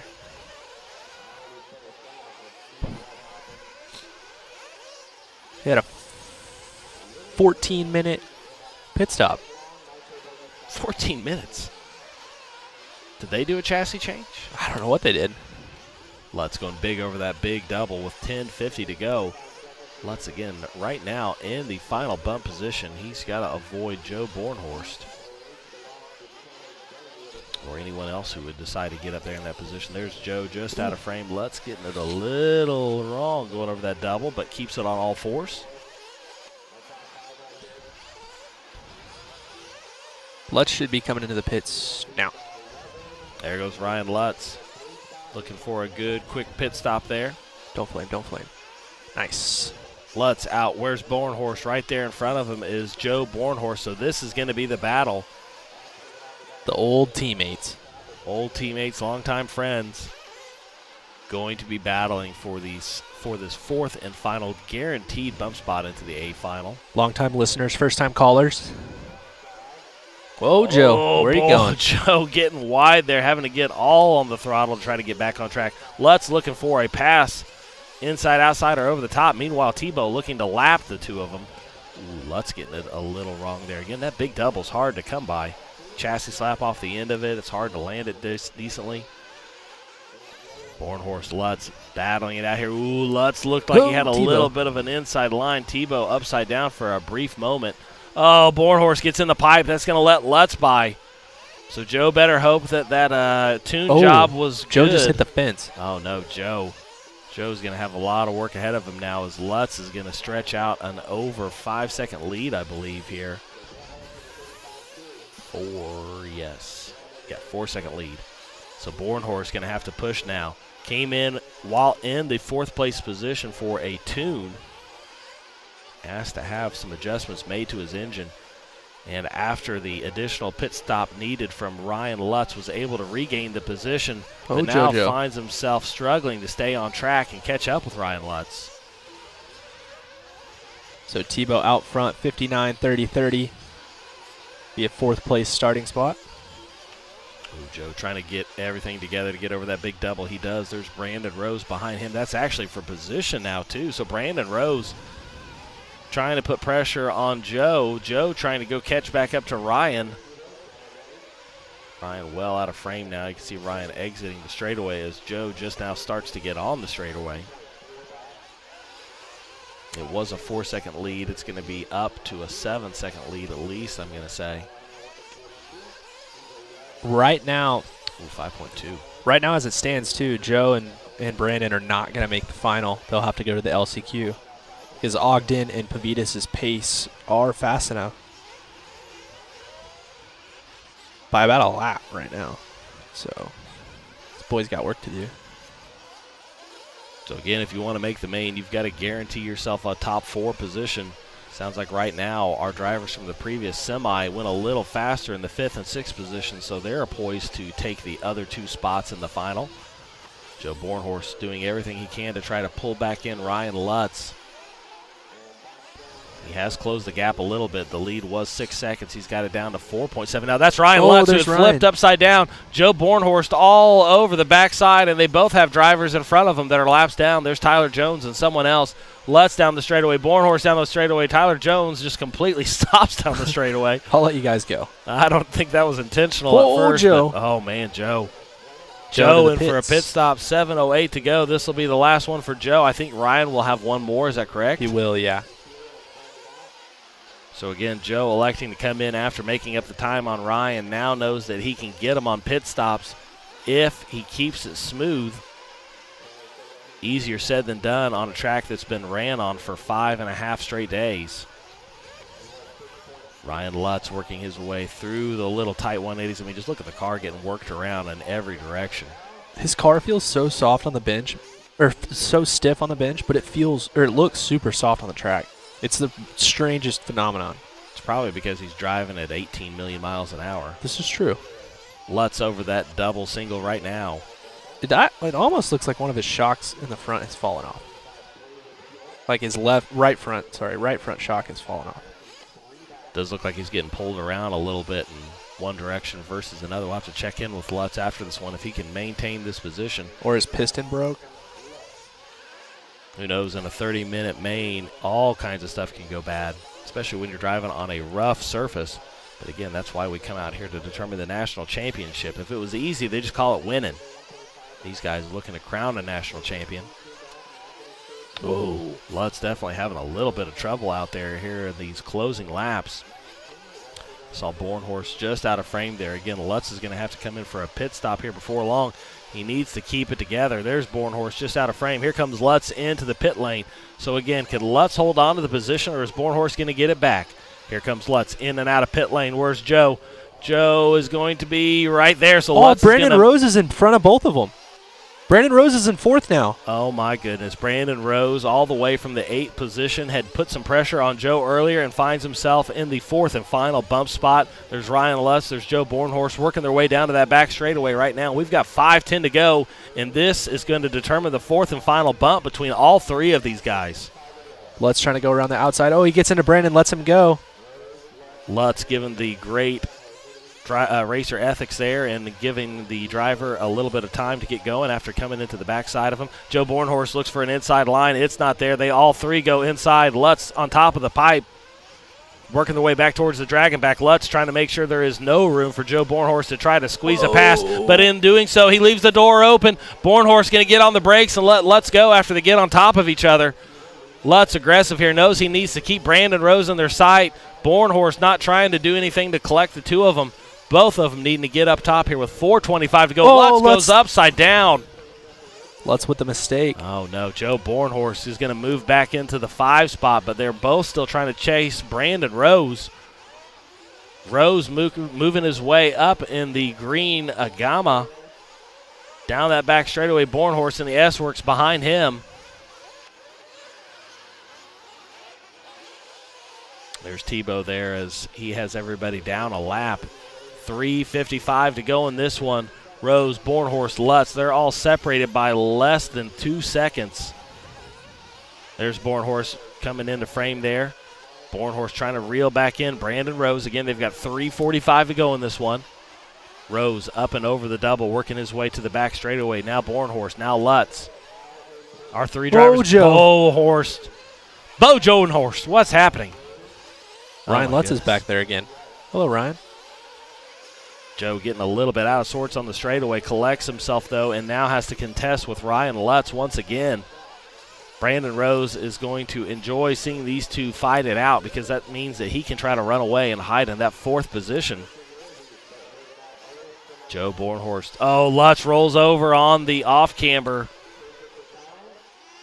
3:05 to go in this one. Joe Bornhorst Still trying to pull in Brandon Rose. You can see Rose going over the start-finish line now. There's Joe Bornhorst now making his way across. Anthony Westergaard in the mix there as well. Not for position, but just on track. 2:45 to go in this one. Again, it's going to come down to the end here between Brandon Rose and Joe Bornhorst. There's Brandon Rose right there in the green black-winged Agama. There's Joe Bornhorst behind him. Doesn't get the double, but is able to stay upright. Down that back straightaway, Joe Bornhorst, orange and yellow, yellow wing, yellow wheels. There's Brandon Rose across the line. There's Joe Bornhorst across the line. Separated by 1.7 seconds. We've got 2:20 to go in this one. Jared Tebow running away with it. Tanner Denny in the 12 seconds back. Spencer Rivkin 10 seconds back of him. And then Rose 10 seconds back of Rivkin. Bornhorst less than 2 seconds back of Rose. Rose down the straightaway. Bornhorst down the straightaway. That is 4th and 5th. Bornhorst using up all of the straightaway. We've got 1:55 to go in this one. Bornhorst, was that Rose that got into the pipe? I think it might have been. It was. Brandon Rose gets into the pipe, and that's going to let Joe Bornhorst back around into the 4th position. So Bornhorst just holding it together, waiting for somebody else to make a mistake, and then Bornhorst makes a mistake. Now Brandon Rose is right there again. Bornhorst down the straightaway, Rose down the straightaway. They have 1:30 to go in this one. Oh, chaos and carnage happening behind them. Joe Bornhorst working his way in front of the driver's stand. Roller, big double for our 4th and final bump position. Brandon Rose is just out of frame behind him in the green and black. Rose looking to regain the position and claim a final spot in the A final. Again, it's going to take a guaranteed 4 from this one, and then the 2 fastest out of both of our semis. And right now it's looking like those are going to come out of our even semifinal. So Joe Bornhorst has to maintain this 4th position if he wants to guarantee himself a spot in the main event. Otherwise, he's going to have to go to an LCQ to try to get it done. 50 seconds to go in this one. Joe Bornhorst, Brandon Rose battling for that 4th and final bump spot into the A final. Rose in the green coming up the Dragonback Hill. That's Bornhorst entering the straightaway right now, orange and yellow. They've got 33 seconds to go. Rose gets out of sorts but keeps it together. They're going to get one more lap here. 25 seconds to go in this one. Bornhorst across the line. He'll start his final lap. Rose across the line. He'll start his final lap. Looks like somebody may have flamed out there. I don't know. We got somebody running to the back. So there's Bornhorst currently holding down that 4th position. 9 seconds to go in this one. Brandon Rose out of frame. Must have pushed a little too hard. Oh, Joe avoiding upside-down cars. That could have been chaos. Rose flames out with a lap to go. Oh, my goodness. Tough luck for Brandon Rose. So that's going to do it. Bornhorst going to come around and actually take 3rd after something happens to Denny. What happened to Tanner Denny? Tanner Denny flames out on the last lap and isn't able to do it. Oh, my goodness. So Jared Tebow going to take the win. Spencer Rifkin's going to go all the way to the 2. Tanner just crossed, but it's showing him down in 5th place now. Had a minute 1.1, so unless Tanner got missed a lap, and again, we've had this issue this weekend. The timing and scoring loop is over here right in front of that big single that you see in front of the driver's stand. Drivers have been jumping over the top of that and missing laps. Typically, Roar would tell you if you miss a lap, it's on you. It's your equipment. But this is an issue with the track, and so we'll have to take a look here. I don't know if Tanner Denny's going to maintain his position or not. Right now, we're showing Ryan Lutz up to the 4 spot. So we're going to take a look with Tyler Hooks now to talk with our winners. Tyler? All right, guys, Tyler Hooks here with Jared Tebow, winner of that semifinal. It looked gnarly out there. It's starting to get pretty choppy and bumpy. How did it feel? Yeah, it felt really good, man. My car was awesome. The track's just kind of a weird stage. It's kind of bumpy, but it's kind of like smooth out at the same time. You have to drive pretty aggressive out there to go fast. I made a lot of errors, but, man, my car felt really, really, really good. So I just need to drive a little bit better. Try to just kind of have fun driving. I was thinking too much and kind of put too much pressure on myself to have a good semi, and so I need to just loosen up a little bit. And yeah, should have a good main. My car felt awesome. The track's really fun, but it's intense out there. You have to drive really hard, really aggressive, and pretty darn accurate. The track's tough, but it's super fun. Yeah, it seems like it seemed like your whole semifinal was a little bit slower than the other one. I'm assuming it's just the track. I mean, you guys got the same amount of water and everything, but everybody kind of collectively went slower. It did seem like once you and Tanner kind of broke away from the pack, then you got going pretty quick. Yeah, it seemed like it was watered pretty heavy. It was really kind of slick at the start. I would say like the first 5 minutes or so. And then, I made an error on my first lap, and then got in a really good groove and was going really, really well. And then just a couple more mistakes. I crashed coming on the back straightaway. It seemed like once I tried kind of just driving a little bit easier, like giving myself a little bit of room here and there, is when I started making mistakes. So you really have to just attack the track, drive really close to the pipes, and just attack the whole time. As soon as I kind of backed off some, then I'd make a mistake. So that's kind of my takeaway, and just have to attack that whole hour. It's gonna be really intense. Well, congratulations and good luck to Jared, and we'll send it back to the booth. Thanks, Tyler. Congratulations to Jared Tebow on winning that one.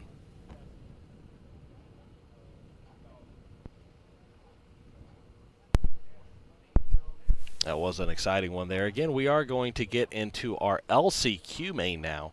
Again, I believe there will be a slight break in time while they obviously get water down, and we give all of our drivers a chance to clean up, refuel, and get ready to go for this final bump opportunity into the main event. You're watching the 2022 Roar Off-Road 1/8 Scale Fuel Nationals. We're on main day Sunday here at Adobe RC Speedway in Glendale, Arizona.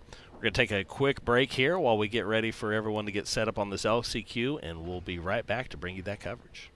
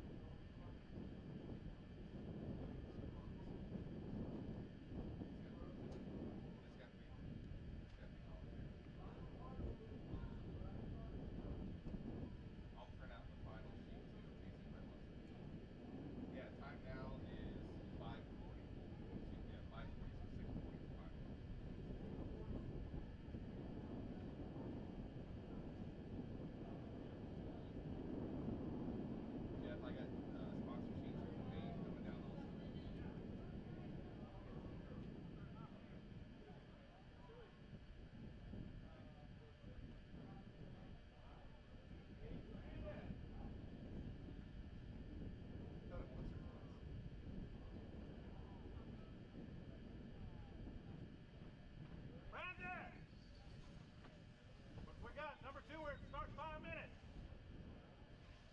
5 minutes.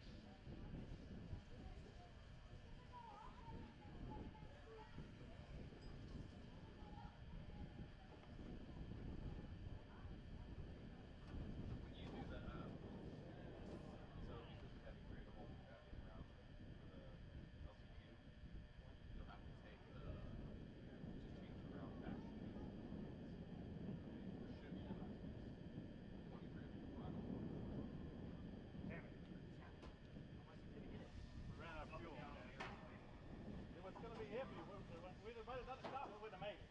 So we rescued you. Huh? And I knew our time, our heat, 5 and 6 wasn't fast enough. You had to be in the top 4 for the other heat. What heat you were in for the first one? They're 5 and 6. For the LCQ, a Parker. Yeah. You said 5 minutes for LCQ? Around 6:40, we look like 5 minutes. Tim Live. Hey, ask Parker how long till LCQ. All right, clear your schedule. 6:40 is your start time for the final. So 6:40 is the start time for the final. We are in the middle of that 1 hour period where they'll be working on their cars at that point. We're also going to be running the LCQ, so 5 minutes from now, the LCQ will start. LCQ going to be Denny, Rose, Sword, Drake, Wiggins, Heckert, McIntyre, Lime, Jones, Horn, Westergaard, Cavalieri, Jellin, and Sousa. So it'll be a stacked field there. Just the winner going to be moving on. And that's going to be 10 minutes, correct?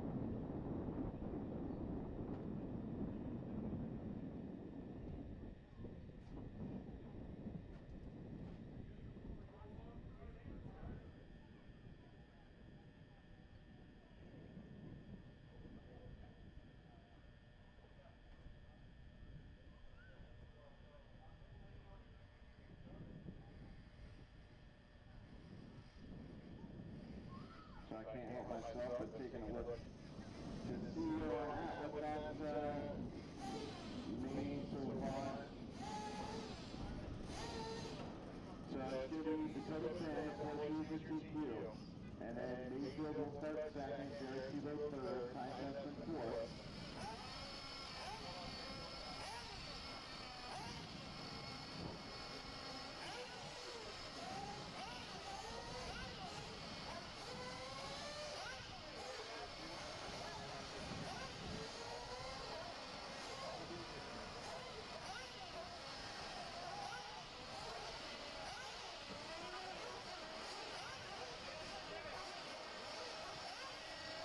So hold on 1 second.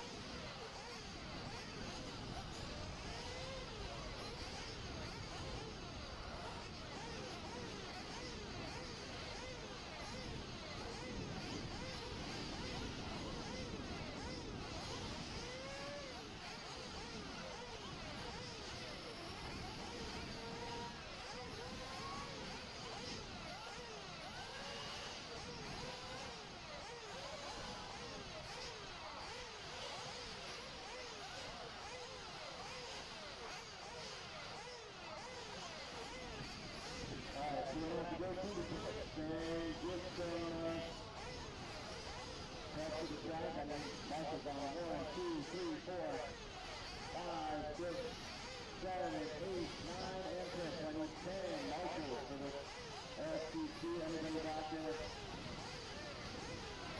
that was planning on watching from the stand.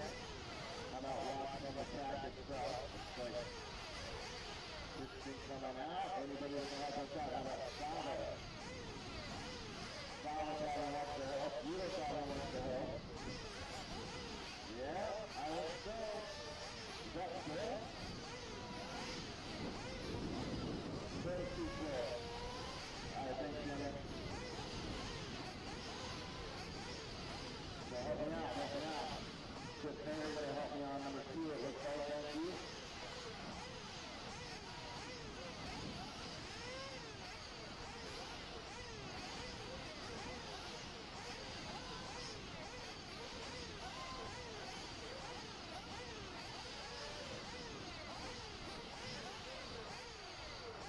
Donald's going to help out. Can you go to 3? Thank you.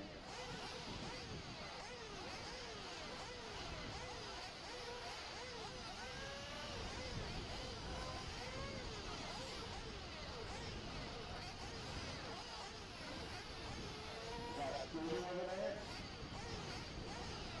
Hey, Scooter, can you mark it? We need more volunteers. Any volunteers turn, Marky? You want to help out?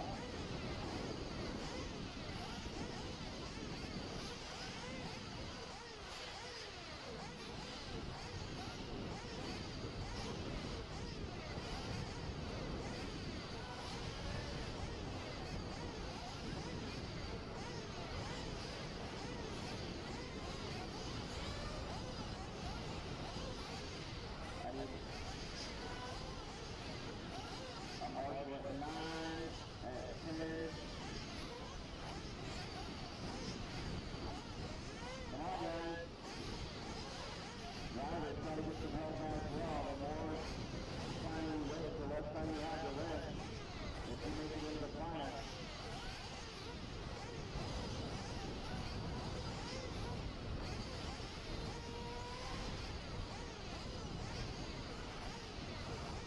Can you do it?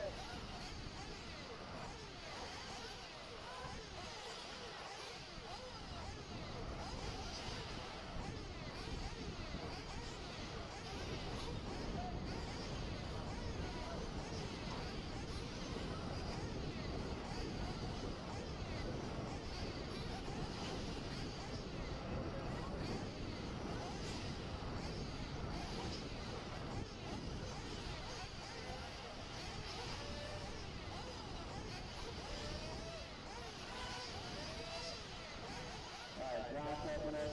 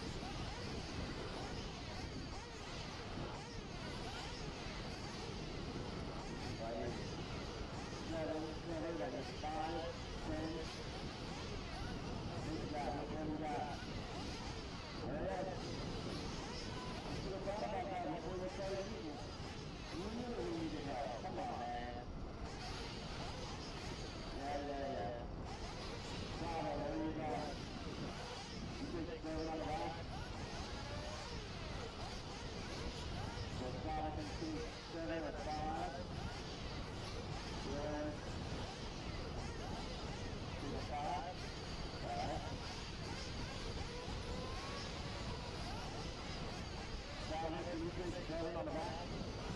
Thank you. Let me come to a 10. Well, he's got 10.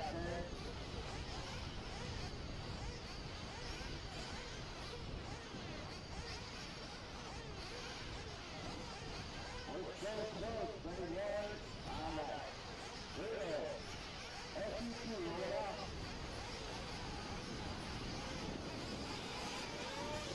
All right, this is our LCQ last chance qualifier to make the A final. Royal Rumble. Brawl for it all. This one's gonna be rough. I just have a feeling. And there's going to be 13 very unhappy individuals and one very happy individual. 10 minutes. Winner take all. Losers probably, unfortunately, have to marshal the main. Insult to injury. Nothing like having to stand and watch everyone that went faster than you for an hour. It's a terrible experience. Done it before. It's awful. You know, if I just went just a little bit faster, I wouldn't be doing this. And there's that guy that went faster than I did. Yep, there he goes, 197 times. Again, this is the last chance qualifier. Again, we're going to take the winner only, and they're going to go to our A final. This is the closest thing legally that you will see to a purge. On an RC track.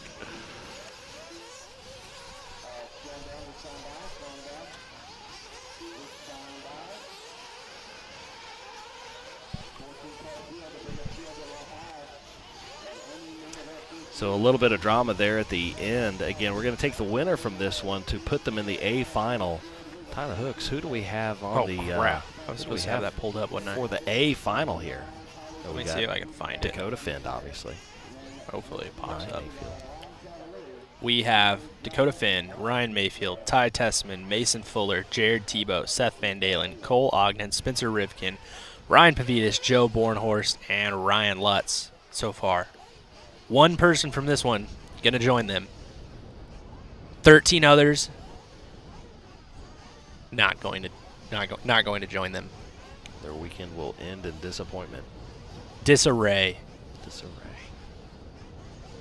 Seeing the crowd starting to gather here again. This is at least going to be a fun one to watch here.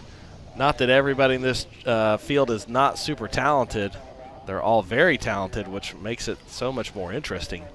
But there's not going to be a lot of love out there because there's only one dude that's going to go. So no one's worried about, well, we just got to maintain. You ever seen those robot battles, battle bots? That's about what this is. It's about what this is.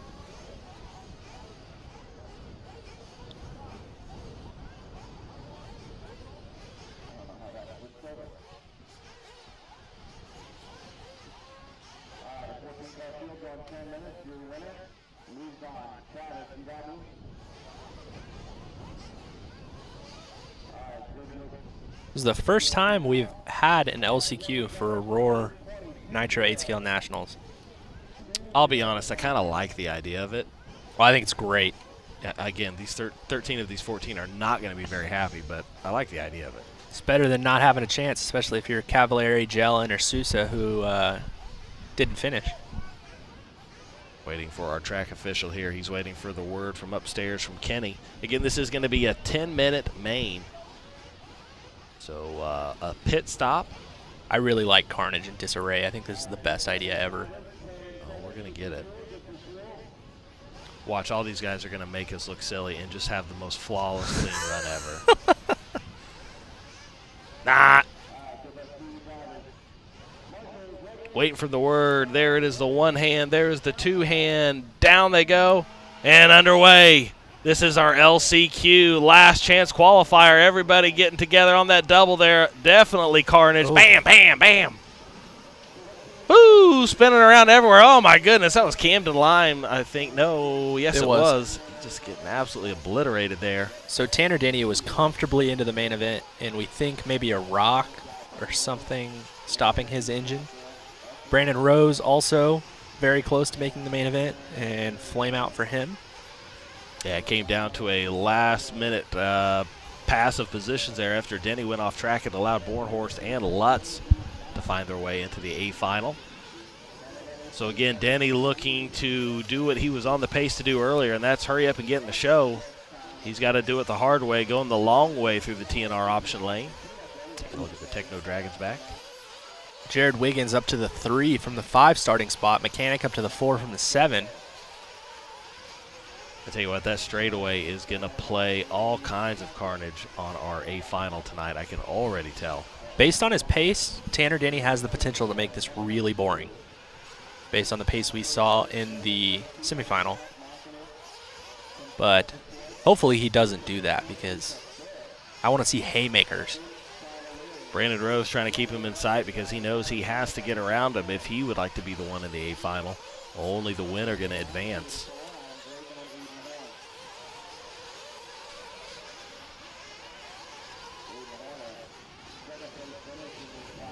All right, so Denny across the line, 29.7. Brandon, 30.8. Wiggins, 30.7.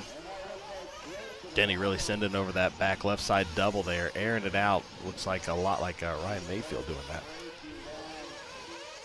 It's no longer about 2, 3, 4. For the rest of the day, all we care about is winners. And Tanner Denny out front. Adam Drake out of this one early.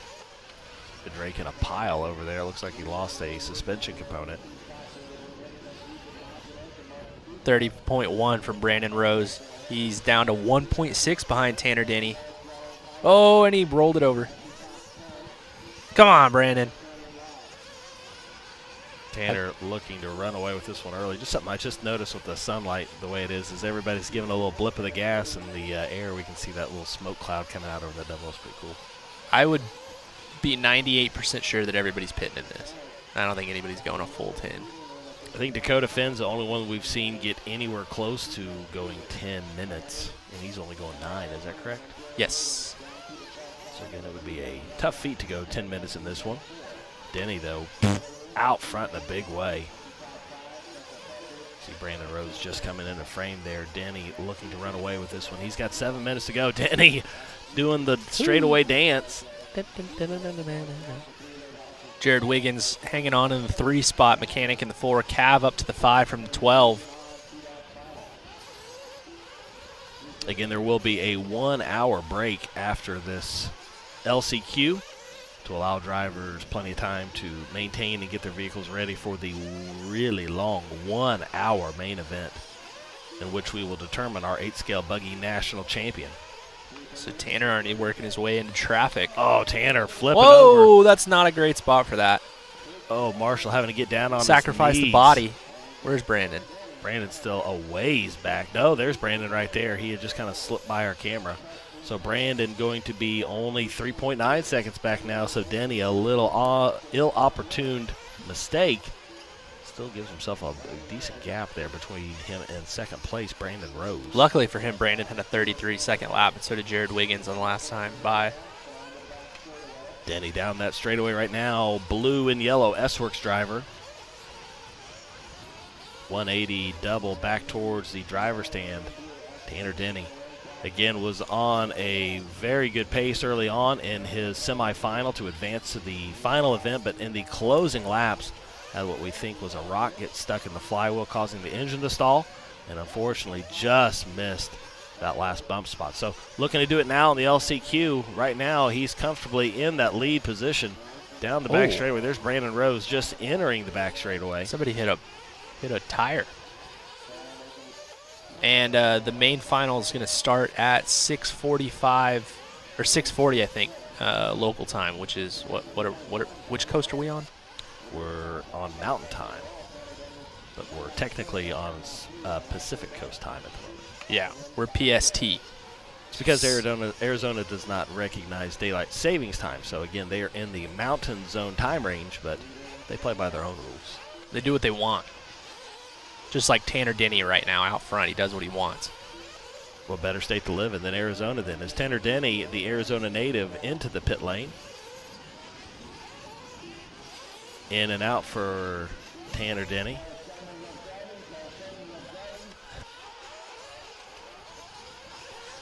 Tanner Denny inside line on the TNR option lane, up and over the big double there.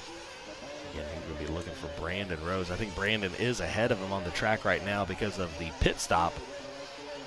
So again, everybody's going to have to pit here, I would assume, unless Brandon Rose is trying to go 10 minutes, which I don't think he can do. There goes Brandon right there in the pit lane. So Tanner is going to retake the lead over Brandon Rose. Jared Wiggins in that 3 spot. Mark Sousa in the 4. Cavalieri up to the 5 after having to start 12th. So Cavalieri, we talked about it earlier. We said he's one of those guys that could potentially do it, but man, that's going to be tough from all the way at the back. There he is, just in 5th. 9:40 Eastern time, not 10:40 Eastern time.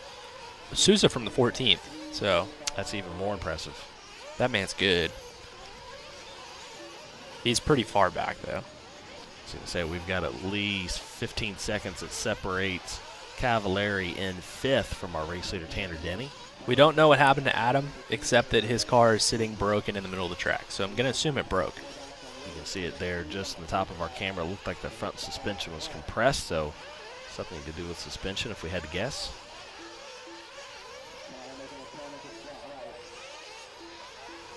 I would say just by the place in the track in which they set him down that he may have been involved in that first lap double carnage. Saw a couple guys getting hit. Well, he went 2. Oh, well, maybe not. It looked like a broken front arm. Or looks like a broken front arm, I should say. So Rose about 1.1 out of the feature. Here comes Denny right now crossing the line. That is our race leader. There's Brandon Rose just out of frame. Rose was 1.1 before. He stays right there, 1.1. 2:30 to go in this one. Tanner Denny leading, but he's having to work through traffic right now, which can always be a problem. Whoa. Oh, and just as I say it, Denny tags the rear end of the... Oh, there's Brandon. Denny had tagged the rear end of the car and spun around. Now Brandon Rose is all over the backside of him, and that's going to be for the one and only bump spot. Whoa, Tanner gets out of sorts on the straightaway. Brandon Rose to the 1 now. Denny getting it wrong. 2 minutes to go in this one. There goes Brandon Rose over the big double. That's Tanner Denny right behind him. Denny looks to the inside. It's not there. Rose, Denny, 150 to go in this one. Who's going to go to the A final? Only one of them will get to go. Oh, Rose gets up on 2 wheels. Denny, the same thing. They go down the straightaway. Denny gets off of the straightaway again. He's going to lose more valuable time to Brandon Rose. Rose, a little bit of trouble as they get over the double. The gap was less than a second. It's still right there. Oh, Denny gets it wrong. Up on 2 wheels. Luckily able to maintain it. There's 125 to go, and he's got to charge hard here to get up to Brandon Rose. There is no okay with second. He has to take the win or nothing. Again, this is for a chance to represent yourself in the A final. Denny upside down. Brandon Rose bouncing all over, but as long as he stays on 4 wheels, it's going to be all he needs to take this one from Denny. Denny's going to be a solid 4 or 5 seconds back, so Denny, for the second time, had this one in the bag. Going to let it slip away. Brandon Rose with 50 seconds to go in this one. Looking to come back from no man's land and take it. Just played the smooth, consistent, steady pace, and it's going to pay off for him. Here comes Tanner Denny, though, giving one last final push. 32 seconds to go. They're going to get one more. Brandon's going to have to do everything he can to keep it smooth and steady and hope that Tanner Denny doesn't have enough to catch up to him. Rose obviously with enough speed of his own, but, man, the nerves have got to be working right now.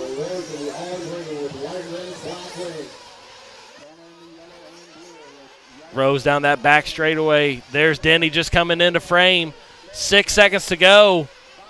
I think this is going to be it for Brandon Rose. 3 seconds to go. 2, 1. That's going to do it. Brandon Rose is going to take it. Brandon Rose advancing to the A final. One of 14 drivers able to do it. Tanner Denny turns around and just walks off in disgust. Man, heartbreak for Denny. But elation for Brandon Rose as he finds himself in the A final. So that's it. We have all 12 drivers established and secure for this A final event. Now it's time for us to take a small break as drivers prepare their machines for this 1 hour main event. Right now we're scheduled to go live with the main at 6:40. That's 30 minutes from now. Ladies and gentlemen, this is it. We're coming down to the last event. This has been an exciting weekend. But now it's time to crown our third and final champion. We'll be back in just 30 minutes to bring you the A final here at the 2022 Roar Off-Road 1A Scale Fuel Nationals. Taking a look with Tyler Hooks here. How did Brandon do that? Tyler.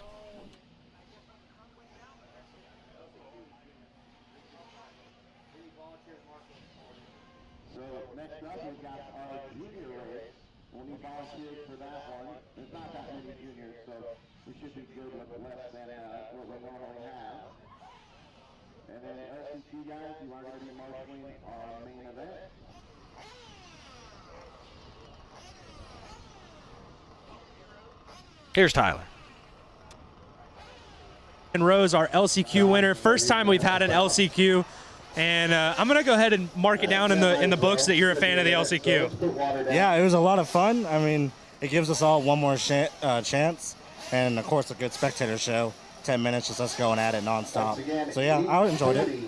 So you had a good semifinal going, a little bit of trouble at the end, and obviously a good LCQ. Any changes you think you're going to make for the main final, or just bolt on some new tires and send it? Just bolt on some new tires. Honestly, the car's working great. We struggled all qualifying a little bit, but here on Sunday, I feel like I really got the setup dialed in. And, yeah, I'm just happy I'm in the show and have an hour to see what I can do. Well, congratulations. You got about 35 minutes till you start, so we'll let you run, and we're going to send it back to the booth. Brandon Rose, LCQ winner. Congratulations to Brandon Rose. Thank you, Tyler Hooks. Again, we'll be back in just a moment. We are going to bring you a little bit of coverage here. They are going to run a 16 and under main here. I'm not real sure. I'm sorry, 15 and under. It's going to be a 30-minute main event. After that, we will get into the A final.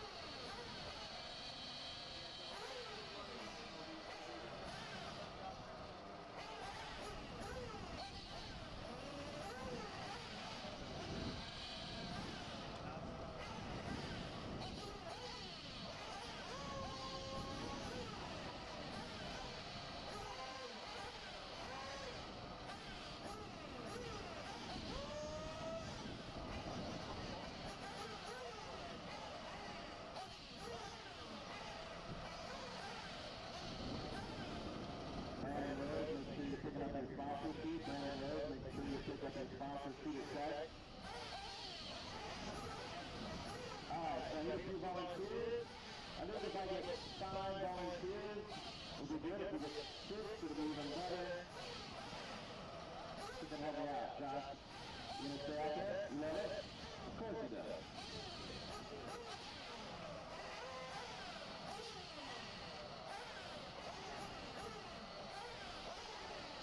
So my LCC is going to marshal that final, which means I need to find marshals for the junior race here. Peter Fontana, Jimmy Robinson, Buddy Christian, Paul Chura, Aiden Fox, Jeremy Alvarado, and Miles Brewer. We'll be 7-car field on 15 minutes.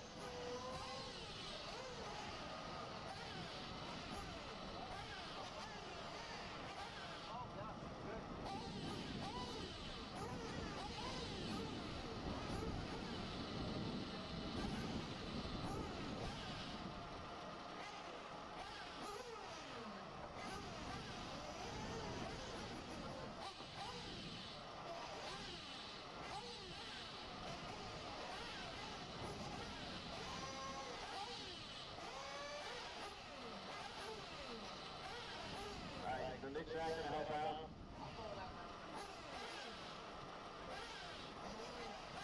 So, Nick Jack, can you take 6 right in the middle, please? Thank you. 6. And then Josh, which one you gonna take? 3?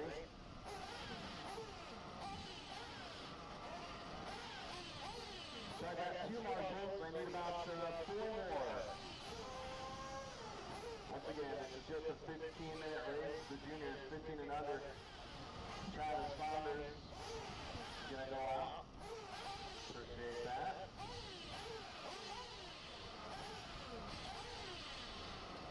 So once again, a 15 and under junior buggy race coming up for 15 minutes. But I do need a few extra marshals on the track here. I like these guys. Helping out the kids. Love it. So we need you to take 1. Thank you. Perfect.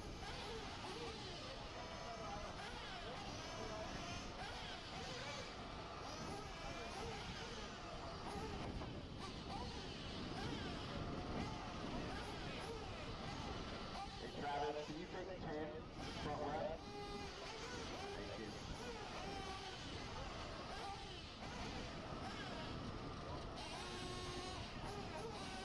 So to get this one started, now I just need a marshal on 4 and a marshal on 9. So if I have 4 and 9, okay, so Tim's going to take number 9, thank you. I just need one that's picking up here right on number 4 right in front of me. You can help out right here on cone 4. Once again, it's for the 15 and under junior buggy final. So I need one more marshal, number 4. Here we go. Roll out, check them in.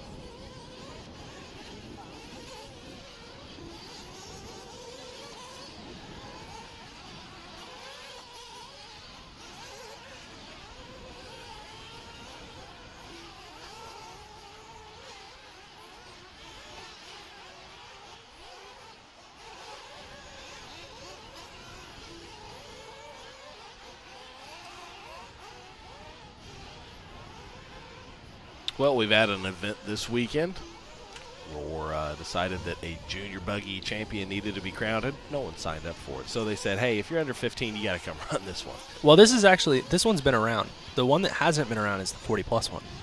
This was the inaugural 40-plus. This junior event has been happening for the last couple of years, but they changed it this year, and they said that the kids had to sign up for the class instead of just signing up for the normal race, which is why none of the kids signed up. They would rather run the regular buggy class. And then Roar said, oh, well, that's weird. Nobody signed up. And then they just said, oh, okay. Anybody under 15 who wants to run, just like we would normally do, you can run. So typically there would be more, but they just kind of did it weird this year. But Camden Lime, a previous junior champion. CJ Jellin, junior champion. Brandon Rose, maybe? I don't think so. Who else? I don't remember who else was there. But I know those two for sure. Where were we last year? I don't remember who won that one either. Pennsylvania, right? LCRCC or whatever. LCRCR. Yeah. Let me go back. I can check that one.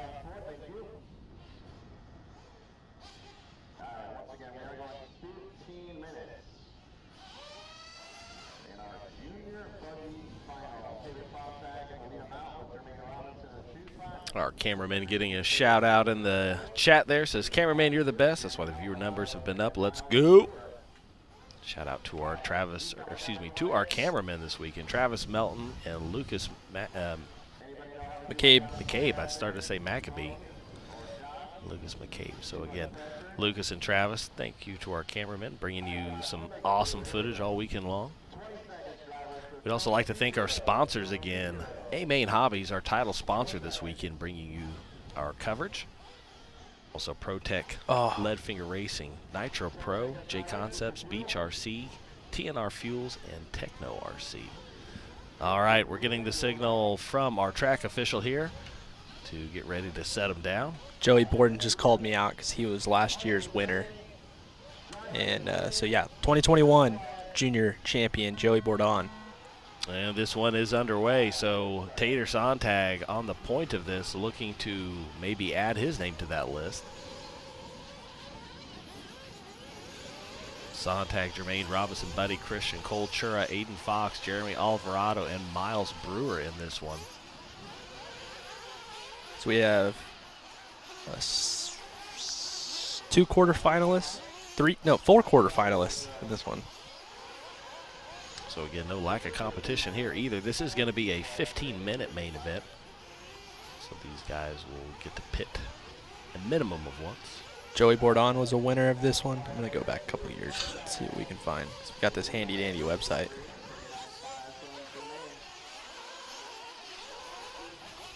Taking a look at our TNR option lane camera there. Tater Sontag leading this one. Jermaine Robinson, Buddy Christian, and Cole Chura.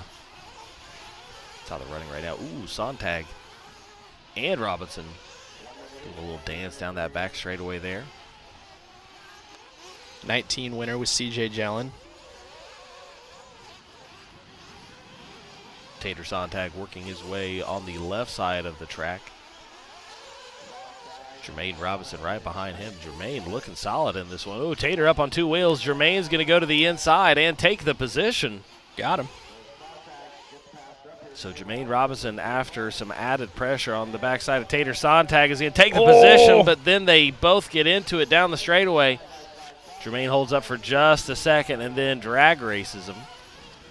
This is the battle everybody from the 90s was waiting for. TLR versus Associated. Pick your side. Hate the other for no reason.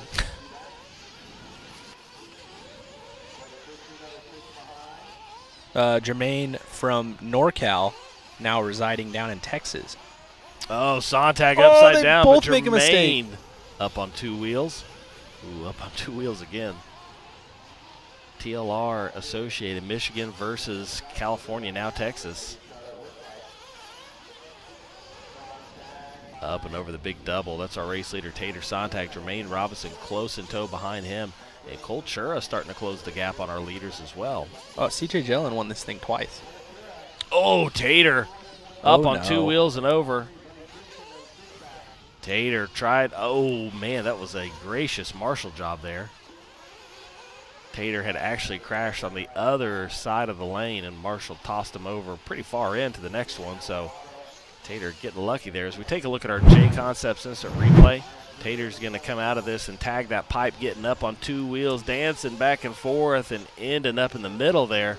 Again, our marshal puts him down on the track over there, so he gained quite a bit of time. Jermaine Robinson, our race leader, he's working his way. Oh, my goodness. Looking out for marshals and drivers and people upside down and everywhere in between. All of the traffic. Just like that, Tater Sontag right there in the mix again. Oh, Tater looking to the inside. Tater on the outside now. They both go big over the big double. Tater trying not to run into, oh, man, Jermaine Robinson gets outside just a little bit. That's going to let Tater go back to the number 1. Jermaine going to fall to the 2. Over the double single there. Tater Sontag, Michigan native, over the back double, heading down the back straightaway. Texas resident, Jermaine Robinson. Oh, Jermaine's making going a to roll mistake. it. Yeah. So Chura's up to the 3, Buddy Christian to the 4. Tater Sontag comes by with hot lap of the race, 30.3. Oh, Tater getting turned around just a little bit, but he'll keep his progression going forward. Tater, Jermaine, Chura, that's our top 3. There's 10:45 to go in this one. Yep, Jermaine was the intermediate winner at Nitro Challenge a couple years ago. 2 or 3. Tater Sontag working his way over the big single, big double. Race leader Tater Sontag, he's got a sizable lead over Jermaine Robinson. Now it's up to 6.5 seconds after being mere inches apart.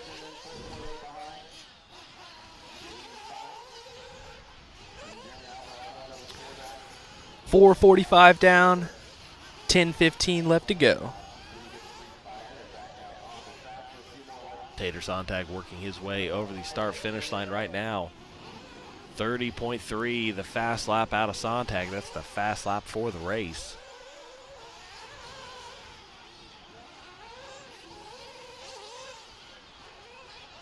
Sontag working his way over the dragon back section.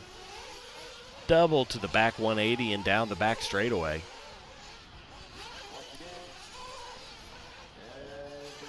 Tater Sontag, TLR team driver, working his way back to the driver's stand. Over the big double there.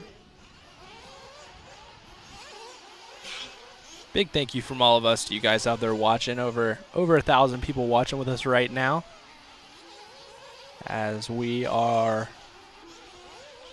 getting through this junior buggy exhibition final and getting on to our Nitro Buggy main final here at the 2022 1/8 scale Roar Nationals. Thanks to our sponsors, A-Main, ProTech, Leadfinger, Nitro Pro, J Concepts, Beach RC, TNR Fuels, and Techno RC. Without those brands, we wouldn't be able to do what we do. And you guys wouldn't be able to watch it on Facebook, YouTube, or our own website. Tater Sontag working his way down that back straightaway once again. He's got 8:35 to go to try to lock this one up. He's got a 10-second lead over second place Jermaine Robinson. Jermaine has a 4-second advantage over third place Cole Chura.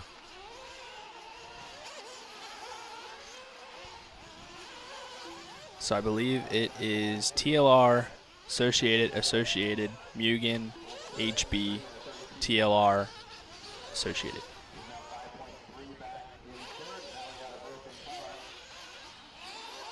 Tater working his way to the 180 double.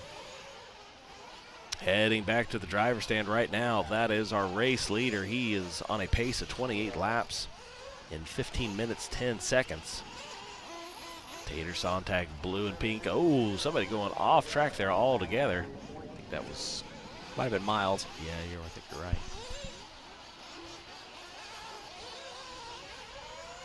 Tater Sontag, little 180 there, working his way down that back straightaway for the pink, blue, and white TLR ride. Should be pit stop time. And just like that, it is. Tater Sontag in. Father Mike pulling the fast pit stops for Dakota Fenn so far this weekend. Pulling a fast one on son Tater as well. Somebody asking if Tater's 16. No idea. not going to ask for his ID. I don't think he has one.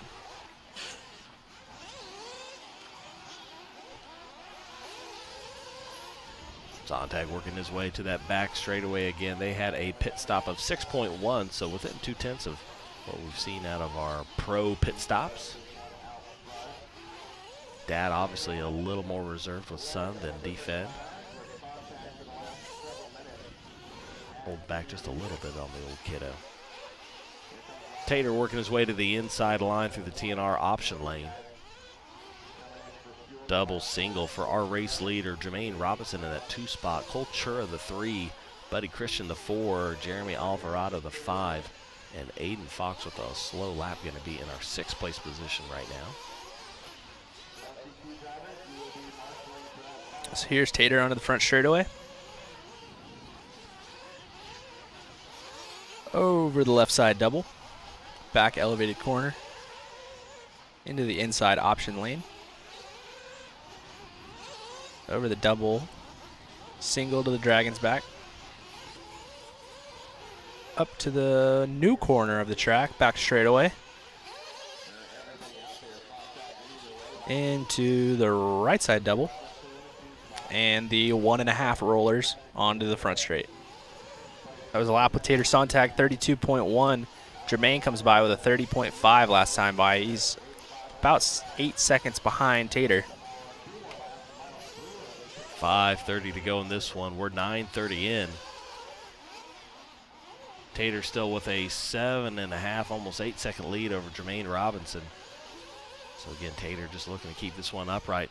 Tell you what, I'm pretty sure Tater would like to have taken this run and replaced it in one of his previous main events. It's been as I say it, he gets upside down. It'd been a pretty clean run out of Tater.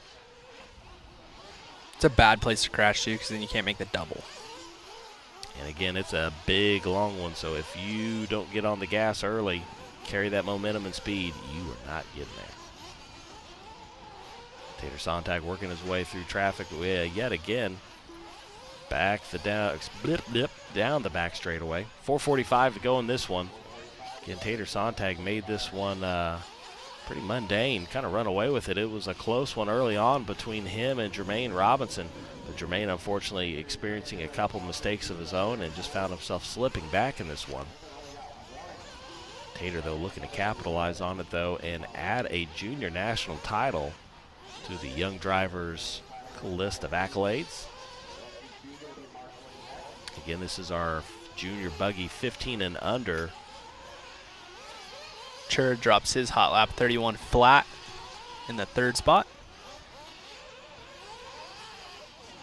Top 4 drivers still on the lead lap.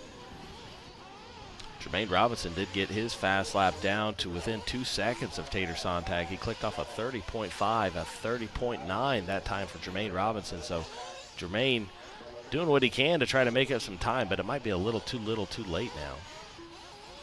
A little too late? I think I did. I was like, I like that. That was good. Did that come out twice? Solid. I had to check with myself. Get a 2-for-1 here. Tater Sontag over the big single, big double for our race leader. He's got a 7.5 second lead on number 2 of Jermaine Robinson. Jermaine across the line right now. Cole Chura, the 3. Cole cracking out a 31.0 for a fast lap. 31.8 that last lap for Cole Chura. A 3:10 to go in this one. Again, Tater Sontag, who we're following along with. This is our race leader and what would be our new junior national champion. And, you know, again, we didn't talk about this junior class because, again, it really kind of wasn't on the docket, and then it was, and then they decided to have it. It's been there for a while, but they just didn't have guys sign up due to the rule of you can only run one 8-scale buggy class. So they put these guys in it. We didn't talk about it, but we were also talking about a potential one-company sweep of the wins, basically. And right now, Tater Sontag would help ensure that. Because he would. Dakota Finn took Truggy earlier on in the day. Barry Baker took 40-plus Masters buggy. And now if TLR driver Tater Sontag can get the junior class, that would be 3 out of 4 so far. And Dakota Finn still with the opportunity to claim that last and final main event. The much-anticipated A final here. 2:10 to go in this one.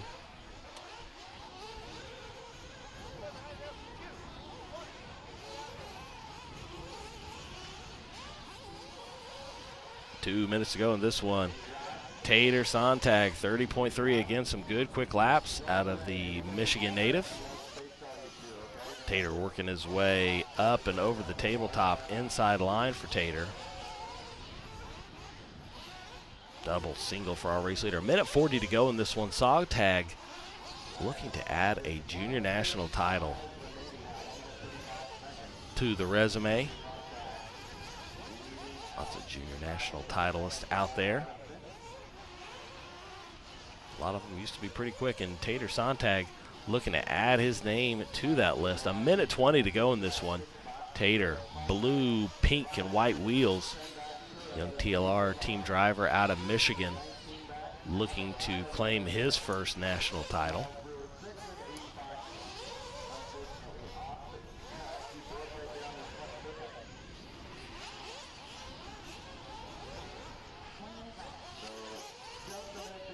Tater, 55 seconds to go in this one. Looking to collect national title number 3 for TLR this weekend. Dakota Finn will look to try to make it 4 out of 4 after this event, as long as Tater can hold on to it. 40 seconds to go in this one. Fast lap still coming out of our race leader, Tater Sontag, 30.3. Jermaine Robinson has a 30.5, Chura a 31 flat, Buddy Christian a 31.8. Then it gets a little slower as we get down to Jeremy Alvarado with a 34.1, Miles Brewer a 39.5, and Aiden Fox also was able to crank out a 34 flat. Aiden unfortunately off track right now.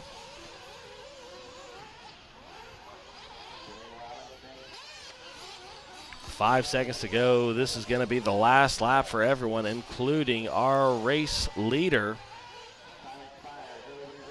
Coming down, look at the team, giving them the go-ahead. Everybody cheering them on. Father, there's Barry Baker cheering them on. Knows that they just made it 3 for 3. Tater Sontag going to take the 15 and under junior buggy national title. Jermaine Robinson's going to finish in the 2 spot. And Cole Chura is going to end in 3rd.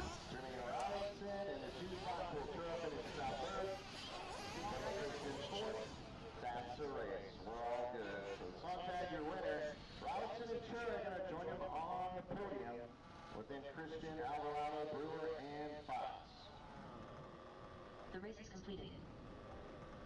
All right, so I'll let Brewer make the decision on if we're putting water down or not. All right, we're going to head down to the pits here with Tyler Hooks and Tater Hooks. Tyler?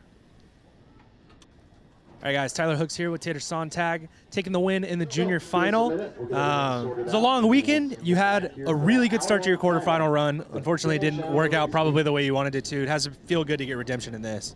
Yeah, the quarterfinal started out really good. You know, had a couple bad laps, dumb mistakes on my own part. Fell back a ways, tried making up the time, just didn't happen. Yeah, this race went well. Me and Jermaine were going at it at the start. He actually got the lead from me early on. He made a couple mistakes. I was able to get a gap going and just manage that from there. Well, congratulations. And I hope you guys don't have to marshal this, and I hope you have something else you would rather be doing. But it's a little cold up here, so we're going to throw it back to the booth. Congratulations to Tater on his win. Thank you, Tyler. And again, congratulations to our new junior buggy national champion, Tater Sontag.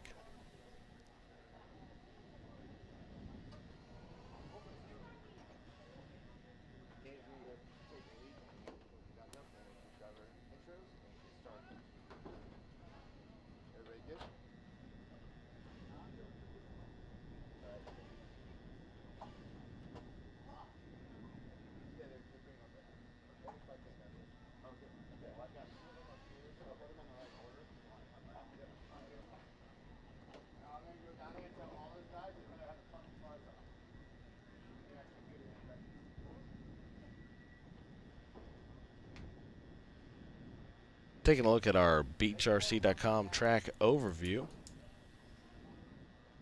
Again, this is going to be our main event coming up here shortly. So we see Jason Rona walking the track there. wants to get a feel for the track temperature, track moisture. Knowing his guy has a chance here, multiple guys of his, chance to win another national title.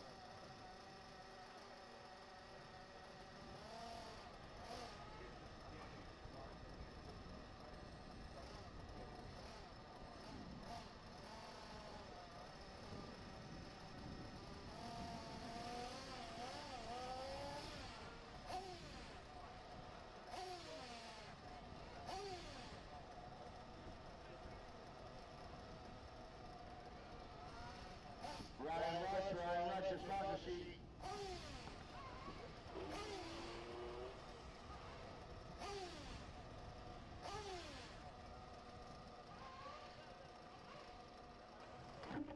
Ryan Pavitas needs your sponsor sheet here to tech, or excuse me, to the announcement booth.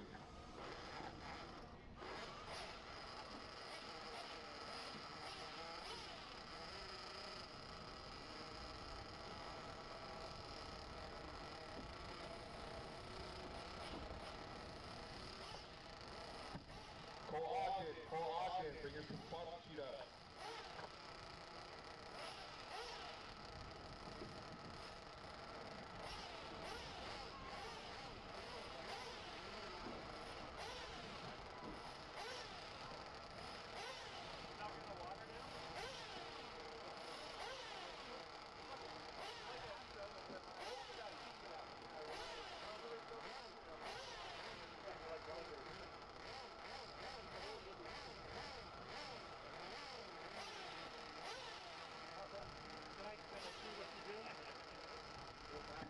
Ryan Pavitas, Cole Ogden, need your sponsor sheet, please. Ryan Pavitas, Cole Ogden.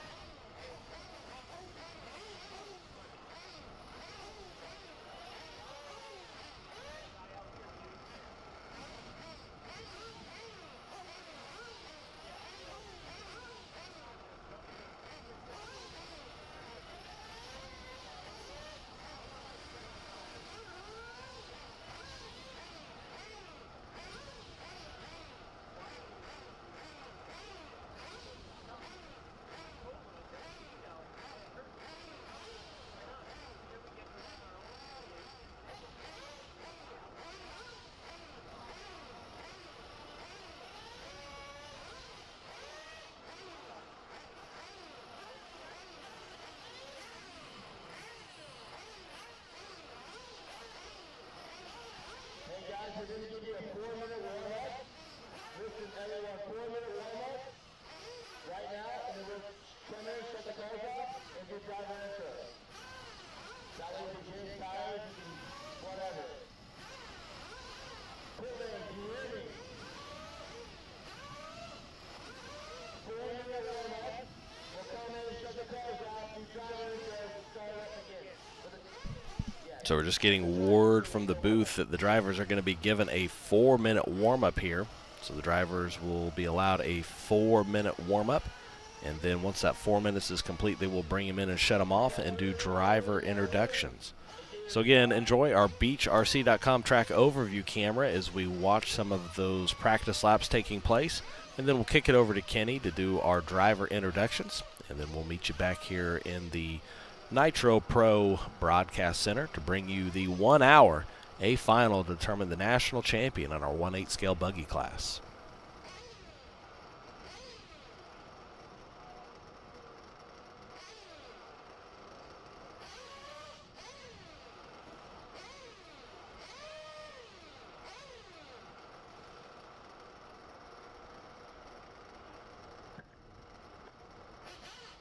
Let's come up here, drivers. Let's get up here. We'll do a 4-minute warm-up.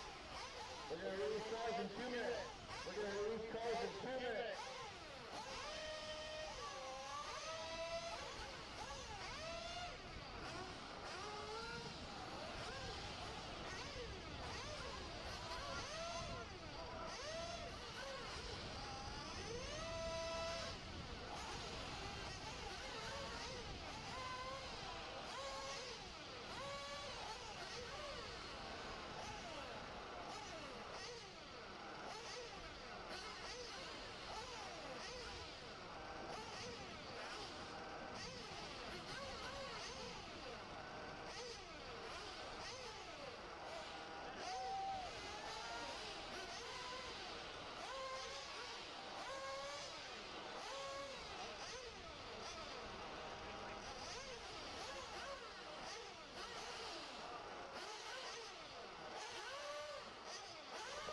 Cars in 45 seconds, releasing cars in 45 seconds.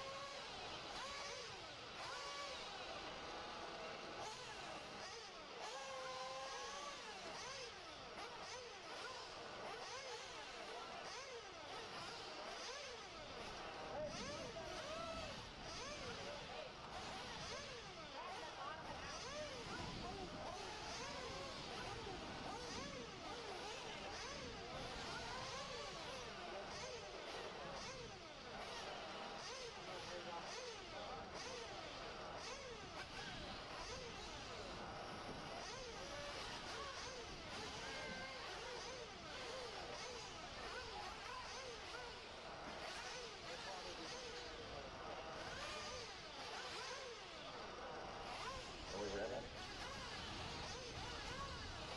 All right, go roll around if you guys want some more luck.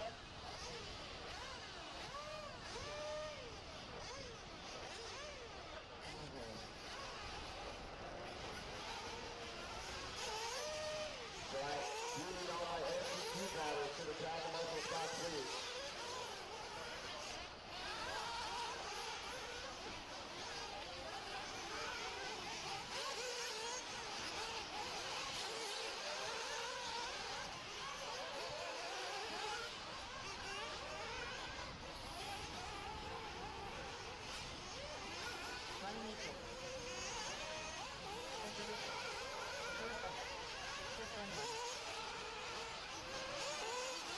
Then I'm also 16. Cavalieri to Ogden, Ethan Mayfield. Tyler Jones, Aiden Horn, Anthony Westergaard, Marquisa.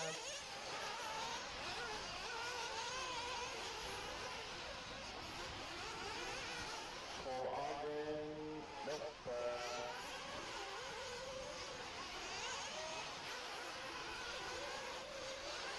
Adam Brooks, Spencer Heckert, Ryan Cavalieri, Cavalieri. Those could be my marshal. Do the marshal at 7 on the back, 8. So 7 out of back straight, 8. All the way on the back side, we're 3 at 9. 9, 10. I need to be a 4 at 6.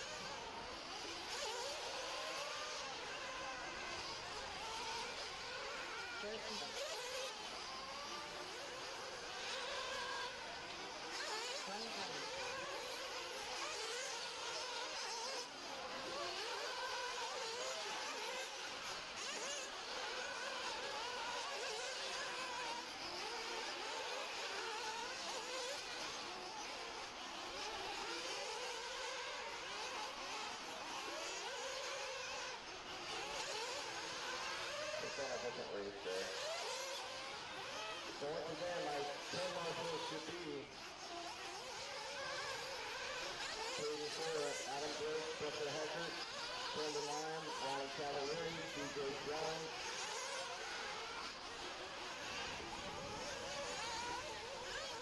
And then Tanner Denny, Jared Williams, Ethan Malkinus, Tyler Jones, Aiden Horn, Westergaard, and Tebow. I need a motion on 7. Then the motion on 7 on the back straightaway. Needs to be on 9 on the left side.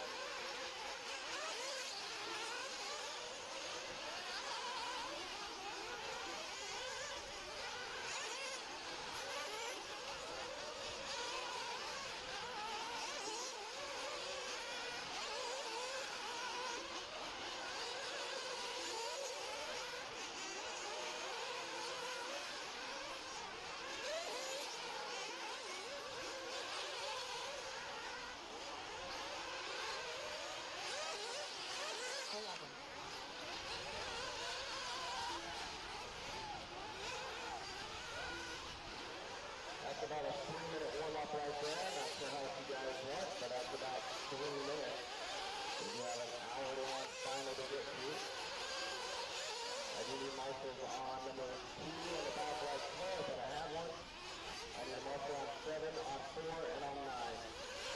So now it looks like it's 4, 7, and 9 and 10.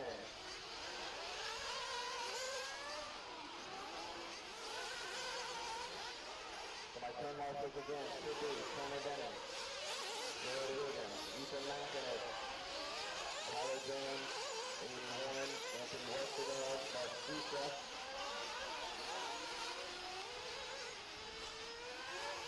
And then Ryan Mayfield, Ty Tessman, Nathan Fuller, Seth Van Daren, Paul Ogden, Ryan Pavitas. Actually, then there's going to be Kate Fuller, Adam Drake, Spencer Heckert, Campbell Lyon, Ryan Cavalieri, and CJ Jello.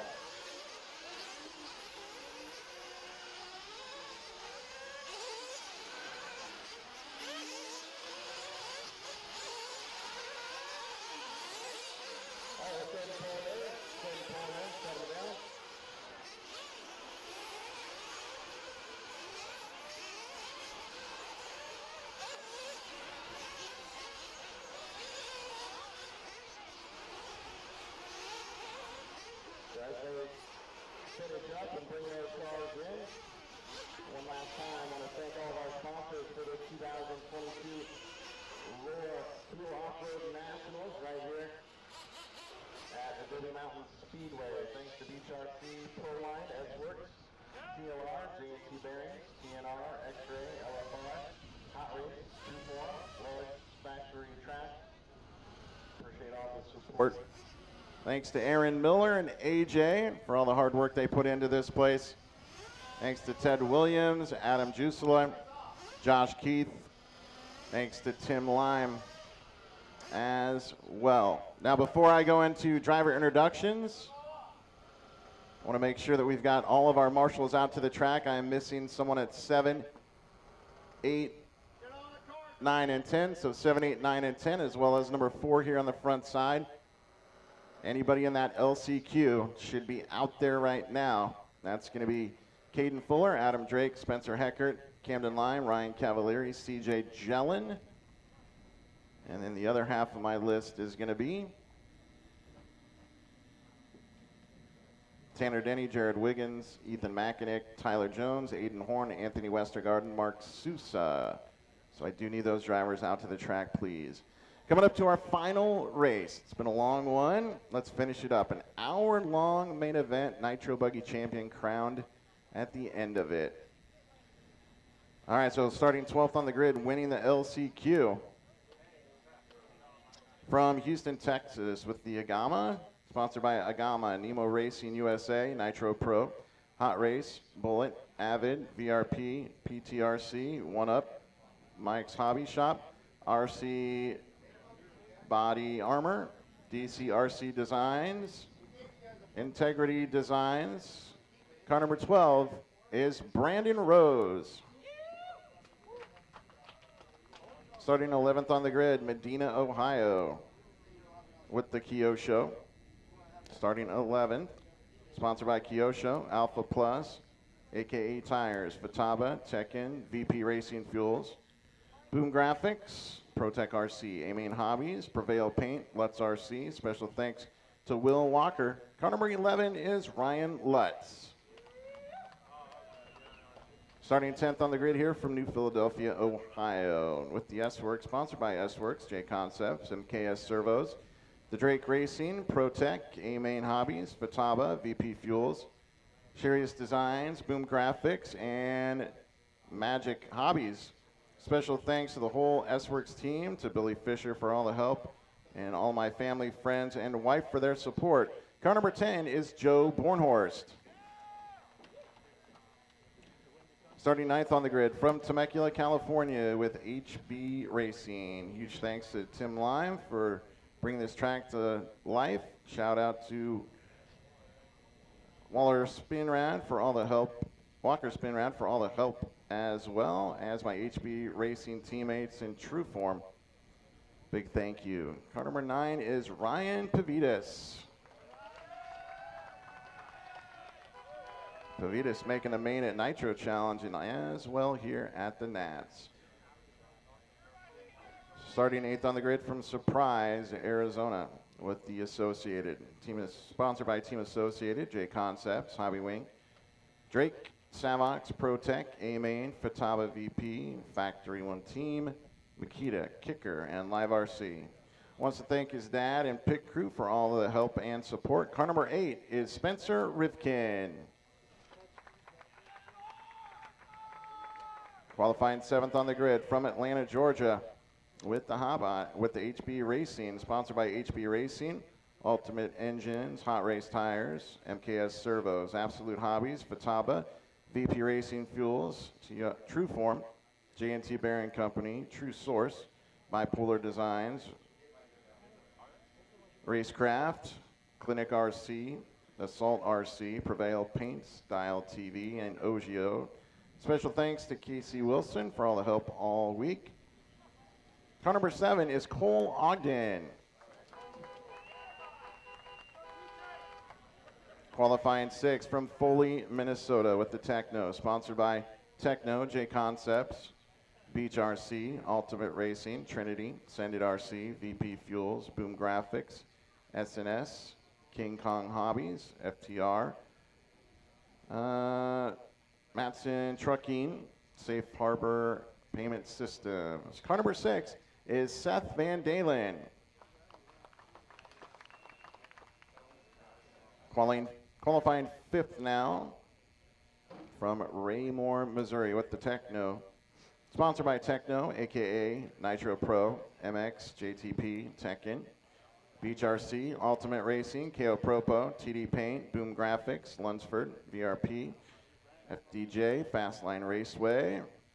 Thanks to Graham Hill, my family, and the good Lord Jesus Christ. Car number 5 is Jared Tebow. Starting 4th on the grid now from Urbandale, Iowa with HB, sponsored by HB Racing, J Concepts, Reds Racing, Nitro Pro, Absolute Hobbies, Trinity, Stick at One Racing. Thanks to Brendan Bartlett, Steve Harris, Justin Hoagland, Walker Spinrad, my mom and dad for all their help and support this weekend. Car number 4 is Mason Fuller. Starting 3rd on the grid now from Cypress County, Canada with the X-Ray XB8. Sponsored by X-Ray, RC America, Hobby Wing, FX Engines, Hot Race Tires, MKS, A-Main Hobbies, ProTech, VP Fuels, Huddy, Lunsford, Avon, Stick at One, Easy Customs, 110% Racing. Wants to thank all the sponsors for the awesome support. Thanks to my family for all their support and help through the years. Most importantly, I want to thank my Lord and Savior Jesus Christ. Without him, I wouldn't be where I am today. Car number 3 is Ty Tessman. All right, starting 2nd on the grid from Chandler, Arizona with the Mugen MBX8R. Sponsored by Mugen, J Concepts, Yokomo, ProTech RC, Hobby Wing, A-Main Hobbies, Flashpoint, Hobby Action, Stick at One, and RM2, Ryan Mayfield Momentum. Car number 2, and he's your reigning national champion in buggy, Ryan Mayfield. All right, your pole sitter from Angola, Indiana with the TLR, sponsored by TLR, J Concepts, Ultimate Racing, Nitrolux, Trinity, Spectrum, Horizon Hobby, Pro Performance, RC Beach. Let me see. Pro Performance RC, Beach RC, Stick at One Racing, Lunsford, RevTech, Bradley Fine Line Designs. Special thanks to Barry Baker, Mike Sontag, his amazing wife, and then Ryan Dunford. Also, thank you to my parents and everyone watching at home. Your pole sitter in both truck and buggy, your champion in truck already today. Car number 1 is Dakota Fend.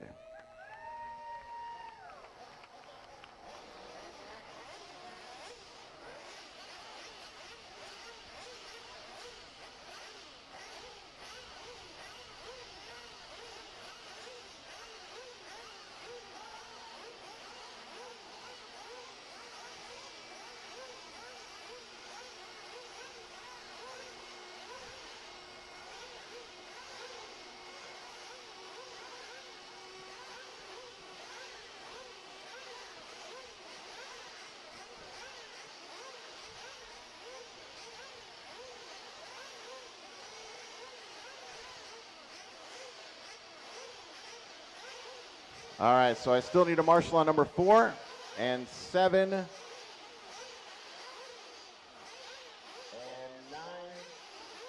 So 4, 7, and 9. As soon as I've got those, I can roll out with race number 23. All right, so we again are going to step in now to our ProTech RC pit lane camera. Oh, we got somebody's hand down there. Give him some good once over. Again, this is our A final for our Nitro buggy. This one's for all the marbles. Everybody's worked all week to get to this point. Dakota Finn has stamped his name so far this weekend as his. He's got one more race to try to make the complete sweep, earning the TQ in Truggy and Buggy, taking the Truggy A-Main win earlier in the day. Can Dakota complete the sweep and do it again here in Buggy? There's going to be a stacked field behind him trying to make sure that doesn't happen. Ryan Mayfield, Jared Tebow, Joe Bornhorst, Ryan Pavitas in there. All kinds of fast guys.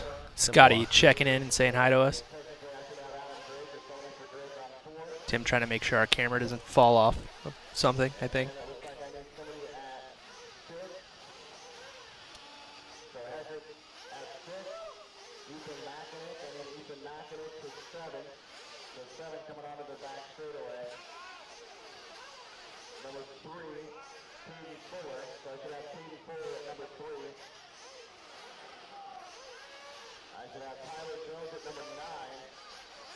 So again, taking a look at the ProTech RC pit lane cam. Waiting for timing and scoring to get everything switched around here. And we'll be ready to go. Drivers and mechanics patiently waiting, but you know that anxiety's flowing. Scotty checking in, saying hi to us. What up, Scotty? And yes, again, congratulations to Scotty Ernst and family. Added another one to the family this weekend. ProTech RC pit lane cam showing you Billy Fisher holding Joe Bornhorst right there. Listening very intently. Listening. Making sure that engine sounds like a winner. He gives a sniff of approval. This thing doesn't sound like the Red Cats at work. Where's Chris at? Patiently waiting here. Everybody's as eager as we are to get this one underway. Undoubtedly going to be a close and fun race to watch here, and a full hour to determine our national champion.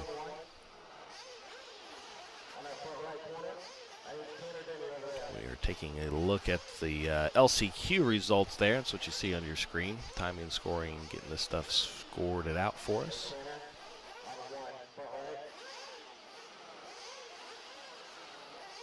Let's release them. I'm going to lose it. I cannot.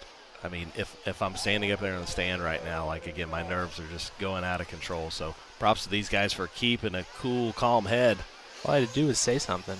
There they go. I hold the power. We need Tyler around for all of our decision-making. TNR option lane there, showing you, again, the preferred line seems to be the inside line there through that option line. Looking sweet at night, too. All of our cameras looking really good. Again, this is only the second time that we'll see the lights here this week.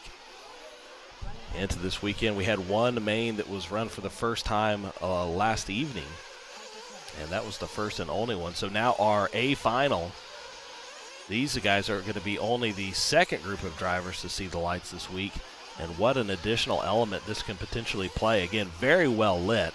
So it's not like there's a big cast of shadows, but let's be honest, you're racing in the evening under lights. It's something these guys haven't done all week. How big of a factor will that play? Ooh, did Mason Fuller flame out there in the middle? He did. Again, this is a little bit of a warm-up here, but you don't want to be having mechanical problems with a minute 50 to go before the biggest final of the entire week. All these dudes out there in shorts were not prepared for this at night, me included. I'm going to feel pretty good sitting in the booth here. Wore those long pants today. It's a good plan. I'm not one for cold, so if it's going to be like 60, 70 degrees, which out here is not very cold, or excuse me, not very warm, I knew my little legs were going to be freezing. Yeah, I didn't plan this very well.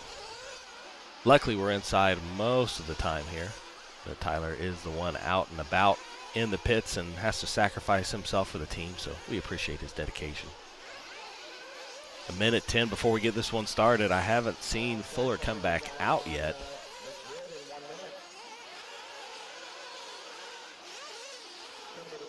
We'll have to take a look. I think that's Bornhorst right there. I think I saw Fuller out of frame going down the straightaway in a moment. So hopefully Mason Fuller able to get this one going here. Yeah, there's Fuller down the backside. So Fuller back out on track. Whew. That's a relief. Again, poor Mason Fuller had some bad luck in the Truggy main. Had found himself right there in the top 3 and was in contention for it. But then mechanical failure retired him early. So, man, that was a little bit of a deja vu there. Luckily, he's up and running. 25 seconds to go. Everybody's going to start heading over to the straightaway where we're going to grid them up. Spitzer Heckert's running somewhere.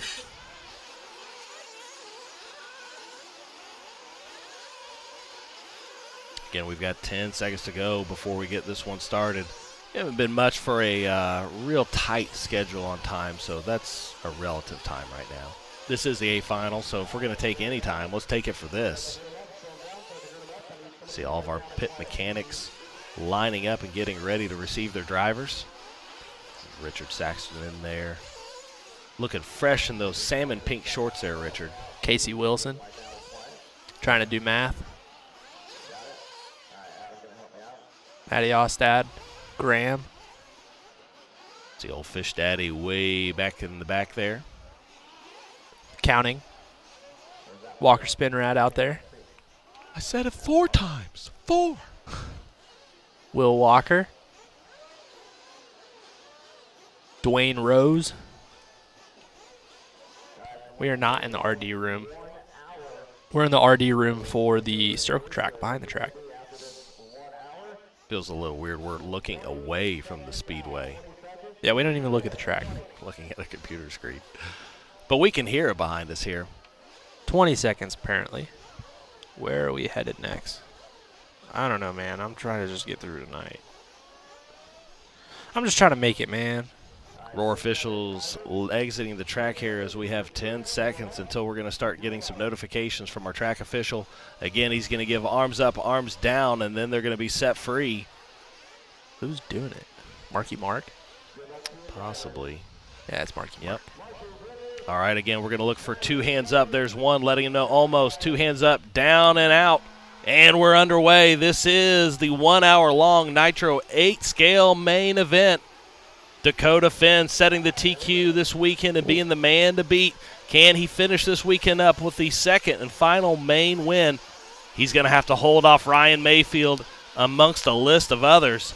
Go through that TNR option lane there. A freight train heading their way through the Dragon's back camera.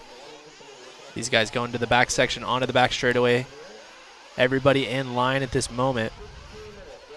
I tell you what, this track really has started to kind of fall away, and right now is going to be the most difficult these drivers have seen this facility. Dakota Finn out front still. Mayfield behind, and it looks like trouble for Tessman. He just took a right and stopped. So Tebow's going to go up to the 3 spot after an issue out of Tessman. Mayfield knows that he has to keep Dakota Finn in his sights. He absolutely ran away with the Truggy main with an over 14-second victory at the end. Mayfield was able to get there in that 2 spot, and he knows that pace that Dakota's going to run, staying close here early. Curious to see if Tessman ends up going somewhere, if he's just off.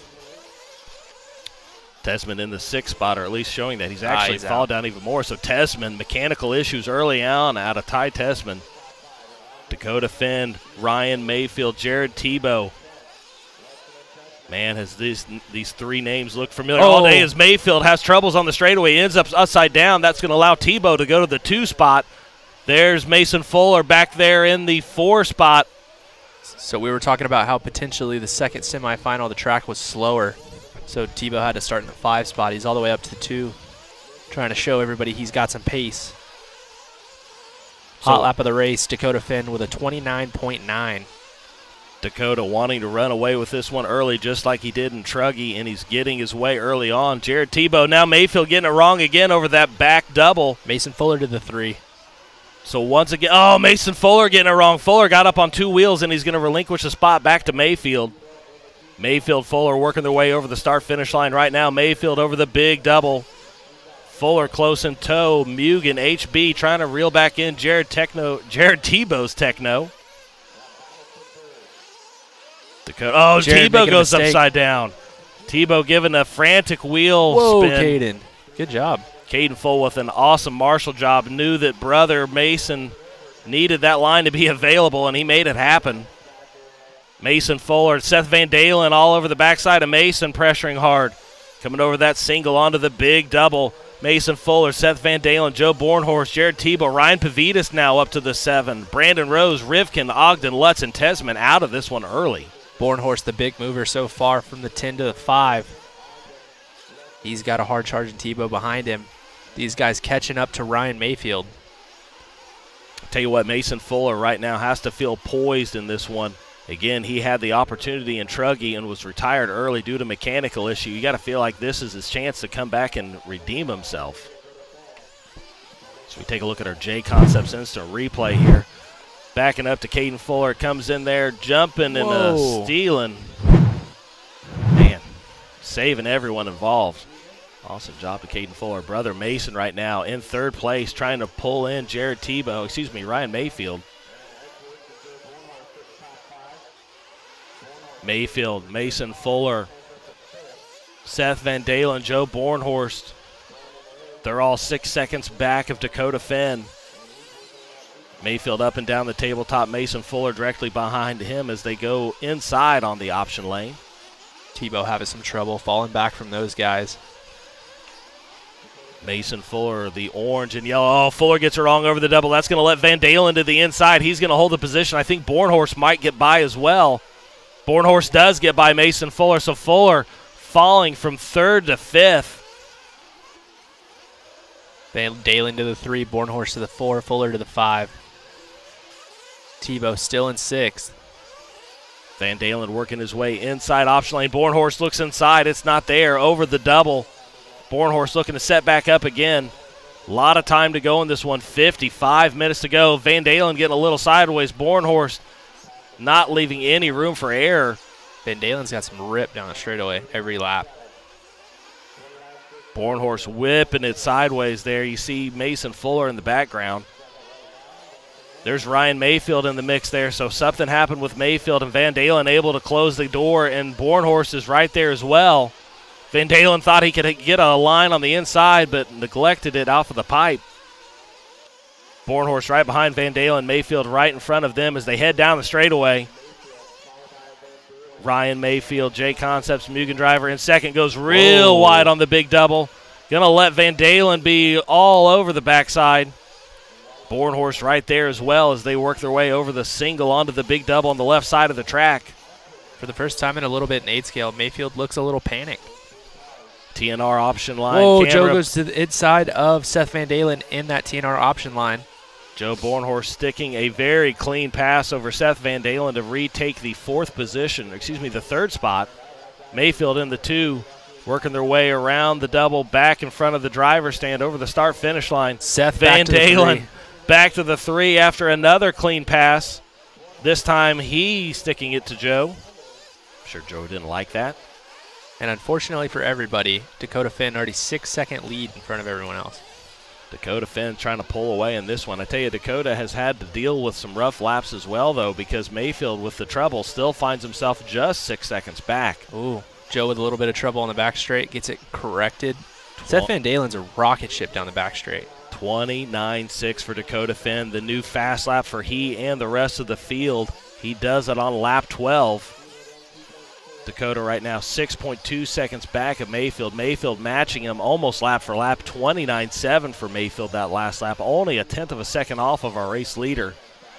Mayfield down that back straightaway right now. Then there's Seth Van Dalen, Joe Bornhorst battling it out for that 3rd and final podium position. So Mayfield kind of skirting away from these guys. Van Dalen, Bornhorst, Tebow top 5, Rivkin 6, Pavidis, Lutz, Fuller, Rose top 10, and then Ogden 11th. Bornhorst jumping almost the top of Seth Van Dalen. 52 minutes to go in this one. Both drivers working their way over the double single. Joe bouncing through there. I tell you what, that double in the back. Oh, Joe gets on the pipe for just a second. Is able to get himself free, but it's going to cost him just a little bit of time. Going to give Seth a little bit of breathing room here. Seth over the big double. Orange, blue, and white Techno team driver. See Joe Bornhorst in the S-Works behind him as they both work through that inside option lane. Tebow trying to catch back up to these guys. Not a great start for Jared. Rivkin from the 8 to the 5. Bornhorst again from the 10 all the way up to that 4 spot. Tebow, who started 5th, is in the 6th position right now. Then Ryan Pavidis, Mason Fuller. So again, Mason Fuller getting it wrong there early on and finding himself at the back of the pack now. Ryan Mayfield into the pits as we speak. So these guys all going a little over 7:30. If you can go 8:30, you can cut another stop. So it looks like Tebow is going to try to cut another one. Dakota Finn also trying to cut another one. I tell you what, we've got quite the battle going on from Tebow down to Brandon Rose, basically. Everybody separated by less than, really about 10 seconds separating 6 different drivers. So Tebow into the pits. Van Dalen over that big double. There's Bornhorst working their way on the left side of the track up and down the tabletop. Dakota should be coming in this time by as well, unless he's going even further. Van Dalen makes a mistake. It's going to move Joe to the 3, Dakota into the pits now. So Bornhorst back to the 3rd spot. There's Dakota in and out. Sontag hits him with a 6.1 pit stop. That's solid. Dakota going big over that back tabletop. Maybe going a little lean there.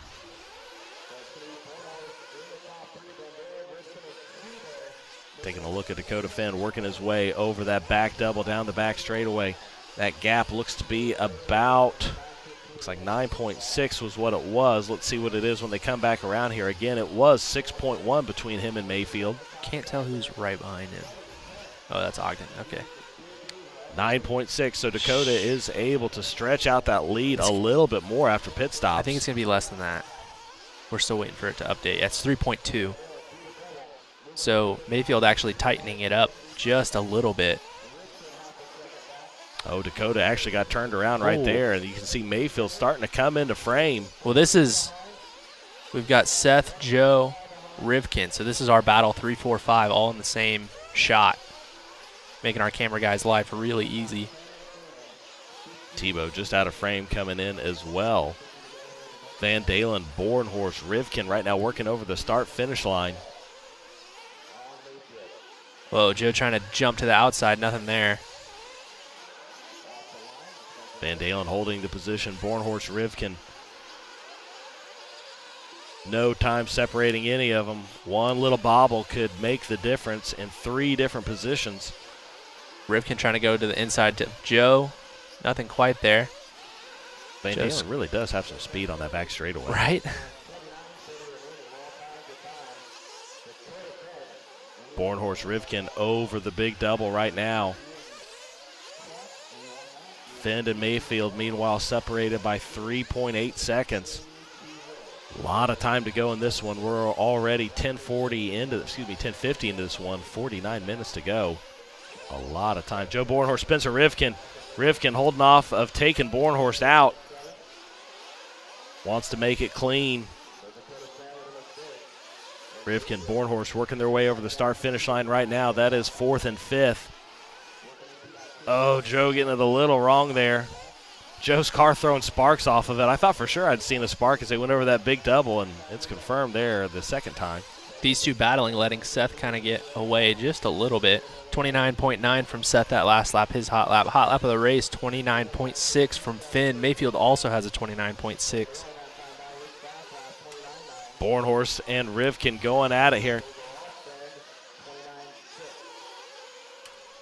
48 seconds to go, and I tell you what, While we're following this, it looks like the battle is heating up between 1 and 2. Dakota and Mayfield separated by less than a second now. We're going to try to find that here in a second. Meanwhile, we've got Seth Van Dalen, Joe Bornhorst, and Spencer Rivkin going at it. Here's the battle for the lead right now. Dakota Finn and Ryan Mayfield. Dakota off the straightaway. Mayfield off the straightaway. Mayfield has been the man to beat in the 8-scale class in the last several, years almost? Right now feeling like the number 2, but he's reeled in Dakota Finn, and Dakota Finn is going to know that the pressure's right there.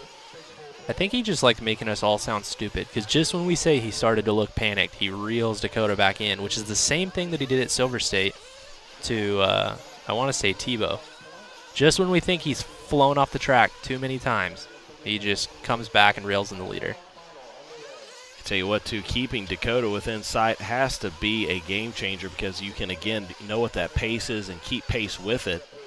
Oh, Mayfield getting out of sorts onto the straightaway. He's going to let a little bit of a gap develop between him and Dakota, but again, he's been able to make up an over 6-second gap before. So just a few seconds isn't any breathing room for Dakota Finn, and he knows it. And he knows that Mayfield is the dude that can challenge him for that win. Dakota working through a little bit of traffic is going to get around Ryan Lutz right there down the back straightaway. Dakota Finn, blue and orange, yellow wheels.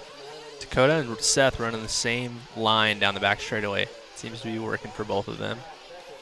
Hugging that pipe really tight and just kind of going sideways through that almost moon mogul that's at the bottom of it. Mayfield with 2 tough laps in a row. So he's going to be 3.5 seconds behind Dakota now. Man, Dakota looking quick right there in the off-camber section, really pivoting around that and getting going again. About as good as you can do it. You see Dakota really hugging that inside line through that moon hole there. Double back towards the driver's stand. That's our race leader, Dakota Finn. Seth Van Dalen up to the 3 spot and holding it tight. He's got a 4-second lead over Spencer Rivkin. Yeah, Spencer and Joe have been battling it out, and that let Seth get away from him. Dakota would like everybody behind him to battle it out and forget about him. But Ryan Mayfield has kept it interesting. 14:20 into this one, 45 minutes to go. You see Dakota there and Mayfield just out of frame. Rivkin down in the 4th spot throws his hot lap of 29.7. 2.8 seconds the gap between Dakota Finn and Ryan Mayfield. Finn was able to add 0.4 to that gap.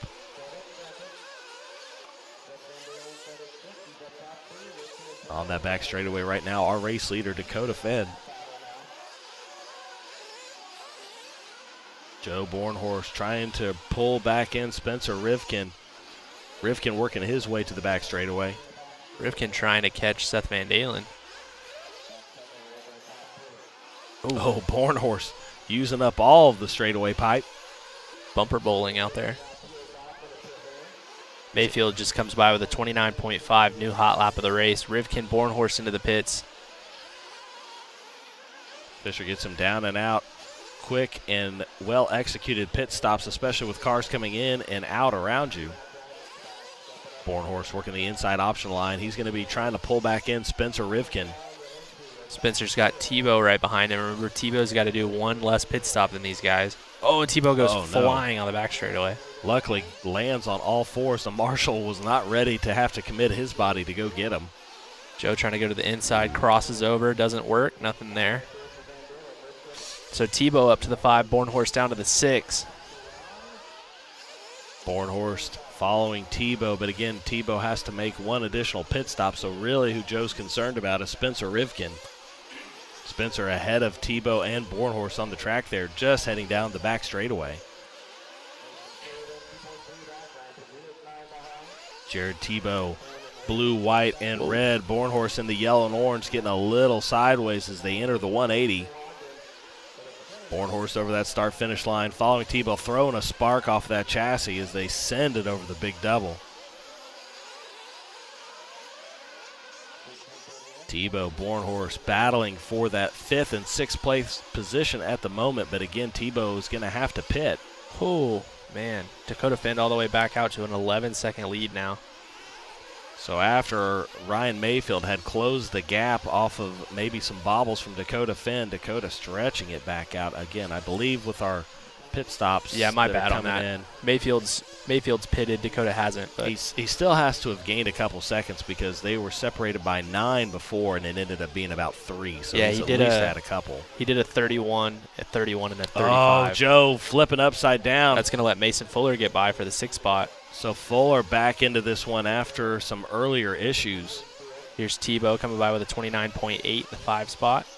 He's one of those guys going. There's Tebow into the pits. 17 minutes. That's what this is. Oh, Dakota crashes going into the pits. Wow, rolled back over. Talk about super anxiety. Who was that? I believe that's Ryan Pavitas. I believe you're right. So Dakota Finn, we'll see where they stack up when they come back around this next time by. Dakota just about had disaster strike. Crash coming into pit lane, and he gets stuck. He's going to have to spin around. I tell you what, that might be Mayfield right behind him now. I believe it is. So we don't need to wait to see what the gap is at all. There's Ryan Mayfield right there. So Dakota, 2 little bobbles.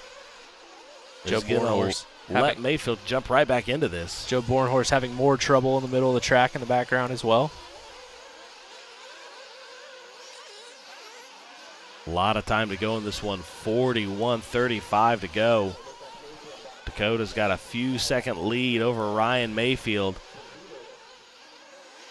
But now again, for a 3rd time, we've seen Ryan close the gap on Dakota, whether from a mistake from Dakota or some Bing laps out of Mayfield.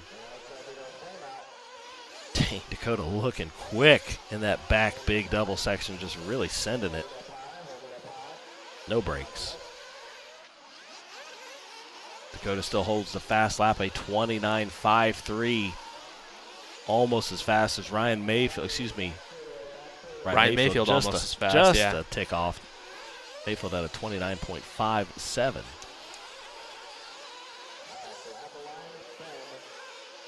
Once again, Mayfield closing the door there. I believe that was Cole Ogden that we saw off screen there just for a second, kind of got hung up on the pipe. Dakota working his way uphill and over. Ryan Pavitas, meanwhile, will let our leader go. So Dakota off the back straightaway, over the right side double, back onto the front straight. 29.6 from Dakota that time by. Mayfield with a bobble. He's going to be about 5 seconds back now. 6.3 the difference between Dakota and Mayfield. So Dakota once again can sigh just a little sigh of relief, but he's going to have to forget about it and pretend like he's right back there because Mayfield could close the gap at any time. He still has the pit stop advantage, which is nice. Again, as this track continues to take the wear and tear of 8-scale vehicles beating it up for 5 straight days, you also have to worry about what could potentially change, like the hole that we see kind of developing there as drivers downsiding that tabletop. So top 5 right now, Finn, Mayfield, Van Dalen, Rivkin, Fuller. Then it's Tebow, Bornhorst, Pavitas, Rose, Ogden, and Lutz. Testman off the track on lap 1. Take a look at Seth Van Dalen right here. Van Dalen in the 3rd spot.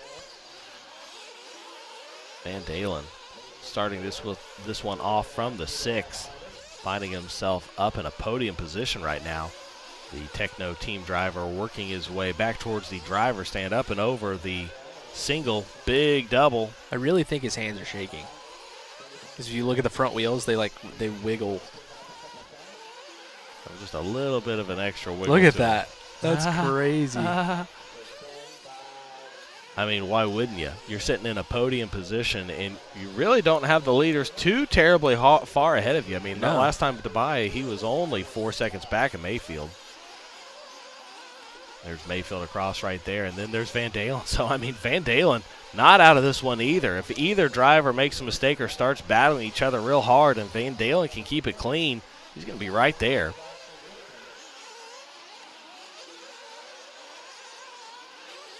Van Dalen working his way up the Dragon's back. Double in the back, roller, back straightaway. Ooh, dancing around and ends up back on all fours, but off the straightaway momentarily. Oh, and he's going to flip again. So that's going to move Rivkin to the 3. So he's really going to have the shakes now. Van Dalen being a victim of track circumstance. So he goes over that big double right now. And you're right, Spencer Rivkin to the 3. Rivkin, again, one of our drivers that came out of our semifinal. Started in the 8 position.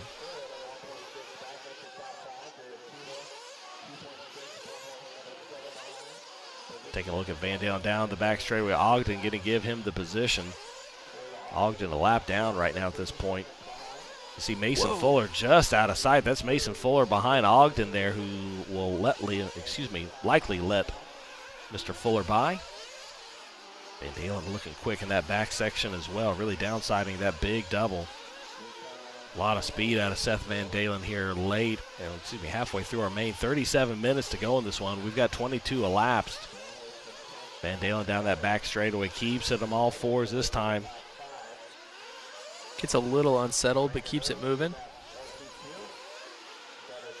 There's Ogden behind him still, so Fuller made a mistake or something. Yeah, he is going to drop back a little bit. Let's see. It looks like Tebow did get the position out of Mason Fuller. There's Mason across the line.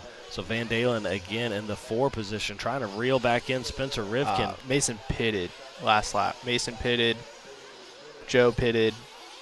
Spencer pitted. Ryan's in this lap. Mayfield in and out of pit lane. Truey with a quick splash and dash. 6 flat for the Mayfield camp. Seth into the pits. And out. 5-6 for the Van Dalen camp. So Matty on fire down there.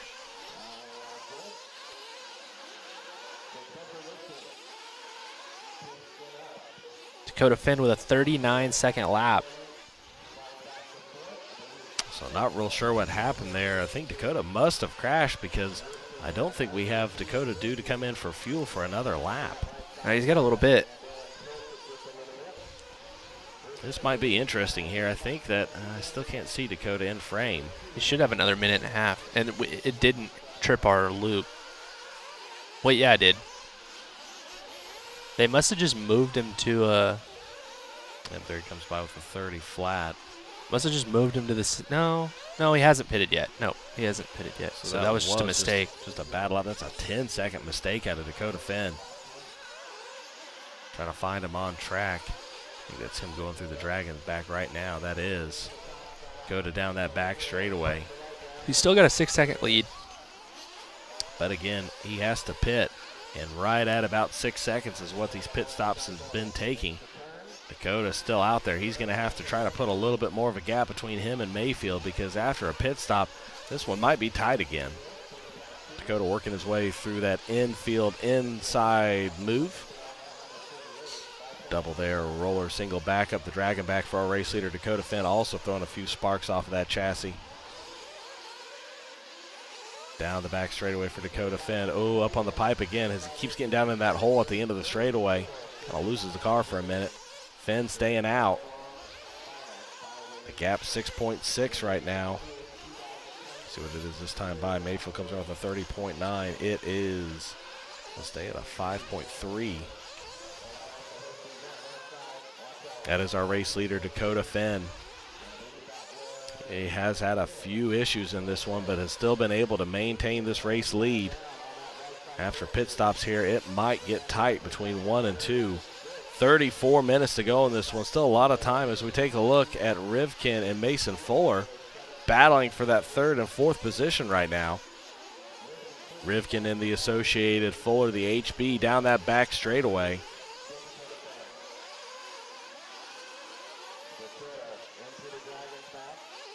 Spencer Rivkin over the single. Mason Fuller right behind him. Fuller looking for any kind of opening. Spencer just about gave it to him. Fuller on the brakes so he doesn't run him over. Fuller hoping for Rivkin to make a mistake, but maybe just to the outside of him.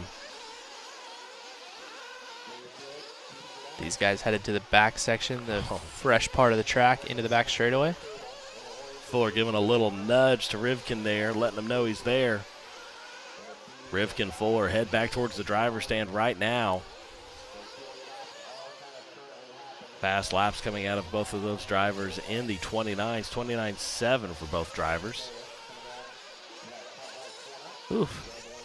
We got somebody in our chat room who doesn't like our camera coverage because we haven't followed Fender Mayfield enough. So I'm over it.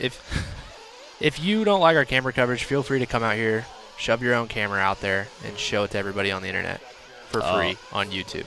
Fuller getting stuck in a little bit of a pothole right now.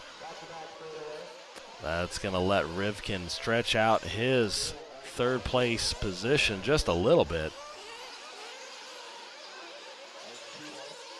Spencer Rivkin right now holding down the 3 spot. Mason Fuller behind him.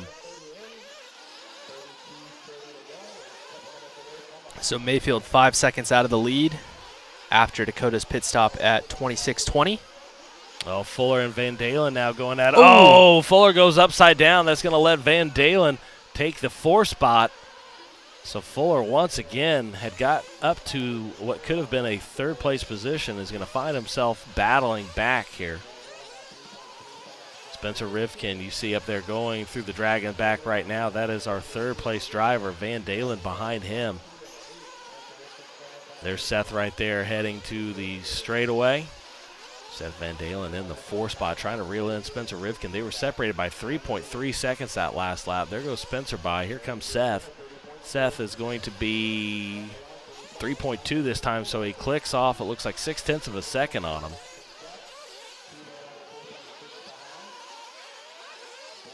So here's Van Dalen through the split lane. Double single. Through the Dragon's back. And to the fresh part of the track. Fuller starting to catch back up again. No. Oh, wow. Van Dalen going end over end.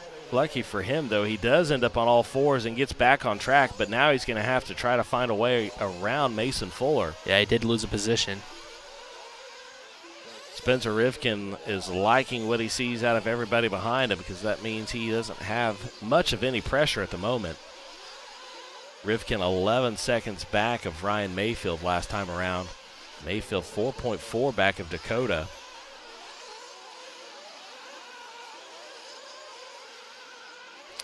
We are just about to the halfway point in this one.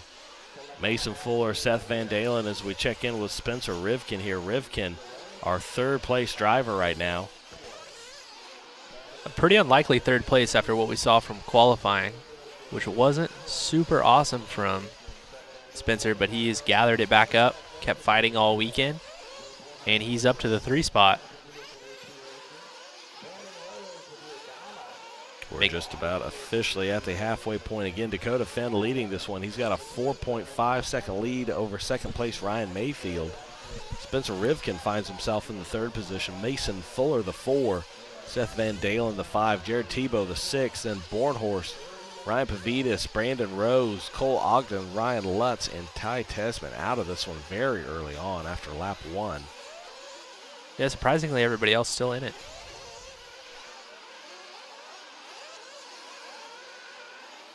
Some pretty close racing going on from top to bottom, even though our top 3 have kind of broken away from everybody. So Rivkin across the line. There's Mike Fuller with Mason in and out. Fuller actually was only 4 seconds back of Rivkin before the pit stop, so we'll see where everybody ends up afterwards. There's Ryan Mayfield around 33.5 for Mayfield, a pit lap for him at 6.1, so Mayfield camp with Truey in the gang being pretty consistent in those low 6s. Van Dalen, and as Ryan Pavidis behind him, Van Dalen into the pits. There's Rivkin in and out. And Dalen in as well. There goes Van Dalen. Fisher turning around and looking somebody on the stand probably wasn't happy. There's our leader, Dakota Finn, trying to find his way around Seth Van Dalen now. With a lot of traffic coming on that back straightaway there. Again, that is Dakota Finn looking to lap Van Dalen. And, oh, my goodness. Dakota Finn having to get through a couple drivers there that are also battling for position. I like seeing those sparks coming off the chassis there. That's pretty sweet. So Tebow now ahead of Seth and Mason with the different fuel strategies. Dakota trying to find his way around Jared. Again, it presents a tricky situation like this when you've got 4 guys battling it with everything they have, 4 position, and then you got the race leader coming around to try to lap you. It's hard to try to find a spot to give them room. Tebow let Dakota go. So now it's a 3-car battle for 4th. So again, Dakota with a sizable lead right now, but that is with 1 pit stop to go on his end. Right now the gap showing at about 11 seconds.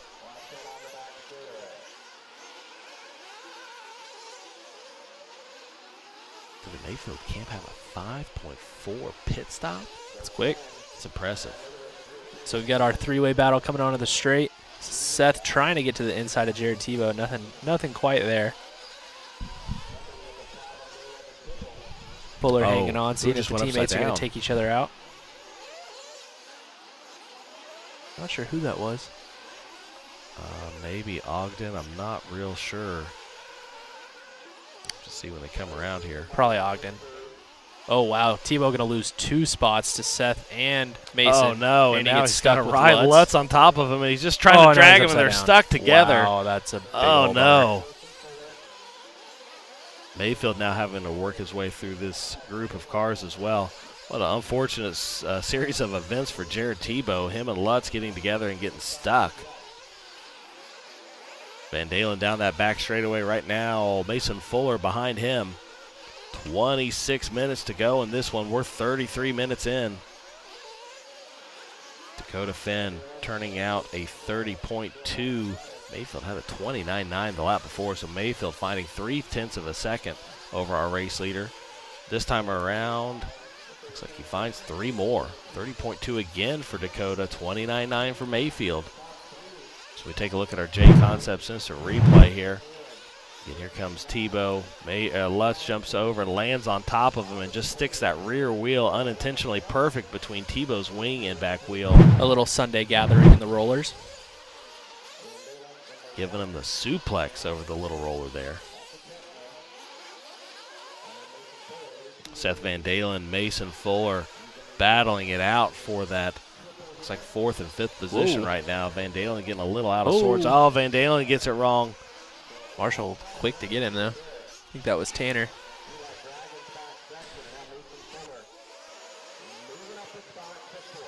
Dakota Finn had turned a 29.5, but backs it up with a 30.8. See what Mayfield can turn as he comes around this time by. Mayfield going to have a little bit slower of a lap here. 33-second lap for Mayfield. And that was not a pit lap. So Mayfield had a little bit of issue there. Taking a look at Ryan Mayfield right now, the Mugen J Concepts driver, working his way over the double single, up the dragon back into the back double onto the back straightaway. It's our number 2, Ryan Mayfield. Dakota into the pits now for his next stop.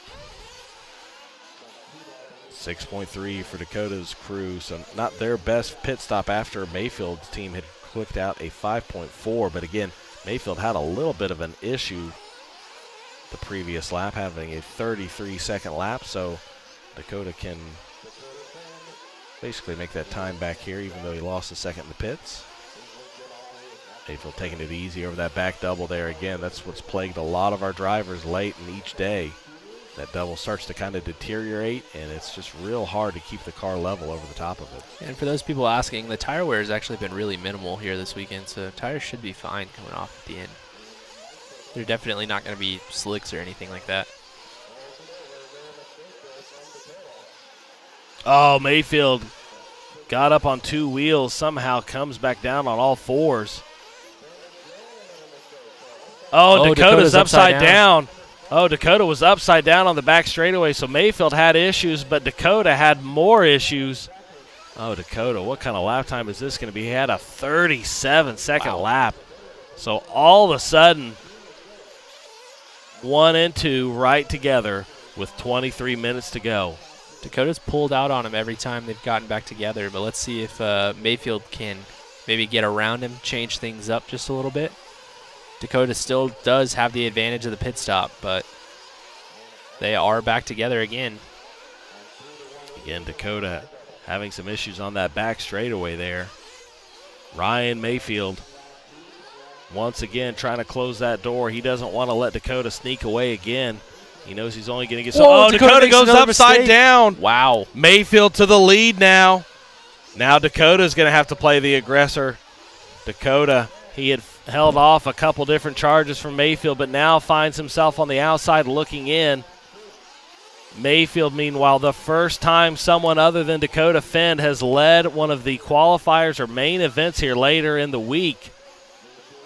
Mayfield leading this one now over the big double on the back left side. Mayfield taking that inside line. He knows he needs to go run away and hide now if he wants to steal this one away from Dakota. Yeah, Dakota's still with a pit stop in his pocket.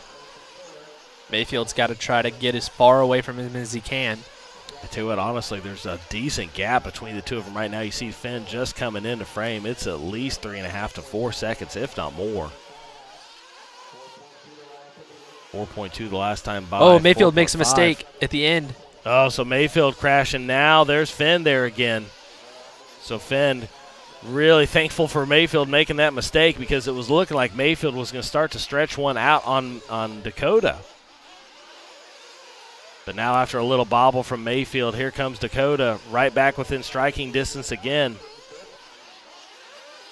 Again, this track really starting to just succumb to the elements, and as a driver, it's oh so fun to get to find out during a 1 hour main event where those new little holes and dips in the track have developed. Plays at all kinds of different level of difficulty for our top drivers in the nation. Again, we're going to set a new national champ here. Dakota into the pipe, but Lutz really helping him out, gave him a little bit of a bump. That could have been a lot worse. So Dakota, he's got Van Dalen and Lutz behind him. Mayfield just went into the pit, so Dakota's going to retake the lead for a little bit here. And Dakota really wants to kind of run away and hide on this one. They've both wanted to do it to each other, neither being able to solidify it. Oh, man, Dakota. Again, that little buck wild. That back double's becoming quite the problem. You see even getting onto the straightaway, everybody kind of waiting to see if their car enters stable or not, and then getting hard on the throttle. So Dakota across with a 30.6, Mayfield with 34.8 pit lap.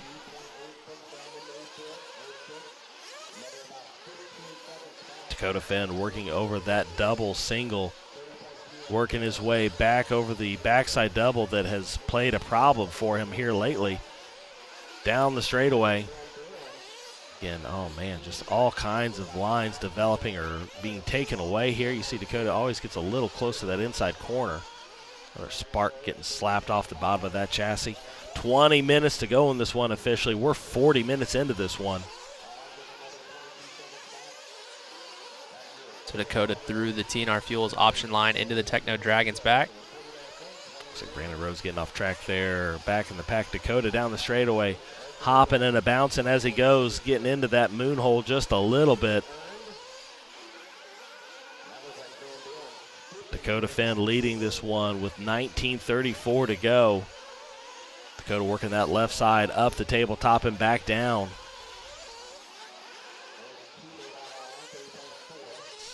.5 second lead for Dakota Finn. Rifkin in the 3, Fuller in the 4, Van Dalen in the 5, then Tebow, Bornhorst, Pavitas, Rose, Lutz. Ogden, the last one, still going, and Tessman off the track on lap 1. Dakota comes around with a 29.8 that time. Sparks a flying.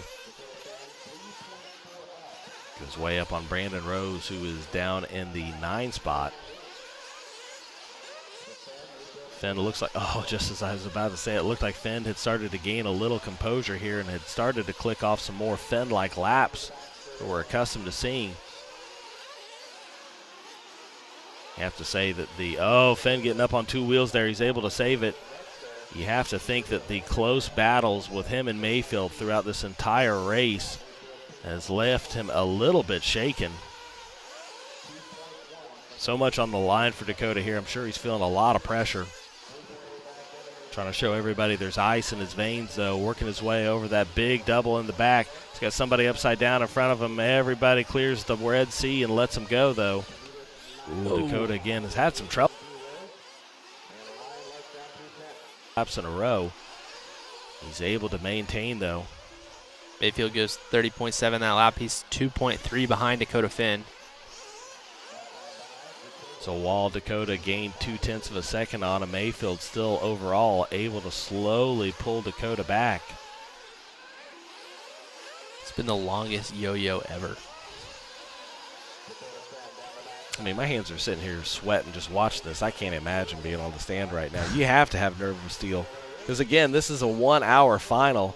You got to stand still and hold a radio for an hour. You guys at home are probably thinking, oh, that's easy. It only weighs like a pound. Stand it. Just do it. Try it. Tomorrow, stand still, hold a radio, don't move for 1 hour. I guarantee you at the end of it, you'll be like, my hands hurt. Like, my neck hurts. This is uncomfortable. Yeah, that's what these guys are doing. It sucks. I've done a couple of them. It's not my favorite thing ever. We're not saying it's the most challenging thing in the world, but it's a completely another element added to what's already a very challenging task for these guys. So Dakota Finn working his way over that big double right now. 2.8 the gap between him and Mayfield. Mayfield going 0.2 faster that previous lap. Rivkin in the 3 still. Mason Fuller in the 4. Mason about 4.5 seconds behind Rivkin. Seth Van Dalen in the 5. So Seth losing touch with those guys. He's about 19 seconds back from Mason. We've got 16:30 to go in this one. We're taking a look at our race leader, Dakota Finn. TLRJ Concepts working his way over the back left side of the track, up and down the tabletop, inside line for our race leader. Dakota should be coming in for fuel here soon. 2.7 back is Mayfield. So Dakota with 2 pit stops left, Ryan with 3. So again, basically how we see them right now is how they should finish if everybody stayed clean. Dakota into the pits. Doesn't want to take a risk with a crash in the pits this time. Knows he cost himself a little bit of time before. Oh, he does crash coming out of the pits. Mayfield with a 29.4 hot lap of the race on the last time by. 5.3 second pit lap, even though Dakota had a little bit of an issue at the end of it. Take a look at Ryan Mayfield here. He's going to be our new race leader for the time being. Mayfield gets up on 2 wheels and he gets stuck in the fence. People trying to save him. Mayfield just stays on the gas and gets out of it. Talk about a panic situation. So Dakota Finn going to go back to the point, which is really going to play in his favor because, again, he has one less pit stop to make except for Mayfield. Dakota Finn back to the point after some rough laps. Mayfield close in tow. 15 minutes to go in this one and 2 pit stops left. 3 for Mayfield. Oh, Mayfield. Nothing like hitting the fence to wake you back up. No joke. Talk about thinking you had it. Okay, we're in this one, all right? We got a few pit stops left. We got Dakota right where we want him. Let's just, there's a fence. That one wasn't in the game plan. Meanwhile, Dakota Finn will take the adjustment to the game plan because it puts him back in the lead position. Mayfield, though, all over the backside of Dakota, not wanting to let him have any breathing room. Wants to force a mistake or 2 out of Dakota as well and try to gain back the valuable time he lost. Ooh. Mayfield looking for an inside pass there. Dakota just pulling away that lap just a little bit, 0.3 of a second. Again, if you're Dakota, this has to be a little bit of a sigh of relief as Mayfield doinks it off of the pipe there, spinning around, but doesn't lose a terrible amount of time. Again, Finn, knowing that he's got one less pit stop to make, he just really, again, needs to do everything he can to keep it clean and try to keep up the pace that he's held so far. Mayfield wanting to put a little pressure on Finn, hoping for one of those mistakes. Tell you what, though, Mayfield's one of these guys that at the end he can crank the laps as well. So if you keep him in sight, Mayfield can get it done as well. Mayfield. Oh, he jumps to the inside. Take a look at the TNR option lane camera there. I tell you what, several times Mayfield looked like he might be in the midst of a race-ending incident. Oh, as Dakota Finn goes upside down. That's going to allow Mayfield to retake the point.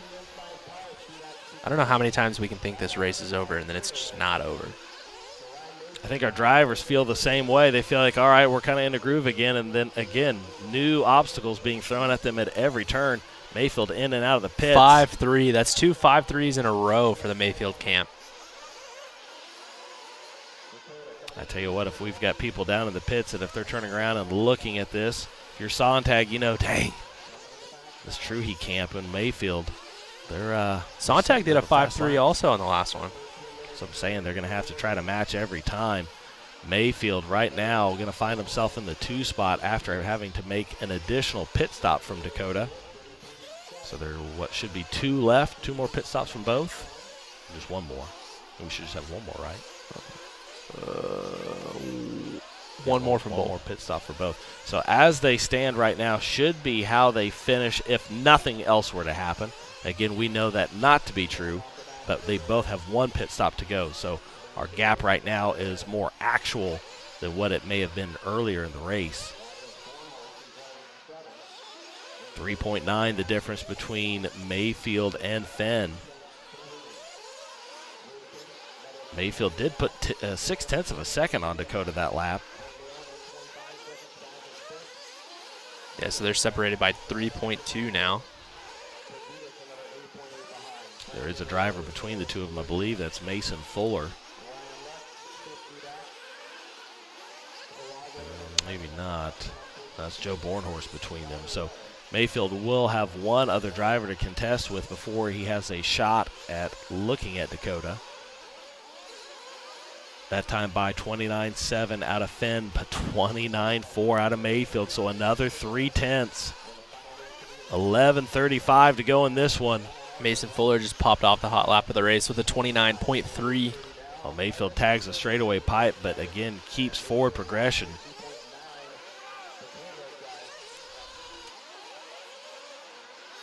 Mayfield going big over the double there. Taking a look at 3rd place right now. This is the battle for 3rd. Rivkin and Fuller. Fuller drifting it around the 180. He's going to stick it on the inside and take the pass away from Spencer Rivkin. Forcing the issue. I tell you what, you get to the corner first, it's clean, and Mason Fuller did just that. He pushed his vehicle into the corner.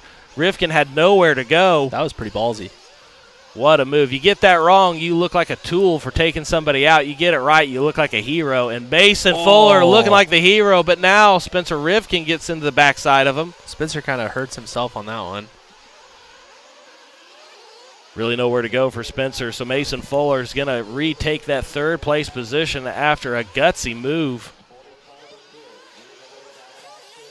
The Iowa native showing there's more than corn in Iowa. Working his way over that. Oh, Spencer makes a mistake. Rivkin ends up on the pipe, gets going again, but he's going to have lost valuable time to Mason Fuller. Now Mason stuck on the pipe. Mason trying to get off without throwing himself upside down on his lid. He's going to lose all that time he had gained on Spencer. Meanwhile, the battle for 1 is heating up. Dakota Fenn and Ryan Mayfield now going at this head-to-head. Mayfield with a little bit of a chance. Now Mayfield gets stuck in the pipe. Dakota had faltered over that double and left the door open for Ryan to jump over the top, but then Ryan issues of his own. Dakota able to stretch out the faintest of leads right now. The gap that time by 2.5 seconds between Mayfield and Fenn. 9:35 to go in this one. Dakota Fenn has led this one for most of the way, but Ryan Mayfield has snuck in to lead some laps. And right now is the only person that Fenn has in his sights. Fenn, the only one in Mayfield's sights right now. Fenn over that little single, over the big double for our race leader. Working that left side of the track up and down the tabletop. J Concepts TLR working their way through the inside option lane. You can see Mayfield just coming into frame there. Again, 2.5, actually 3.4 the difference between Fenn and Mayfield that last time by. Fenn down that back straightaway. No one feeling safe at this point, knowing that track can bite him at any point in time. There's track sharks everywhere. 1 pit stop left for everyone. Dakota over that back left side double, up and down the tabletop. Then working that inside line once again. Up and over the Dragon's back. Double towards the back straightaway. Fenn having to stretch it out a few different times there. Finds the good line, avoiding the crater hole at the end of the straightaway. Dakota one more lap before he pits. Dakota getting a little hung up in that pipe there. That's the second or third time that that's happened this race. It hasn't held him up completely, but enough that he's had to hold off the throttle just a little bit to make sure he doesn't get stuck. Rivkin found his way back around Mason Fuller. Dakota working his way down that back straightaway right now. 4.5 seconds to gap. So Finn looking to come in for fuel this lap. There he comes. This is a very important fuel stop. No issues here. Sontag realizes the importance. Fuel in, fuel out. It's going to be a little slower than what they've done in the past. 5.7, still a good one. So Ryan Mayfield's going to take the lead right now with one more stop to go for Mayfield. Dakota, again, is going to want to try to reel Mayfield in because with one stop to go for Mayfield, Finn wants to make sure that he puts as big of a gap on him as he can, and nothing would do that more than getting out front. Mayfield up on two wheels for just a second. Finn right in view as they both go over the big double. Both drivers going to be working their way on Cole Ogden. Cole moving over, knows exactly how important this battle is. Mayfield should be coming in this time by. Dakota pulling up to the back bumper. 6:50 to go in this one. Mayfield due in for fuel. Finn ready to retake that lead and try to put a gap on everyone. Mayfield staying out. Rivkin with a 9-second pit stop is going to move down to the 4 after this lap's over. So Mayfield and Finn once again together on track, battling this one out for the lead. Mayfield still with a pit stop to go. Before we finish this one out, Dakota is done, just completing his final pit stop just mere laps ago. Down that back straightaway, Finn getting up on two wheels, Mayfield as well. Both of them trying to avoid the big moon craters. Mayfield in for fuel this time, so Dakota Finn back to the point. Mayfield in, out of pit lane. It is a 4.8, the fastest pit stop of the entire weekend by almost a full second. Impressive out of the Mayfield camp. Truey knowing what's on the line, Mayfield knowing what's on the line. Both of them doing everything they can to gather any tenth of a second out there on the track. 5:44 to go in this one. Finn, Mayfield, Rivkin, Fuller.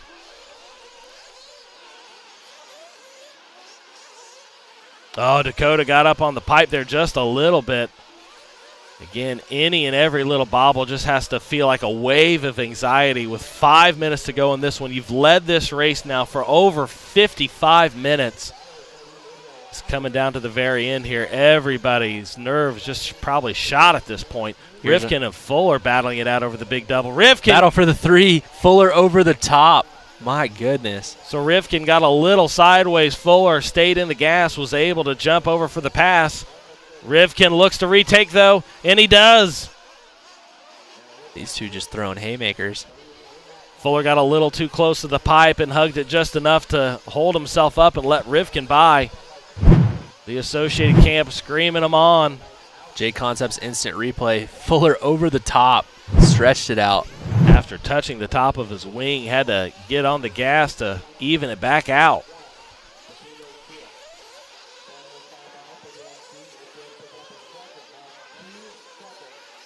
So there's Rivkin to the back section. Fuller right behind him.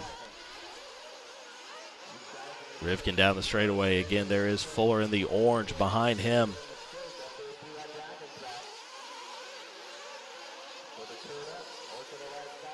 .410 to go in this one. Rivkin and Fuller going at it here for the third and final podium position. Rivkin and Fuller up and over the double in the back, down that back straightaway. Oh, Fuller gets it wrong.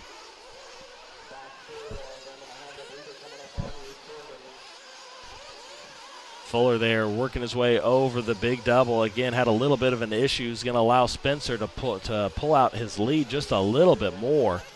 There's Fuller going up and over the back left side of the track, up and down the tabletop. That is Dakota Finn behind him. Dakota is putting him a lap down. Ooh, Finn got up on 2 wheels there for just a second and had to give it a little extra juice. Fuller surely aware. Oh, Dakota down the back straightaway. Had somebody. That's Rivkin. Rivkin got off the straightaway and ended up running into Dakota. Rivkin giving up that position to Mason Fuller once again. But meanwhile, Dakota Finn having to be the beneficiary of a close battle. Oh, Dakota touches the pipe there. This is going to come down to the wire. 2:55 to go in this one. You can see Mayfield entering on screen there, stage left. Rivkin and Fuller down the straightaway. Finn down the straightaway. Again, Fuller and Rivkin battling for the third and final spot. Dakota's behind them, but they don't know that Dakota and Mayfield are battling for 1 and 2.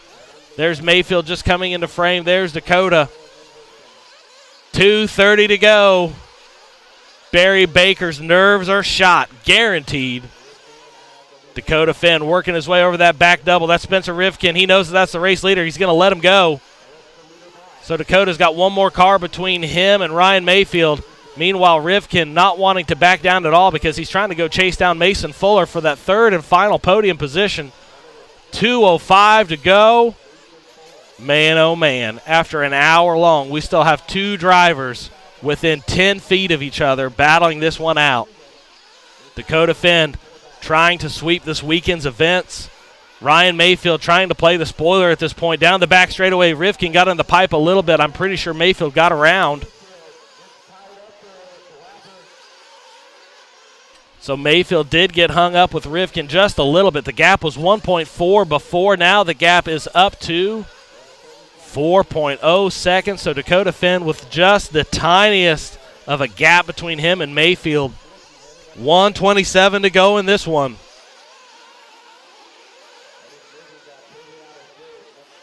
Dakota Finn, he's won just about every national title there is. The one that's eluded him is the 8-scale Nitro buggy. He's looking to finalize that here and quiet anyone that's questioned where he's at in his program. Dakota Finn working his way up and over the tabletop. He's got Mason Fuller in front of him for third that he's about to lap. Fuller giving up the position. Tucks in behind Dakota. Dakota with 50 seconds to go in this one. This is going to be the last few laps. Dakota knows what's at stake here. He knows how difficult this track's been all day, and you know that Ryan Mayfield is not out until the final bell tones. 35 seconds to go in this one. Dakota's going to get one more. Taking a look at our race leader, TLR J Concepts, working his way over the Dragon's back. Now electing to just single that back double section. Again, with 1 lap to go. This is in conservation mode. Conserve, conserve, conserve. Dakota Finn is going to start his what could be victory lap. There's a 3.7 gap between him and Mayfield. That gap might have grown just a little bit. It stays at 3.7. So Dakota, as time expires, this is going to be it. Dakota Finn, if he can go issue-free, can take this one. Can Ryan Mayfield throw in some kind of last-ditch second effort? Dakota Finn down the straightaway, babying it along. He can smell it. It's within reach. He's got 2 turns to go. Dakota Finn is going to sweep the 2022 Roar Off-Road Fuel Nationals. An emotional win for Dakota Finn. The one title that's eluded him all of these years. And what a weekend to do it. Dakota Finn sweeps qualifying in both Truggy and Buggy. He'll win the Truggy main and goes on to win the 1-hour Nitro Buggy A main. Congratulations to Dakota Finn and family. You see Dakota and wife Chloe embracing there. Bob. Oh, man. See Baker in there giving hugs. Thomas Tran in there congratulating their driver as well. What a sigh of relief for Dakota. Man, Mayfield gave it everything he had in that. What a race. I tell you what, after 5 days of this, you don't want to see it end any other way. What an incredible race.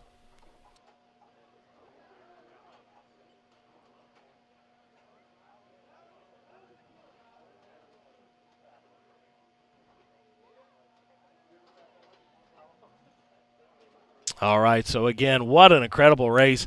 Let's head down to Tyler in the pits while we take a look with our national champion. Hey guys, Tyler Hooks here with Mason Fuller. I don't know how you guys timed it out, but every time that the front two would spread out, you and Rivkin would get back together. How was it having that battle for basically the whole second half of the race? Yeah, I don't know. It was tough. We kept making mistakes, me and Rivkin, but we kept going back and forth, and then Fenn and Mayfield were catching us, so at the end, we just battled it out. And I don't know, the last half, I just tried to stay consistent and third, so I'll take it. Yeah, I mean, you had an epic running truck going, so absolute heartbreak after that one. This one has to feel really validating to get it done at the end. Yeah, this one definitely made up for that. I don't know, I could have had a second that one, but I'll take this third for sure. Well, congratulations. Go celebrate with your family. And we're going to bring Ryan Mayfield in, number 2. Thank you, Mason. Man, you guys pretty much battled it out the entire time. Just when we thought the race would be over for Dakota being too far out front or you being too far out front, you guys would yo-yo back and forth again. How was it?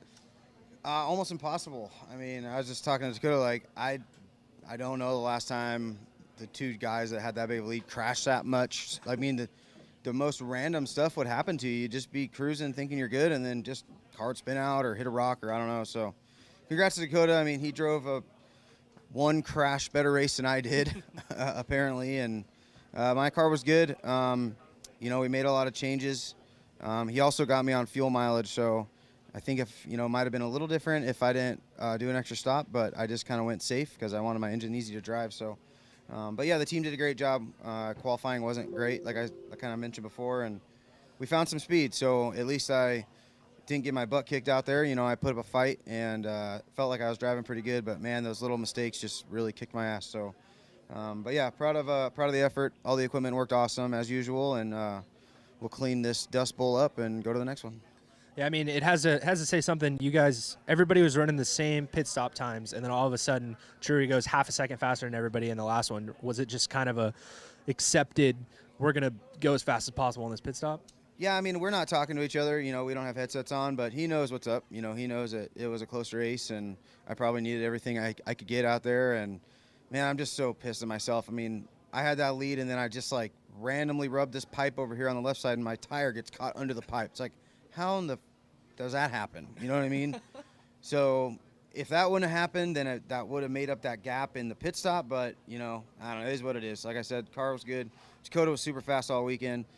He put it together. You know, he made me drive the hardest I've driven in a long time to keep up. So I was glad I was able to. It was fun. And time for a beer.